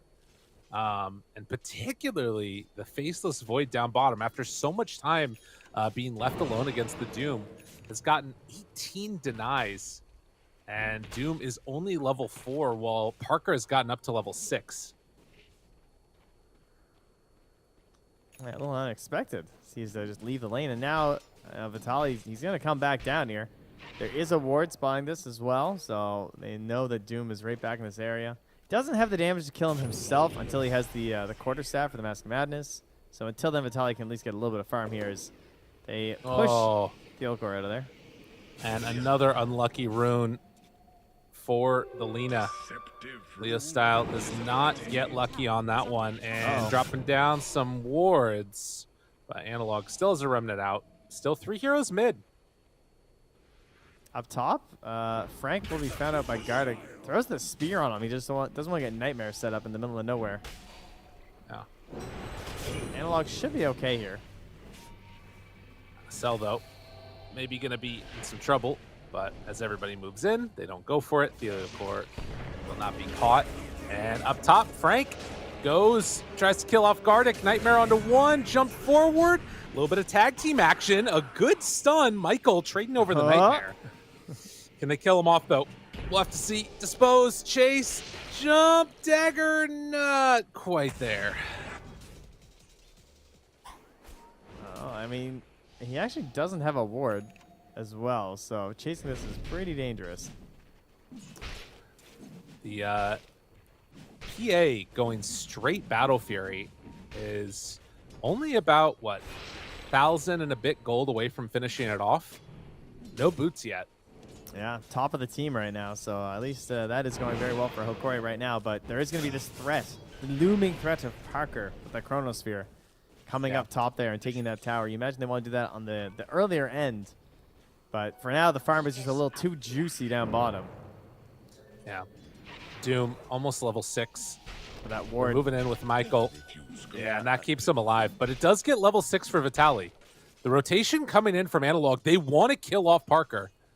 And they scout him, realize that they're coming down here to go for a gank, and Analog forced to run away. While a Nightmare into mid, but won't translate into anything for round 2. But Theocore actually moves in, gets the haste rune, finds him, looks for the rebound, jump in, but the chrono catches onto all 3. Parker with the perfect movement over, and Analog, ooh, sleight of fist? No, still done. What a solid rotation from Memphis. They bring 5 mid. Oh, it's going to feel so good after those first 2 games. Leo style, the squad shows up, they answer the call, and that's, I mean, have you ever seen a better start for a Chrono for a Void? 3 heroes like that turning around to save your own mid. Plus, it's a Lina, so she's guaranteed to help you get that turnaround damage inside the Chronosphere. They get an instant tier 1 tower for the squad, and now have got a humongous lead for the team at 10 minutes. Yeah, 3,000 gold lead, but that gold lead will be accentuated by the fact of, you know, shutting down this early like pivot point that you can have in the mid lane. That bottom tower too. Like, how long was this just a free and safe lane? That's the only downside, I guess, is that would, like, it did cost him that. Right. But Hokori, like, they got to be a little bit concerned now, as you can see, because Parker's just in here taking their stacks. Tries to secure it with the dagger, but he's just been a little bit off on Lumiere on getting these last hits with dagger. And he's so close right now to finishing off the Battle Fury. But Parker takes the stacks, and they need to find a kill. They've got level 6 on Bane. Also, Doom has ulti available. But with 4 heroes up top, they kind of need everybody to take this. And he has the grip excel on the Omni Knight too. Like, he can't risk gripping anyone else. Tally moves in. Doom onto Parker. On the other side, they've got Affliction, Frank. Bugs are already out. Analog tries to make do with what he can. Chase down 1. The grip is there. It's on the Mars. Didn't have Heavenly Grace available. Gardic starting to get brought down, but the turn doesn't quite connect on the stun. Gardic will fall, but Analog there to try and clean up on this Omni Knight. Michael chasing to get away. Remnant has chains. They also have time lapse though. Time lapse and goes back out of vision. So Michael will get away, but a great fight for Hokori. And Theocore not going to notice he drops a ward on his way out as well. So it's going to be some great remaining vision there for Infamous as they leave. But yes, Hokori needing that one desperately. And great patience there as well. Gardic was just stuck on the other side of the arena for the longest time. And early on, he did want to grip the Omni because he had the Heavenly Grace going on him. But then after that, Heavenly Grace is down. He knows the cooldown is still a decent duration. Once he popped it again and it wasn't on the Mars, he just grabbed the Mars right up. Try and get through that. I mean, you don't really care, right? It's not like there's the stash resistance or anything anymore, so you have to... What do you need? You need the eggs, right? For the ulti now for stash resistance. I still keep thinking it has stash resistance every time I see this hero. It's very hard to remove from my brain. It's the way it goes. It's a spell that's been changed around a lot, but still so good against this Bane. If you can manage to take it off the ulti. Lumiere reveals himself. Should know that that was just the Weaver there. But with the Battle Fury done, again, all is not lost. Like, a 2,000 gold lead at this point in the game is kind of hard to deal with. But you've got the avenue to catch back up. You've got a Doom Midas Speaking of which, Vitaly's just going to get chronoed here. Leo Style makes the move over with the Boots of Travel, and they'll kill him. But he does have the Midas that is still flying out to him on the courier. Don't know He whether did that's stop happening. it, thankfully. Yeah, he's like, Yeah. I know where I'm going. That's where I'm Yeah. TP do when I'm back. But yeah, very, very much a comeback-capable team in this one. But Infamous going to try and shut down hopes of that by building up for themselves and just keeping that ball rolling. Smoke up.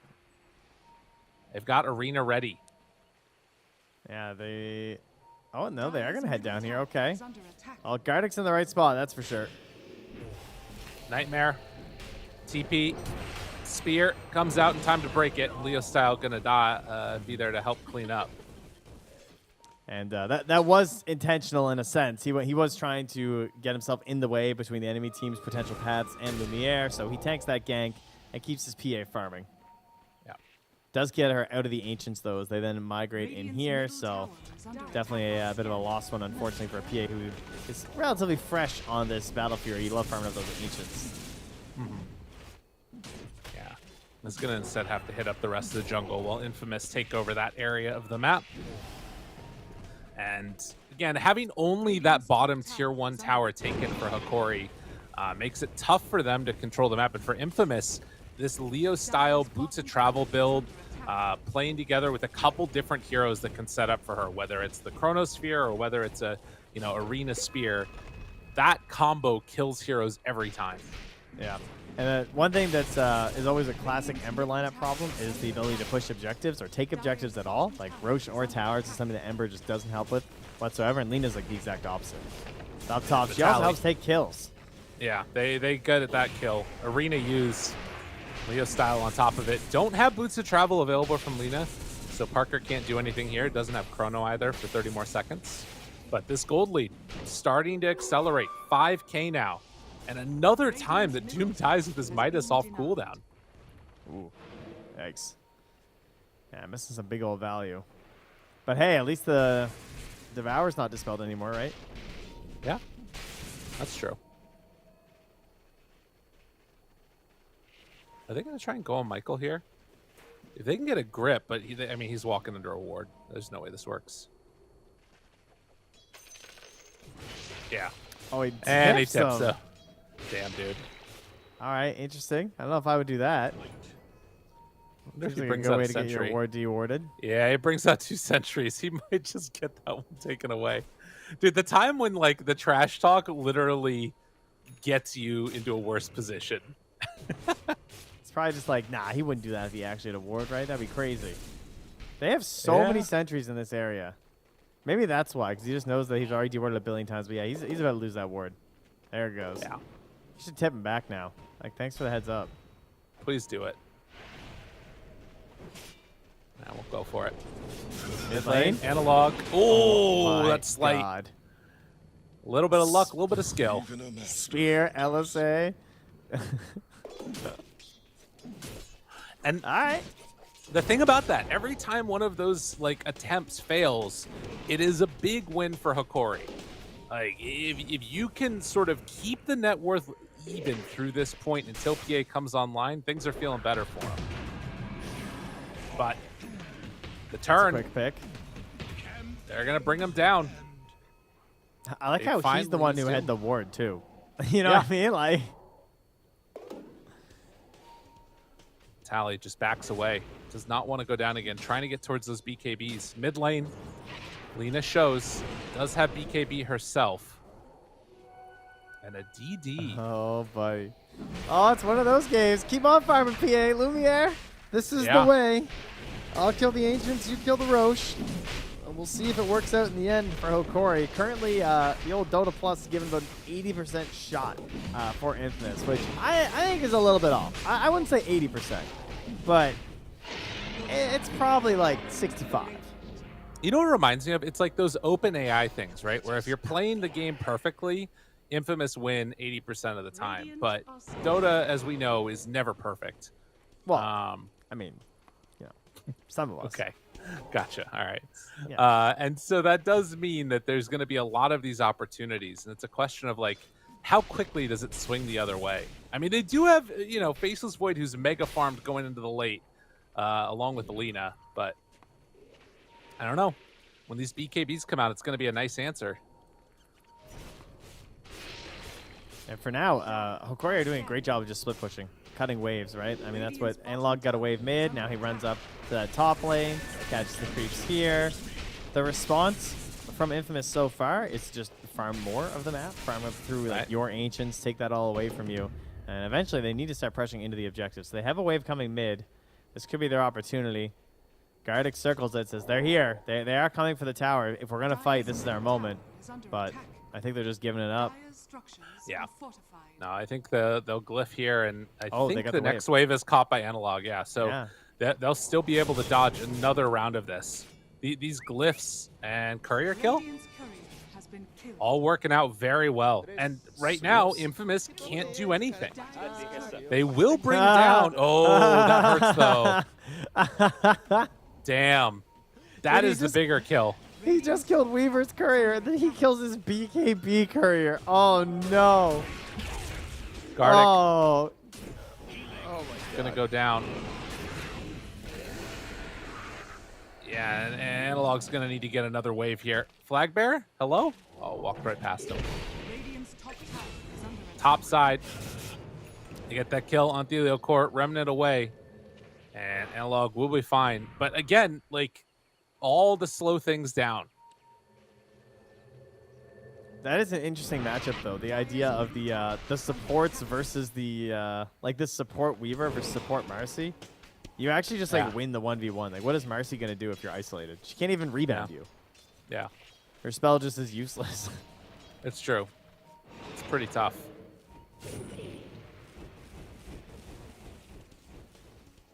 Well, still a minute before Ember's going to have his BKB.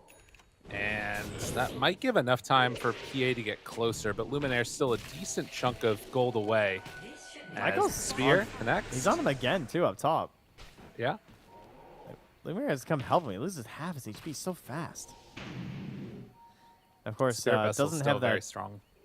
Yeah, it doesn't have that dispel anymore either. Right. Oh, and we're getting close to a Lincoln Sphere for Faceless Void, too. They finally have a wave and no glyph currently on line for Hokori. So this is going to be the first tier 2 tower that drops. Down on the bottom side of the map. Infamous claim that, and we'll see if they try and push the tempo any faster. Leo Style threatening to go high ground here. Yeah, he's pretty low on mana. Doesn't have that many spells, but they're going to go for it anyway. So no Lincolns. Minute and a half left, but the glyph will be used. And this is, again, that buff, the change that came about now, as Analog is going to get in position and catch this creep wave again. Stolen away. Lumiere there. Needs a TP to get out. And will get away from him. Radiant's top tower is under attack. They instantly smoke up. They want to run at her because they saw where she went with the bugs. I mean, this is still going to be so annoying to play with. But yeah, if they can catch somebody here, Gardic the one. Nightmare is down. They're still looking for that PA, but Lumiere is back behind the tower. Gardic caught and killed. Just throwing supports bodies. Yeah, well, there goes another one. Entire way. Aha! I mean, yeah. Hey, good play. Gave the kill to the Mars instead. That's his name. Parker almost has Lincolns now.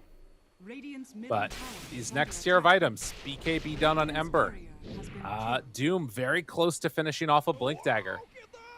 It's all been, like, the gold lead has shrunk over the last couple of minutes, and Lumiere is actually coming online. Now, there's still a big issue, which is the Faceless Void Chrono. But it does feel like there are some answers now for Hokori. If they can catch Parker at the start. Yeah, catch Parker, or maybe catch Leo Style as well, like with the Doom. Yeah. Yeah, with Lincoln's now online, although, oh, Faceless Void's courier died. So 2 minutes, no Lincoln's. Ooh, that's a dangerous 2 minutes here. Smoke up. Oh, Hikori have everything. Dude, that courier kill might have actually mattered. This fight that's about to happen, you've got Fiend's Grip and you've got Doom ready. And that will now couriers? absolutely wreck this Faceless Void.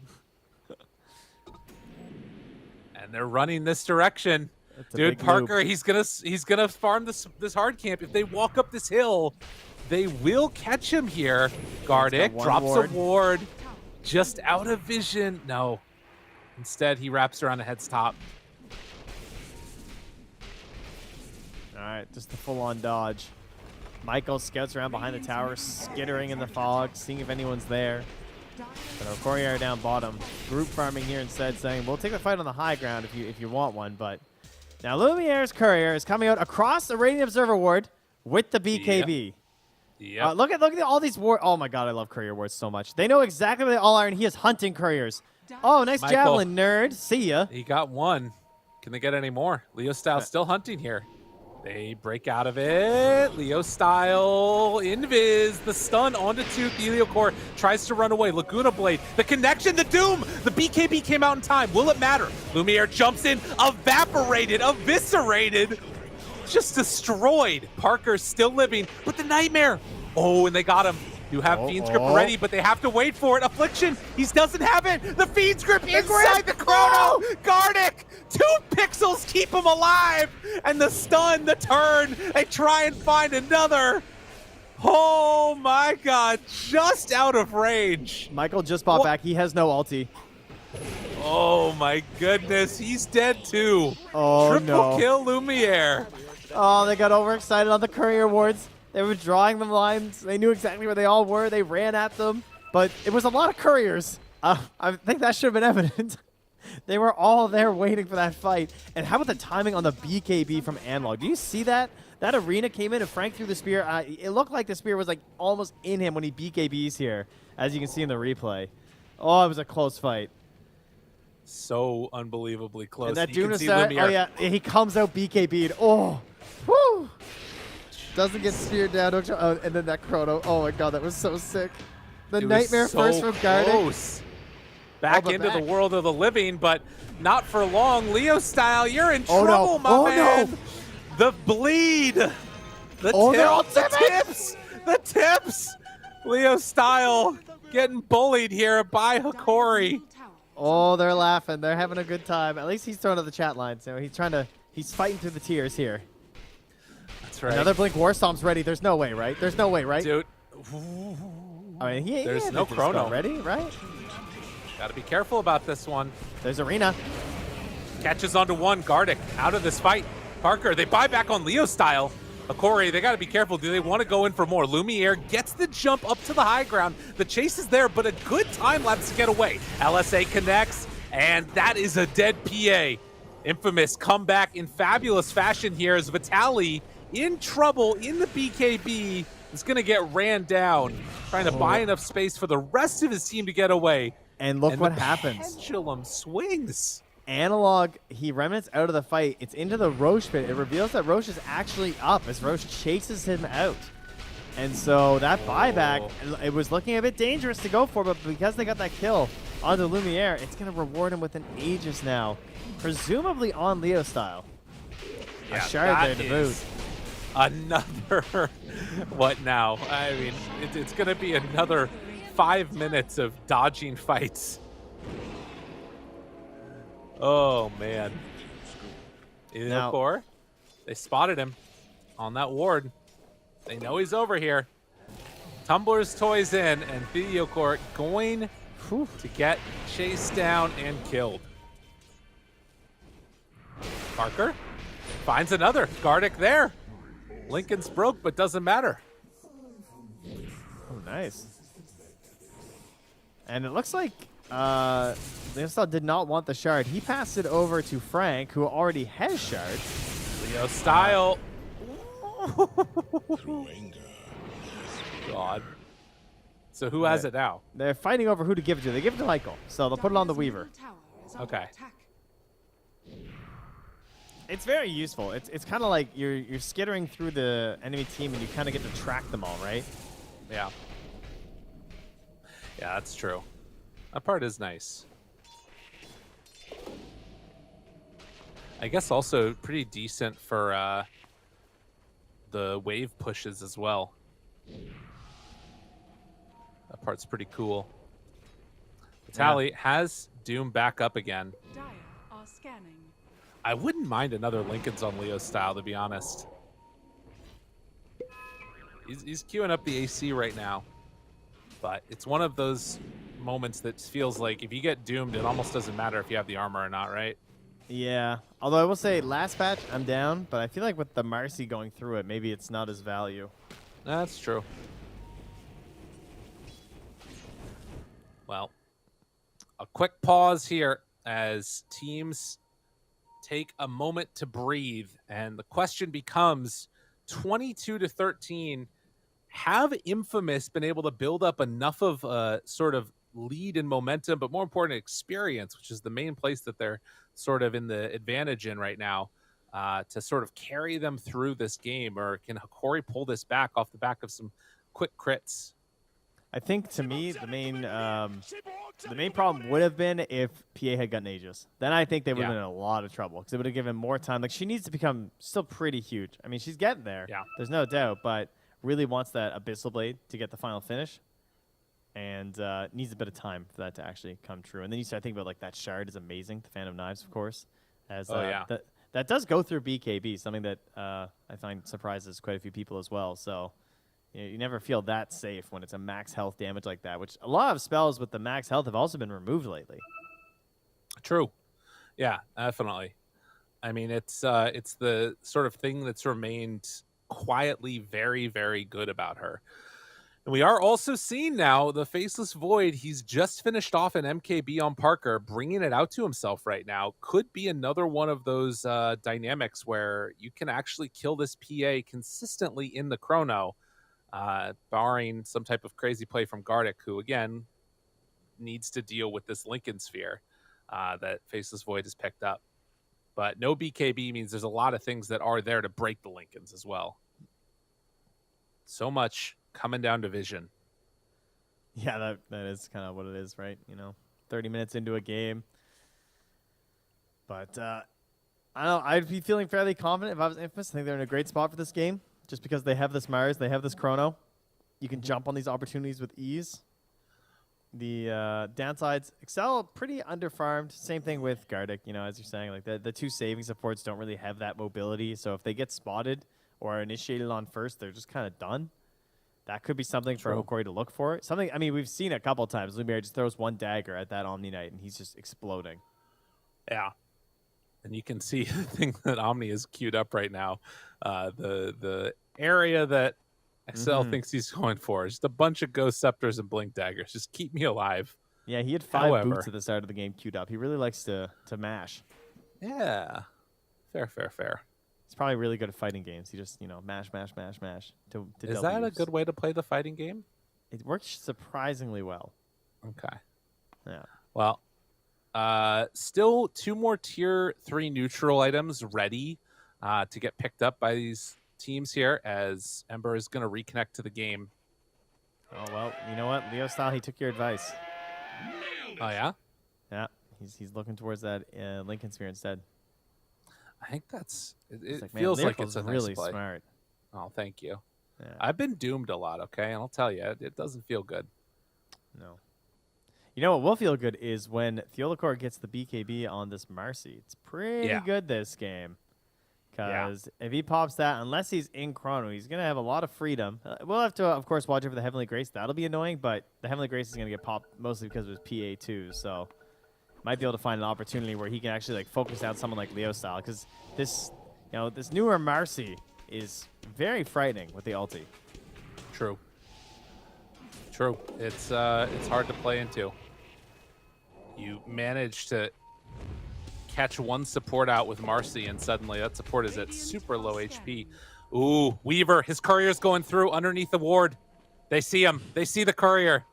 Dude, it was right there. Oh, if he waited just a second longer, they maybe connect with this smoke kill. Oh, wait, PA! No, gets caught. Oh, they thought that they were all up there. The courier ends up actually getting them the kill. I could see the regret on his face when he TV'd without the BKB. Oh. I mean, I get it. Everyone's precious, but you were already on 7 seconds. Like, Yeah.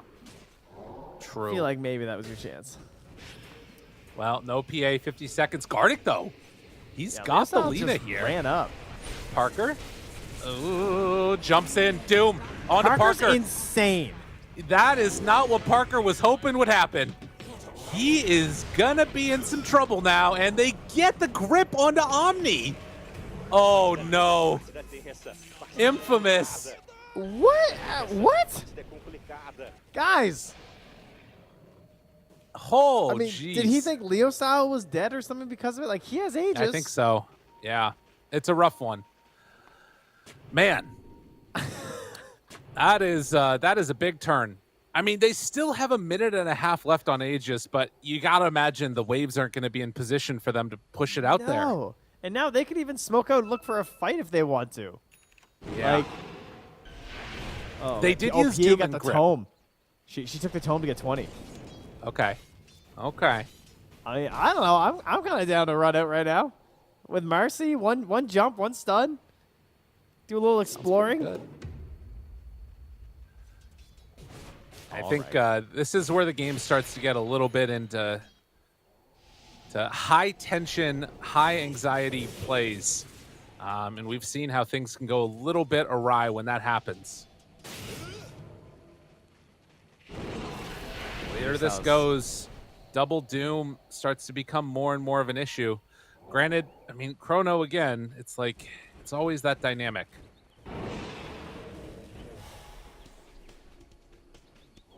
But 32 minutes in, where are we at? We got to do our math on our Infernal Blade, okay? Okay. So he gets, what is it, 3 full seconds if it's a multiple of 3? Okay. All right. So, ooh, that's going to be a while. He needs Level 21 on Leo 18 is a multiple of 3, so, you know. Is that the math you want to do? Yes, thank you. So no one is currently getting the bonus right now. Is that what's happening? Okay. Yeah, it's the enemy's level. It's not his level. Oh, okay. I was just trying to mess with you. Yeah, back off. So currently he doesn't get bonus on anyone. That's important, you know. But If they don't gain a level, though, they will. yeah, Michael's almost 18. Yeah, okay. Everybody except for Lina. Lina and Omni. Once they gain a level, they'll get another extra bit of time there. I mean, Do you want to know how you can tell if a number is a multiple of 3? I know this answer. Can I tell If you? you Can I add tell up the people all, out there? Fine, tell the That's- people. Tell the people. So if you add up all of the individual digits that make up the number, if that number is a multiple of 3, then it is a number that is multiple of 3. I use that all the time. It's actually really good. so it's crazy. Yeah. Number theory, y'all. Oh, they think it's real. They think it's real. They think it's real. They didn't think it was real. They didn't go for it. They might have thought it was real. It's so real. Smoke up with 4. Who they gonna find? I mean, having mobile wards is pretty nice. They see Frank now. Tanky But- illusion. Yeah. The ward up on the high ground for Radiant is there too. Jumps in, tried to catch, but couldn't quite get him. Ooh, and Mars, look at this item. He's going for a Hex. It's a game winner right there. That's what that is. Just like, please catch this PA. Someone catch this Ember. They definitely Parker. do not want to buy a Lincolns either for like any reason on any team. They take over this outpost, a little bit of vision. Heliocore, the first one out there. A lot of Invis heroes. He's going to need to take the bug off of him here. Oh, Gabe, it's so tense. The I Elcor's know. just doing laps around the outpost. He's running in circles. I mean, this is, for Infamous, the entire rest of their year potentially here. If they can win this game and start snowballing the rest of the series, they could go to TI, but all it takes is one bad fight and this PA gets completely out of control. And it's just like, it's like one stomp doom, you know? Oh, yeah. That's where they're at right now. get bugs down, but the ward is taken away. Vision at this time at a premium. It is nighttime, and it is Dire that have the ward down. So, okay, this is very bad if it's a fast Roche for Infamous, because they don't have buyback on their supports. I mean, Yeah. to be fair, neither does Bane, but I feel like the Omni one's the most impactful, and Excel needs to farm his buyback. Yeah, he's got to get it. He's not farming anything. All right, give me your Roche timer. Let's say 12 seconds. Oh, I was going to say 22. Well, we're close. And 22 is not a multiple of 3, because 2 plus 2 is 4. It's Ooh, 8. Oh, it's just a 8 quick seconds. Oh, it's very quick. Do they go check? I don't think that they're going to go in there and check, but they know that they're over here. Break the Lincolns. That's got to put some fear into Faceless Void. Was that his But- Phantom Strike that he broke it with? Yeah. Yeah. Yeah. Bottle Cheeky. DD. Lena knows. Mercy. Ah! Scary. Caught. Jumps. Nightmare save. It's there. Last second. The grip. Gardick's got him. But Parker to turn. Vitali. Doom. It's on to the Chrono. No Chrono at all. But Lena might be able to clean up on her own. Lumiere tries to jump. Gets everything. The bash. Leo Style tries to turn it, but it's not enough. They bring her down. Dead for 100 seconds with no buyback. Oh, the Doom did it. Vitali, the man, the myth, the legend. How? I can't. I mean, the fact that ward got down from Mercy and they weren't able to get rid of it too. Everyone just got vision of the whole fight. At least I think they had a ward, right? Oh. Is there a ward in that mess that's Dire? I mean, yeah, Dire do have a ward. Yeah, I don't know they if do. Radiant do. Radiant's middle tower But Oh this my is God. Aghanim Scepter now.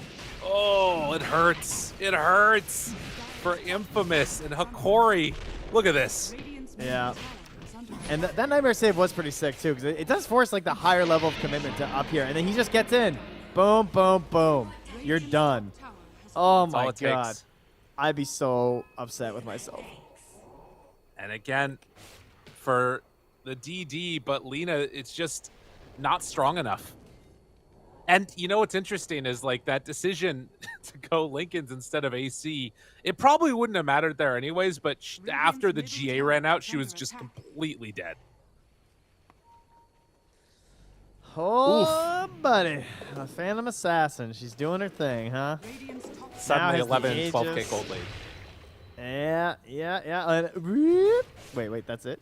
37%? Oh, I see. Okay, yeah, 37% Yeah. for the Radiant now. Yeah. If you look at the Now- graph, it sort of tells a different story. Yeah. Oh, jeez. And now, like, the whole point of this pick, like, everything's just coming together for Lumiere, right? You're at the point now where he's going to get into the Nullifier right after, which is just a great night on this hero. It's versus the Omni Knight. Feels really good. He's feeling pretty invincible with Ags, and the level 25 talent will be here soon as well. Oh, everything's stacking up for PA. And Vitali's a god and still has Aeon Disc ready to be assembled as well. I mean, there's just something about Doom late game that just, it really is, when so much of your fight is based around this Chrono, it makes it tough. Okay, but if he's really a gamer, he'll trade his plate mail in for his hand to minus while they're smoking. So, guess it's not that good. The other thing, this was, I don't know if he had it in this last fight, was that 9-second BKB. Maybe don't get stomped there. It's so many questions of what could have been, and it hurts. It hurts, I'm sure, for Infamous. This game. Maybe don't get stomped. You should tell that to him after the game. I don't think so, man. You just call up Parker and be like, yo, maybe like next time? Wild idea. I don't think that he would take it that well, if I'm going to be real with you. In the air, finds Leo Style. Abyssal, done. Chase tries to get out. Another round of Phantom Strike in a second. Gets away with the Invis just barely. Quick pick. I'm actually surprised that he got out of there as well. You know what's interesting is, like, Lumiere only knows about that because he came in with a Dragon Slave to steal the last hits from the camp that he was hitting. Oh, is that what it was? Yeah. The camp was almost dead, and then the Dragon Slave hit him, and Lumiere was like, oh, there's a Lena over there. Did he just TP mid? This guy's insane. I mean, he knows what he has to do. Yeah. Try and delay this game as much as possible. It's just what Hakori was doing earlier. They got to get a good Chrono off. 15K lead. Finds one, but won't be able to connect onto that Weaver. Penta-edge sword. Because sometimes Gaben just wants you to win. Yep. It's a good one.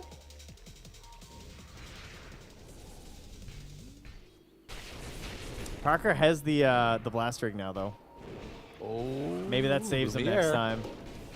Lumiere. Parker, he's there. He gets a Penta-edge sword of his own. So even footing. Leo? No, not found. The tally runs over there too. Ankle in the area. Oh my God, throws this out is the stressful. bugs. Yeah, I mean, because again, like for Infamous, all it takes is, I mean, you see how look at the swing that we've seen over the past couple of minutes off of that one engagement, and I mean, they still give him a good chance to win this, potentially for Infamous, but they got to be perfect. I mean, it's just going to be the reverse of last time where, like, they needed a crazy good Doom, and he hits it, right? There's no chrono. It changes the fight completely. It opens everything for them. They need that same thing, but this time it has to be Frank with this Scythe, you know? If he just gets that perfect Scythe after this Aegis expires, they've delayed to the end of the Aegis. That was step one for Infamous. Now they got to find that fight out of the Aegis and that perfect timing.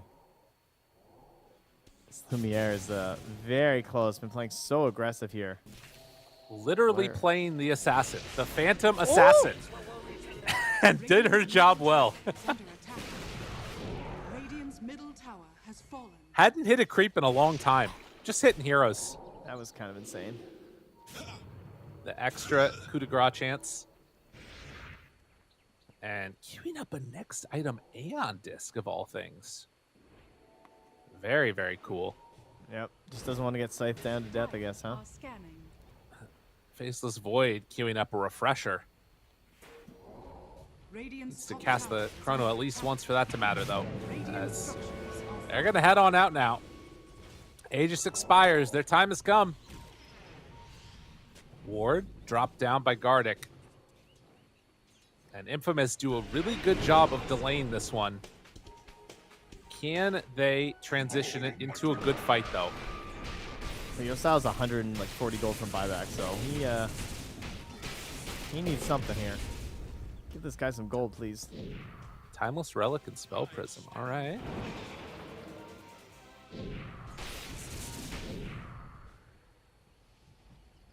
Lumiere on the hunt again.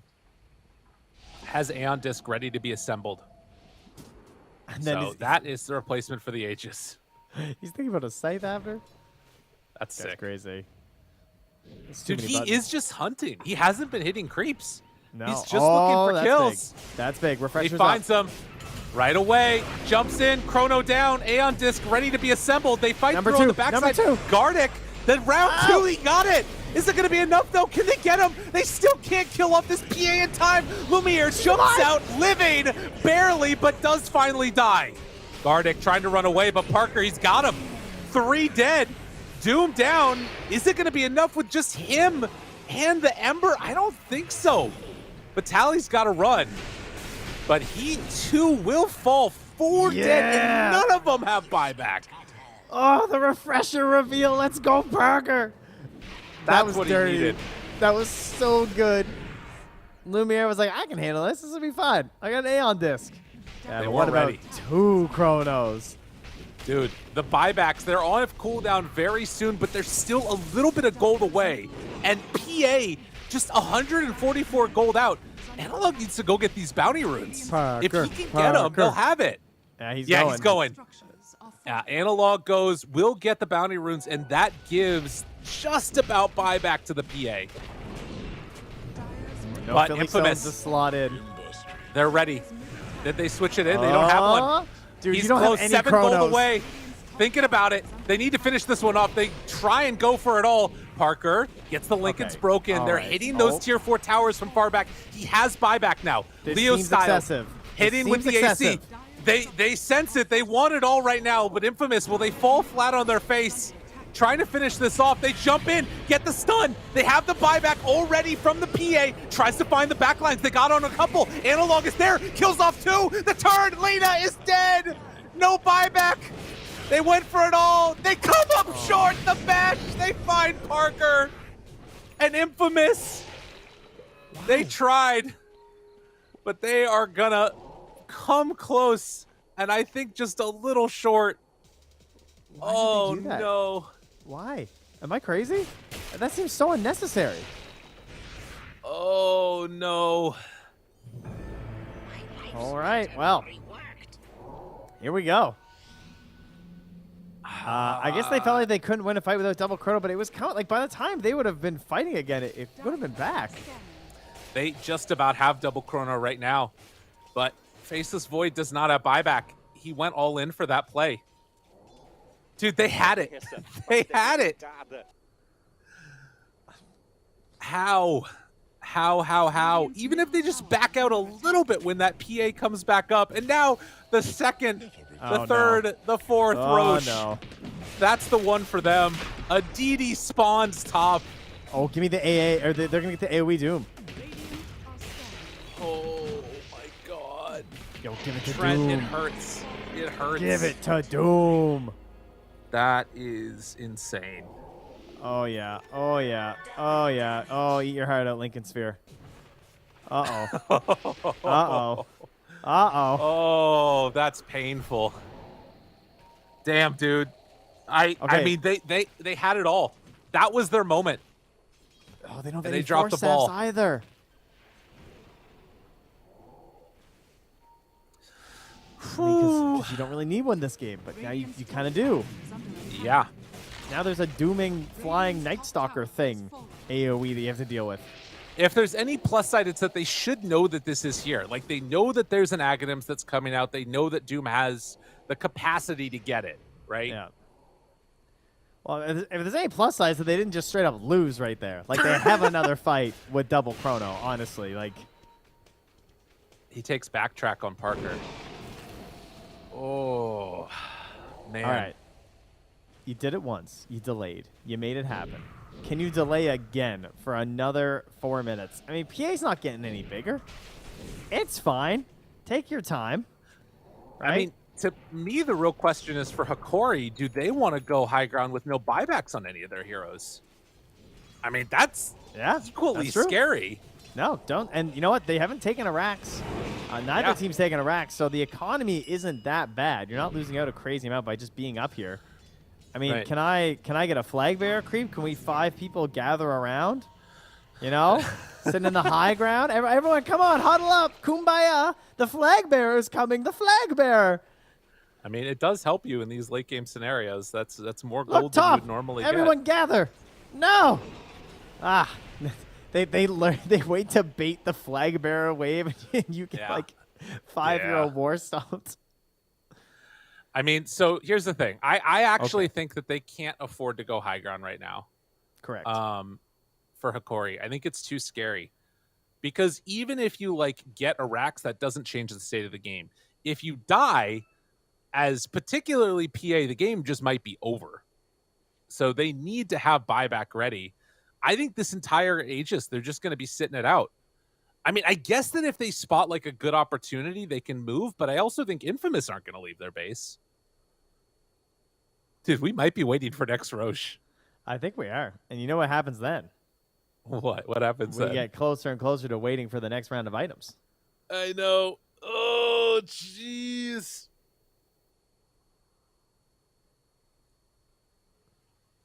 All right, reconnected. Go and ready.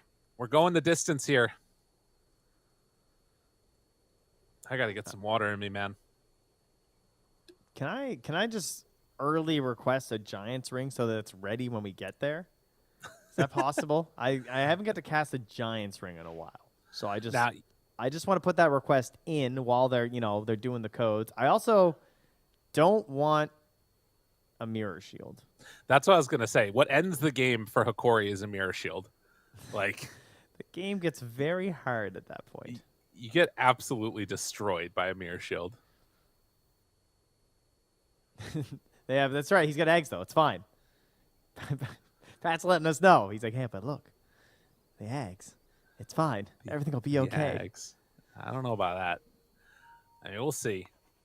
The thing that's nuts about this is it's like you can tell how scary this moment is and how like impactful it is because Hikori could very easily just end the game, and it's more than likely they win the fight. All this stuff going well. But the small outside chance that they just lose that fight, they lose the game instantly. So they've got to take the safer play. And both teams are in that situation. But the question is, but here's the thing. I actually think that if one team makes like the first move, they probably have a better chance to win it. You know what I mean? Do you think so? No, I disagree. I think first mover loses. This is not a first mover advantage game right now. That's what I Really? think, at least. Yeah, But like, I don't let's say know. you get vision down and you set up on somebody, you know? Like, for instance, imagine Infamous, they get vision down up on like that pillar that everybody loses the game in over on the right-hand side. And then they like walk into that area with 1 or 2. You drop a chrono. Okay, for right now, that is true because they don't have any buybacks. Yeah. But I feel like, I don't know. To me, late game gets so weird in Dota where unless you get like a 100-0 wipe on a hero, sometimes it feels like the team that jumps in first is almost at like a disadvantage because these like giant spells and refreshers that come out and all these saving mechanisms. Right. No, I agree that like if it's just a straight up 5-on-5 fight, then that's definitely the case. I'm more meaning that I think that Infamous are in a spot where they could catch 1 or 2 isolated away from the rest of the team. But you're also seeing Hikori, they're playing it so safe. Like they smoke together and are just walking together as a squad. Making sure that they never have to give things up. Like, what are they looking for right now? Because like Marcy doesn't have buyback. She's playing pretty close. Yeah, I'm not sure. Yeah, I think that they're just looking for... Dude, are they going to go high ground? Oh my god, this is how you lose the game. Hikori, don't lose the game like this. Not like this. I mean, Not like Ember has this. buyback. Doom has buyback. PA doesn't have buyback, though. The Aegis is about to expire. Yeah, they're chilling. There's no way. They also have to be careful on the retreat because I could see Infamous smoking out together once this Aegis expires. There's actually a window here where Infamous are in a really good position because PA, Marcy, and Bane all don't have buyback. Yeah, and I mean, it was incredibly chaotic, to be fair. Things got a little insane. True. So they might not know exactly, but there it is. They're coming out. They're coming for the end of the Aegis. It's 20 seconds away. There's creeps hitting the top wave. This isn't going to work. They're going to know. Yeah, they TP away immediately. That's double catapults hitting the top tower.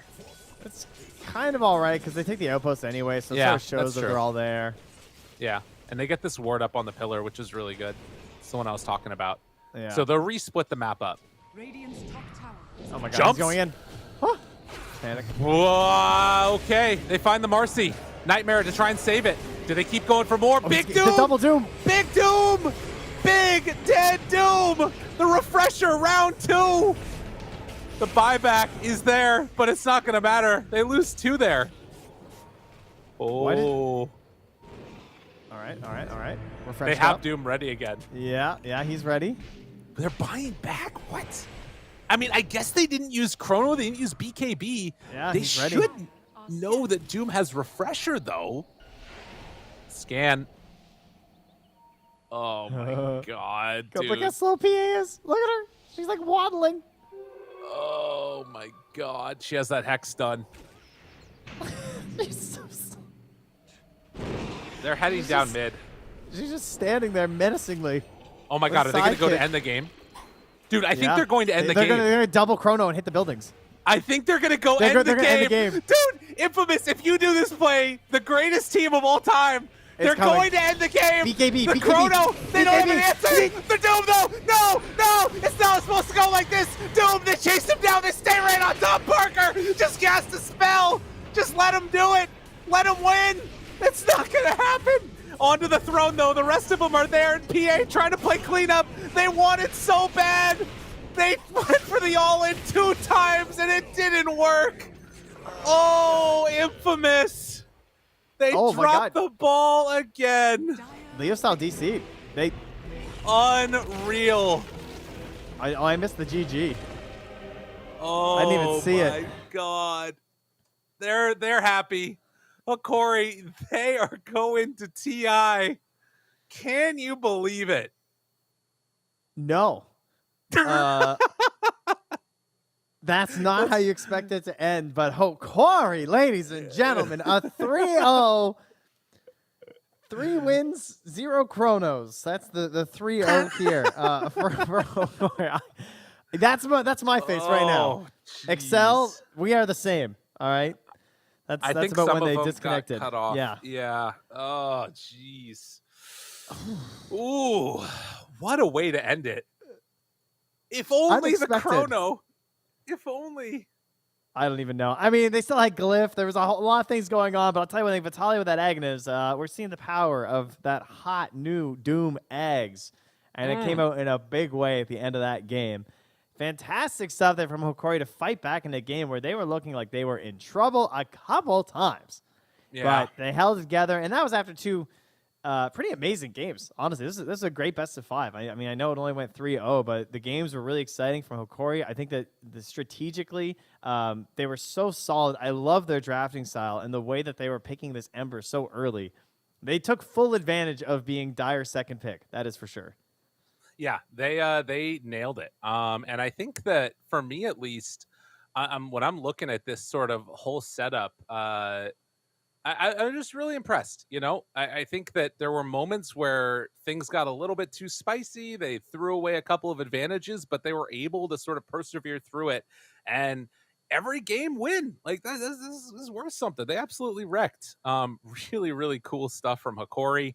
And that sets us up for another upset in the best of 5s. First Bet Boom, now Hokori. They make it all the way through. Also a good representative of the region as a whole. It's got 3 Amazing. Peruvian players, 2 Brazilian players. Very cool to see them make it through, considering a lot of the other Brazilian teams were struggling to make it out. And what's God, absolutely insane about Hokori as well is that they are like a picture-perfect example of the DPC. Yeah.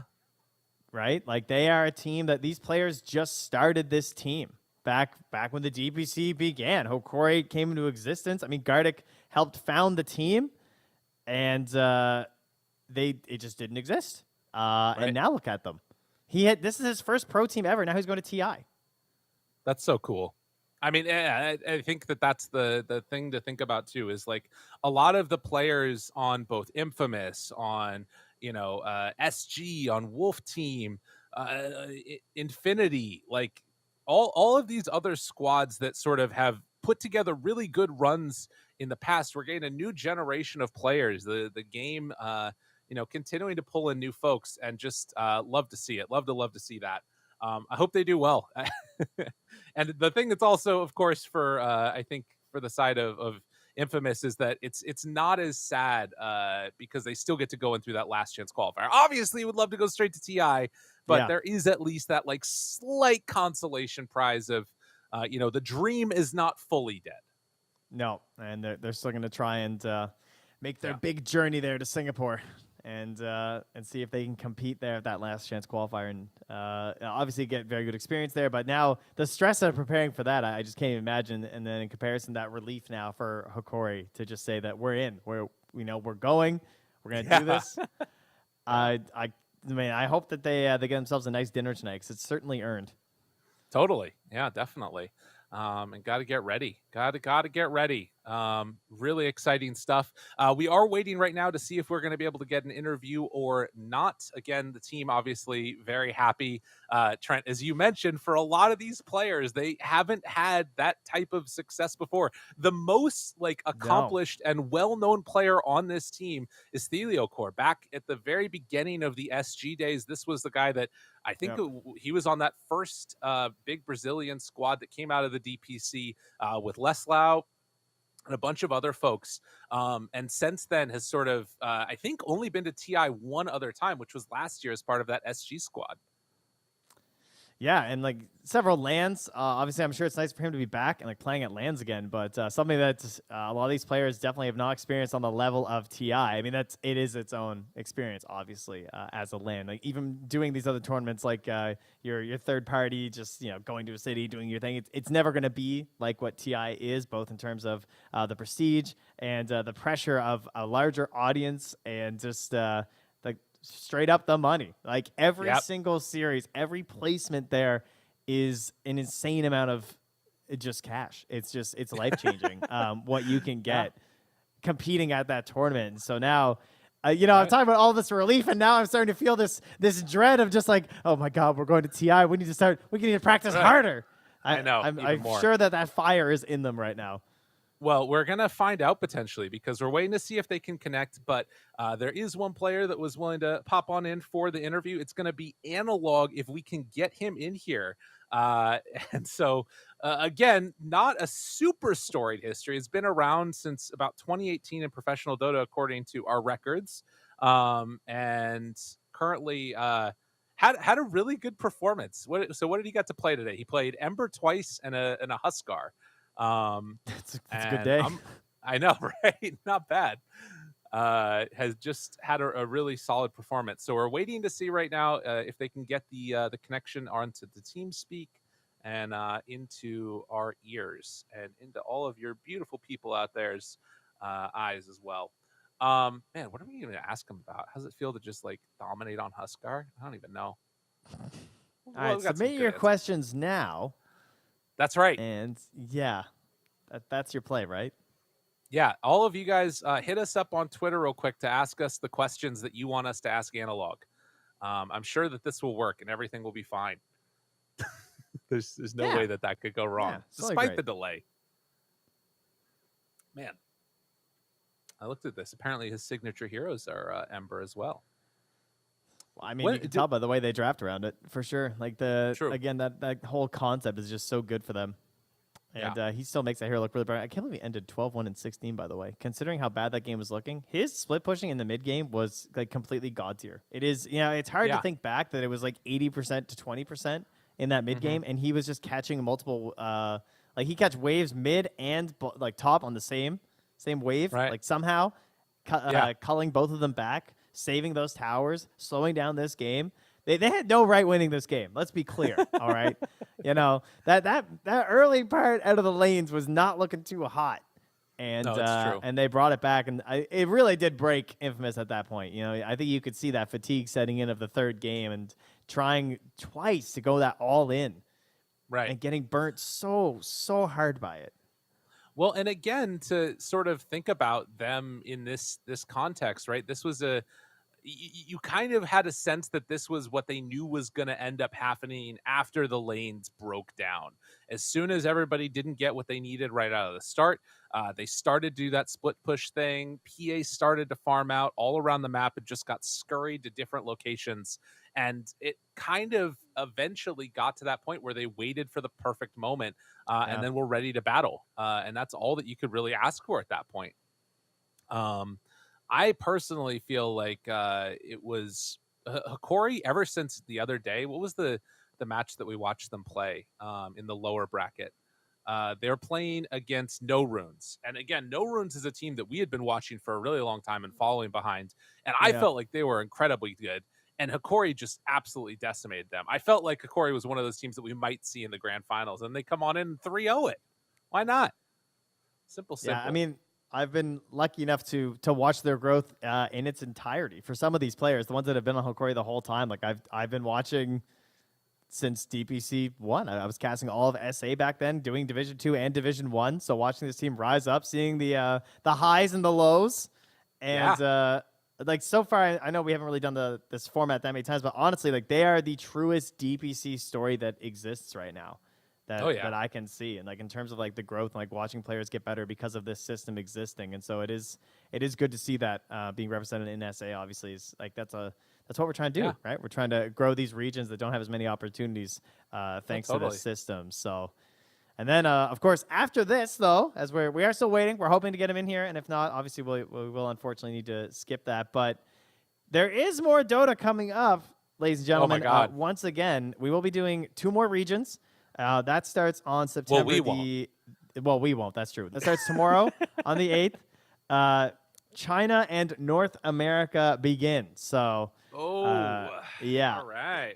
It's go time. And then after that will be C and Western Europe. And so in another 10 days, we'll have wrapped up all of these qualifiers. China, obviously, one of the most contested. Very exciting. You got Extreme. You got my boy DY grinding the Marcian pubs right now. I am a believer there. I did put Royal Never Give Up in my compendium, though. I'll be honest. I think that they're going to do it, but I'm still that way. I'm happy either way, right? That's true. And then for once, North America, it feels very competitive. I don't know. Like, I feel like usually there's like one kind of standout, but I don't think we're there this time. I think that Sonics and Nouns certainly are the top two, but I also don't think Wildcard are very far behind. I think they have a very real chance of winning it. Just as, like, you know, we look at someone like BetBoom. They were that third team, right? It was Navi Outsiders, BetBoom. And anything can happen in these qualifiers. It's just one bracket. All right. Well, one bracket and anything can happen. That's what we're going to leave it at, because I did just get word in my ears that we weren't able to get the connection going for Analog. So unfortunately, won't have a winner's interview, but I'm sure check out all their social media stuff and you'll be able to find all the info there about how happy they were. And I'm sure there's going to be some nice video or something. They're just partying too hard right now. And you know what? I can accept that. All the hugs, the high fives, the celebrations. It's all right.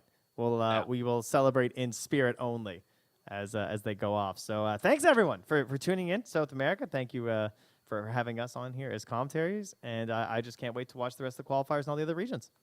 That's right. We'll be, again, taking a look at all of the other social media accounts for PGL to keep track of when the matches are going on. But for now, we're going to end it here for the South America coverage. Shout out to everybody else, the wonderful Danog and Aries as well for bringing the action, and the production folk behind the ears as well. Y'all rocked it out of the park, and we will see you all tomorrow for more TI 11 qualifiers.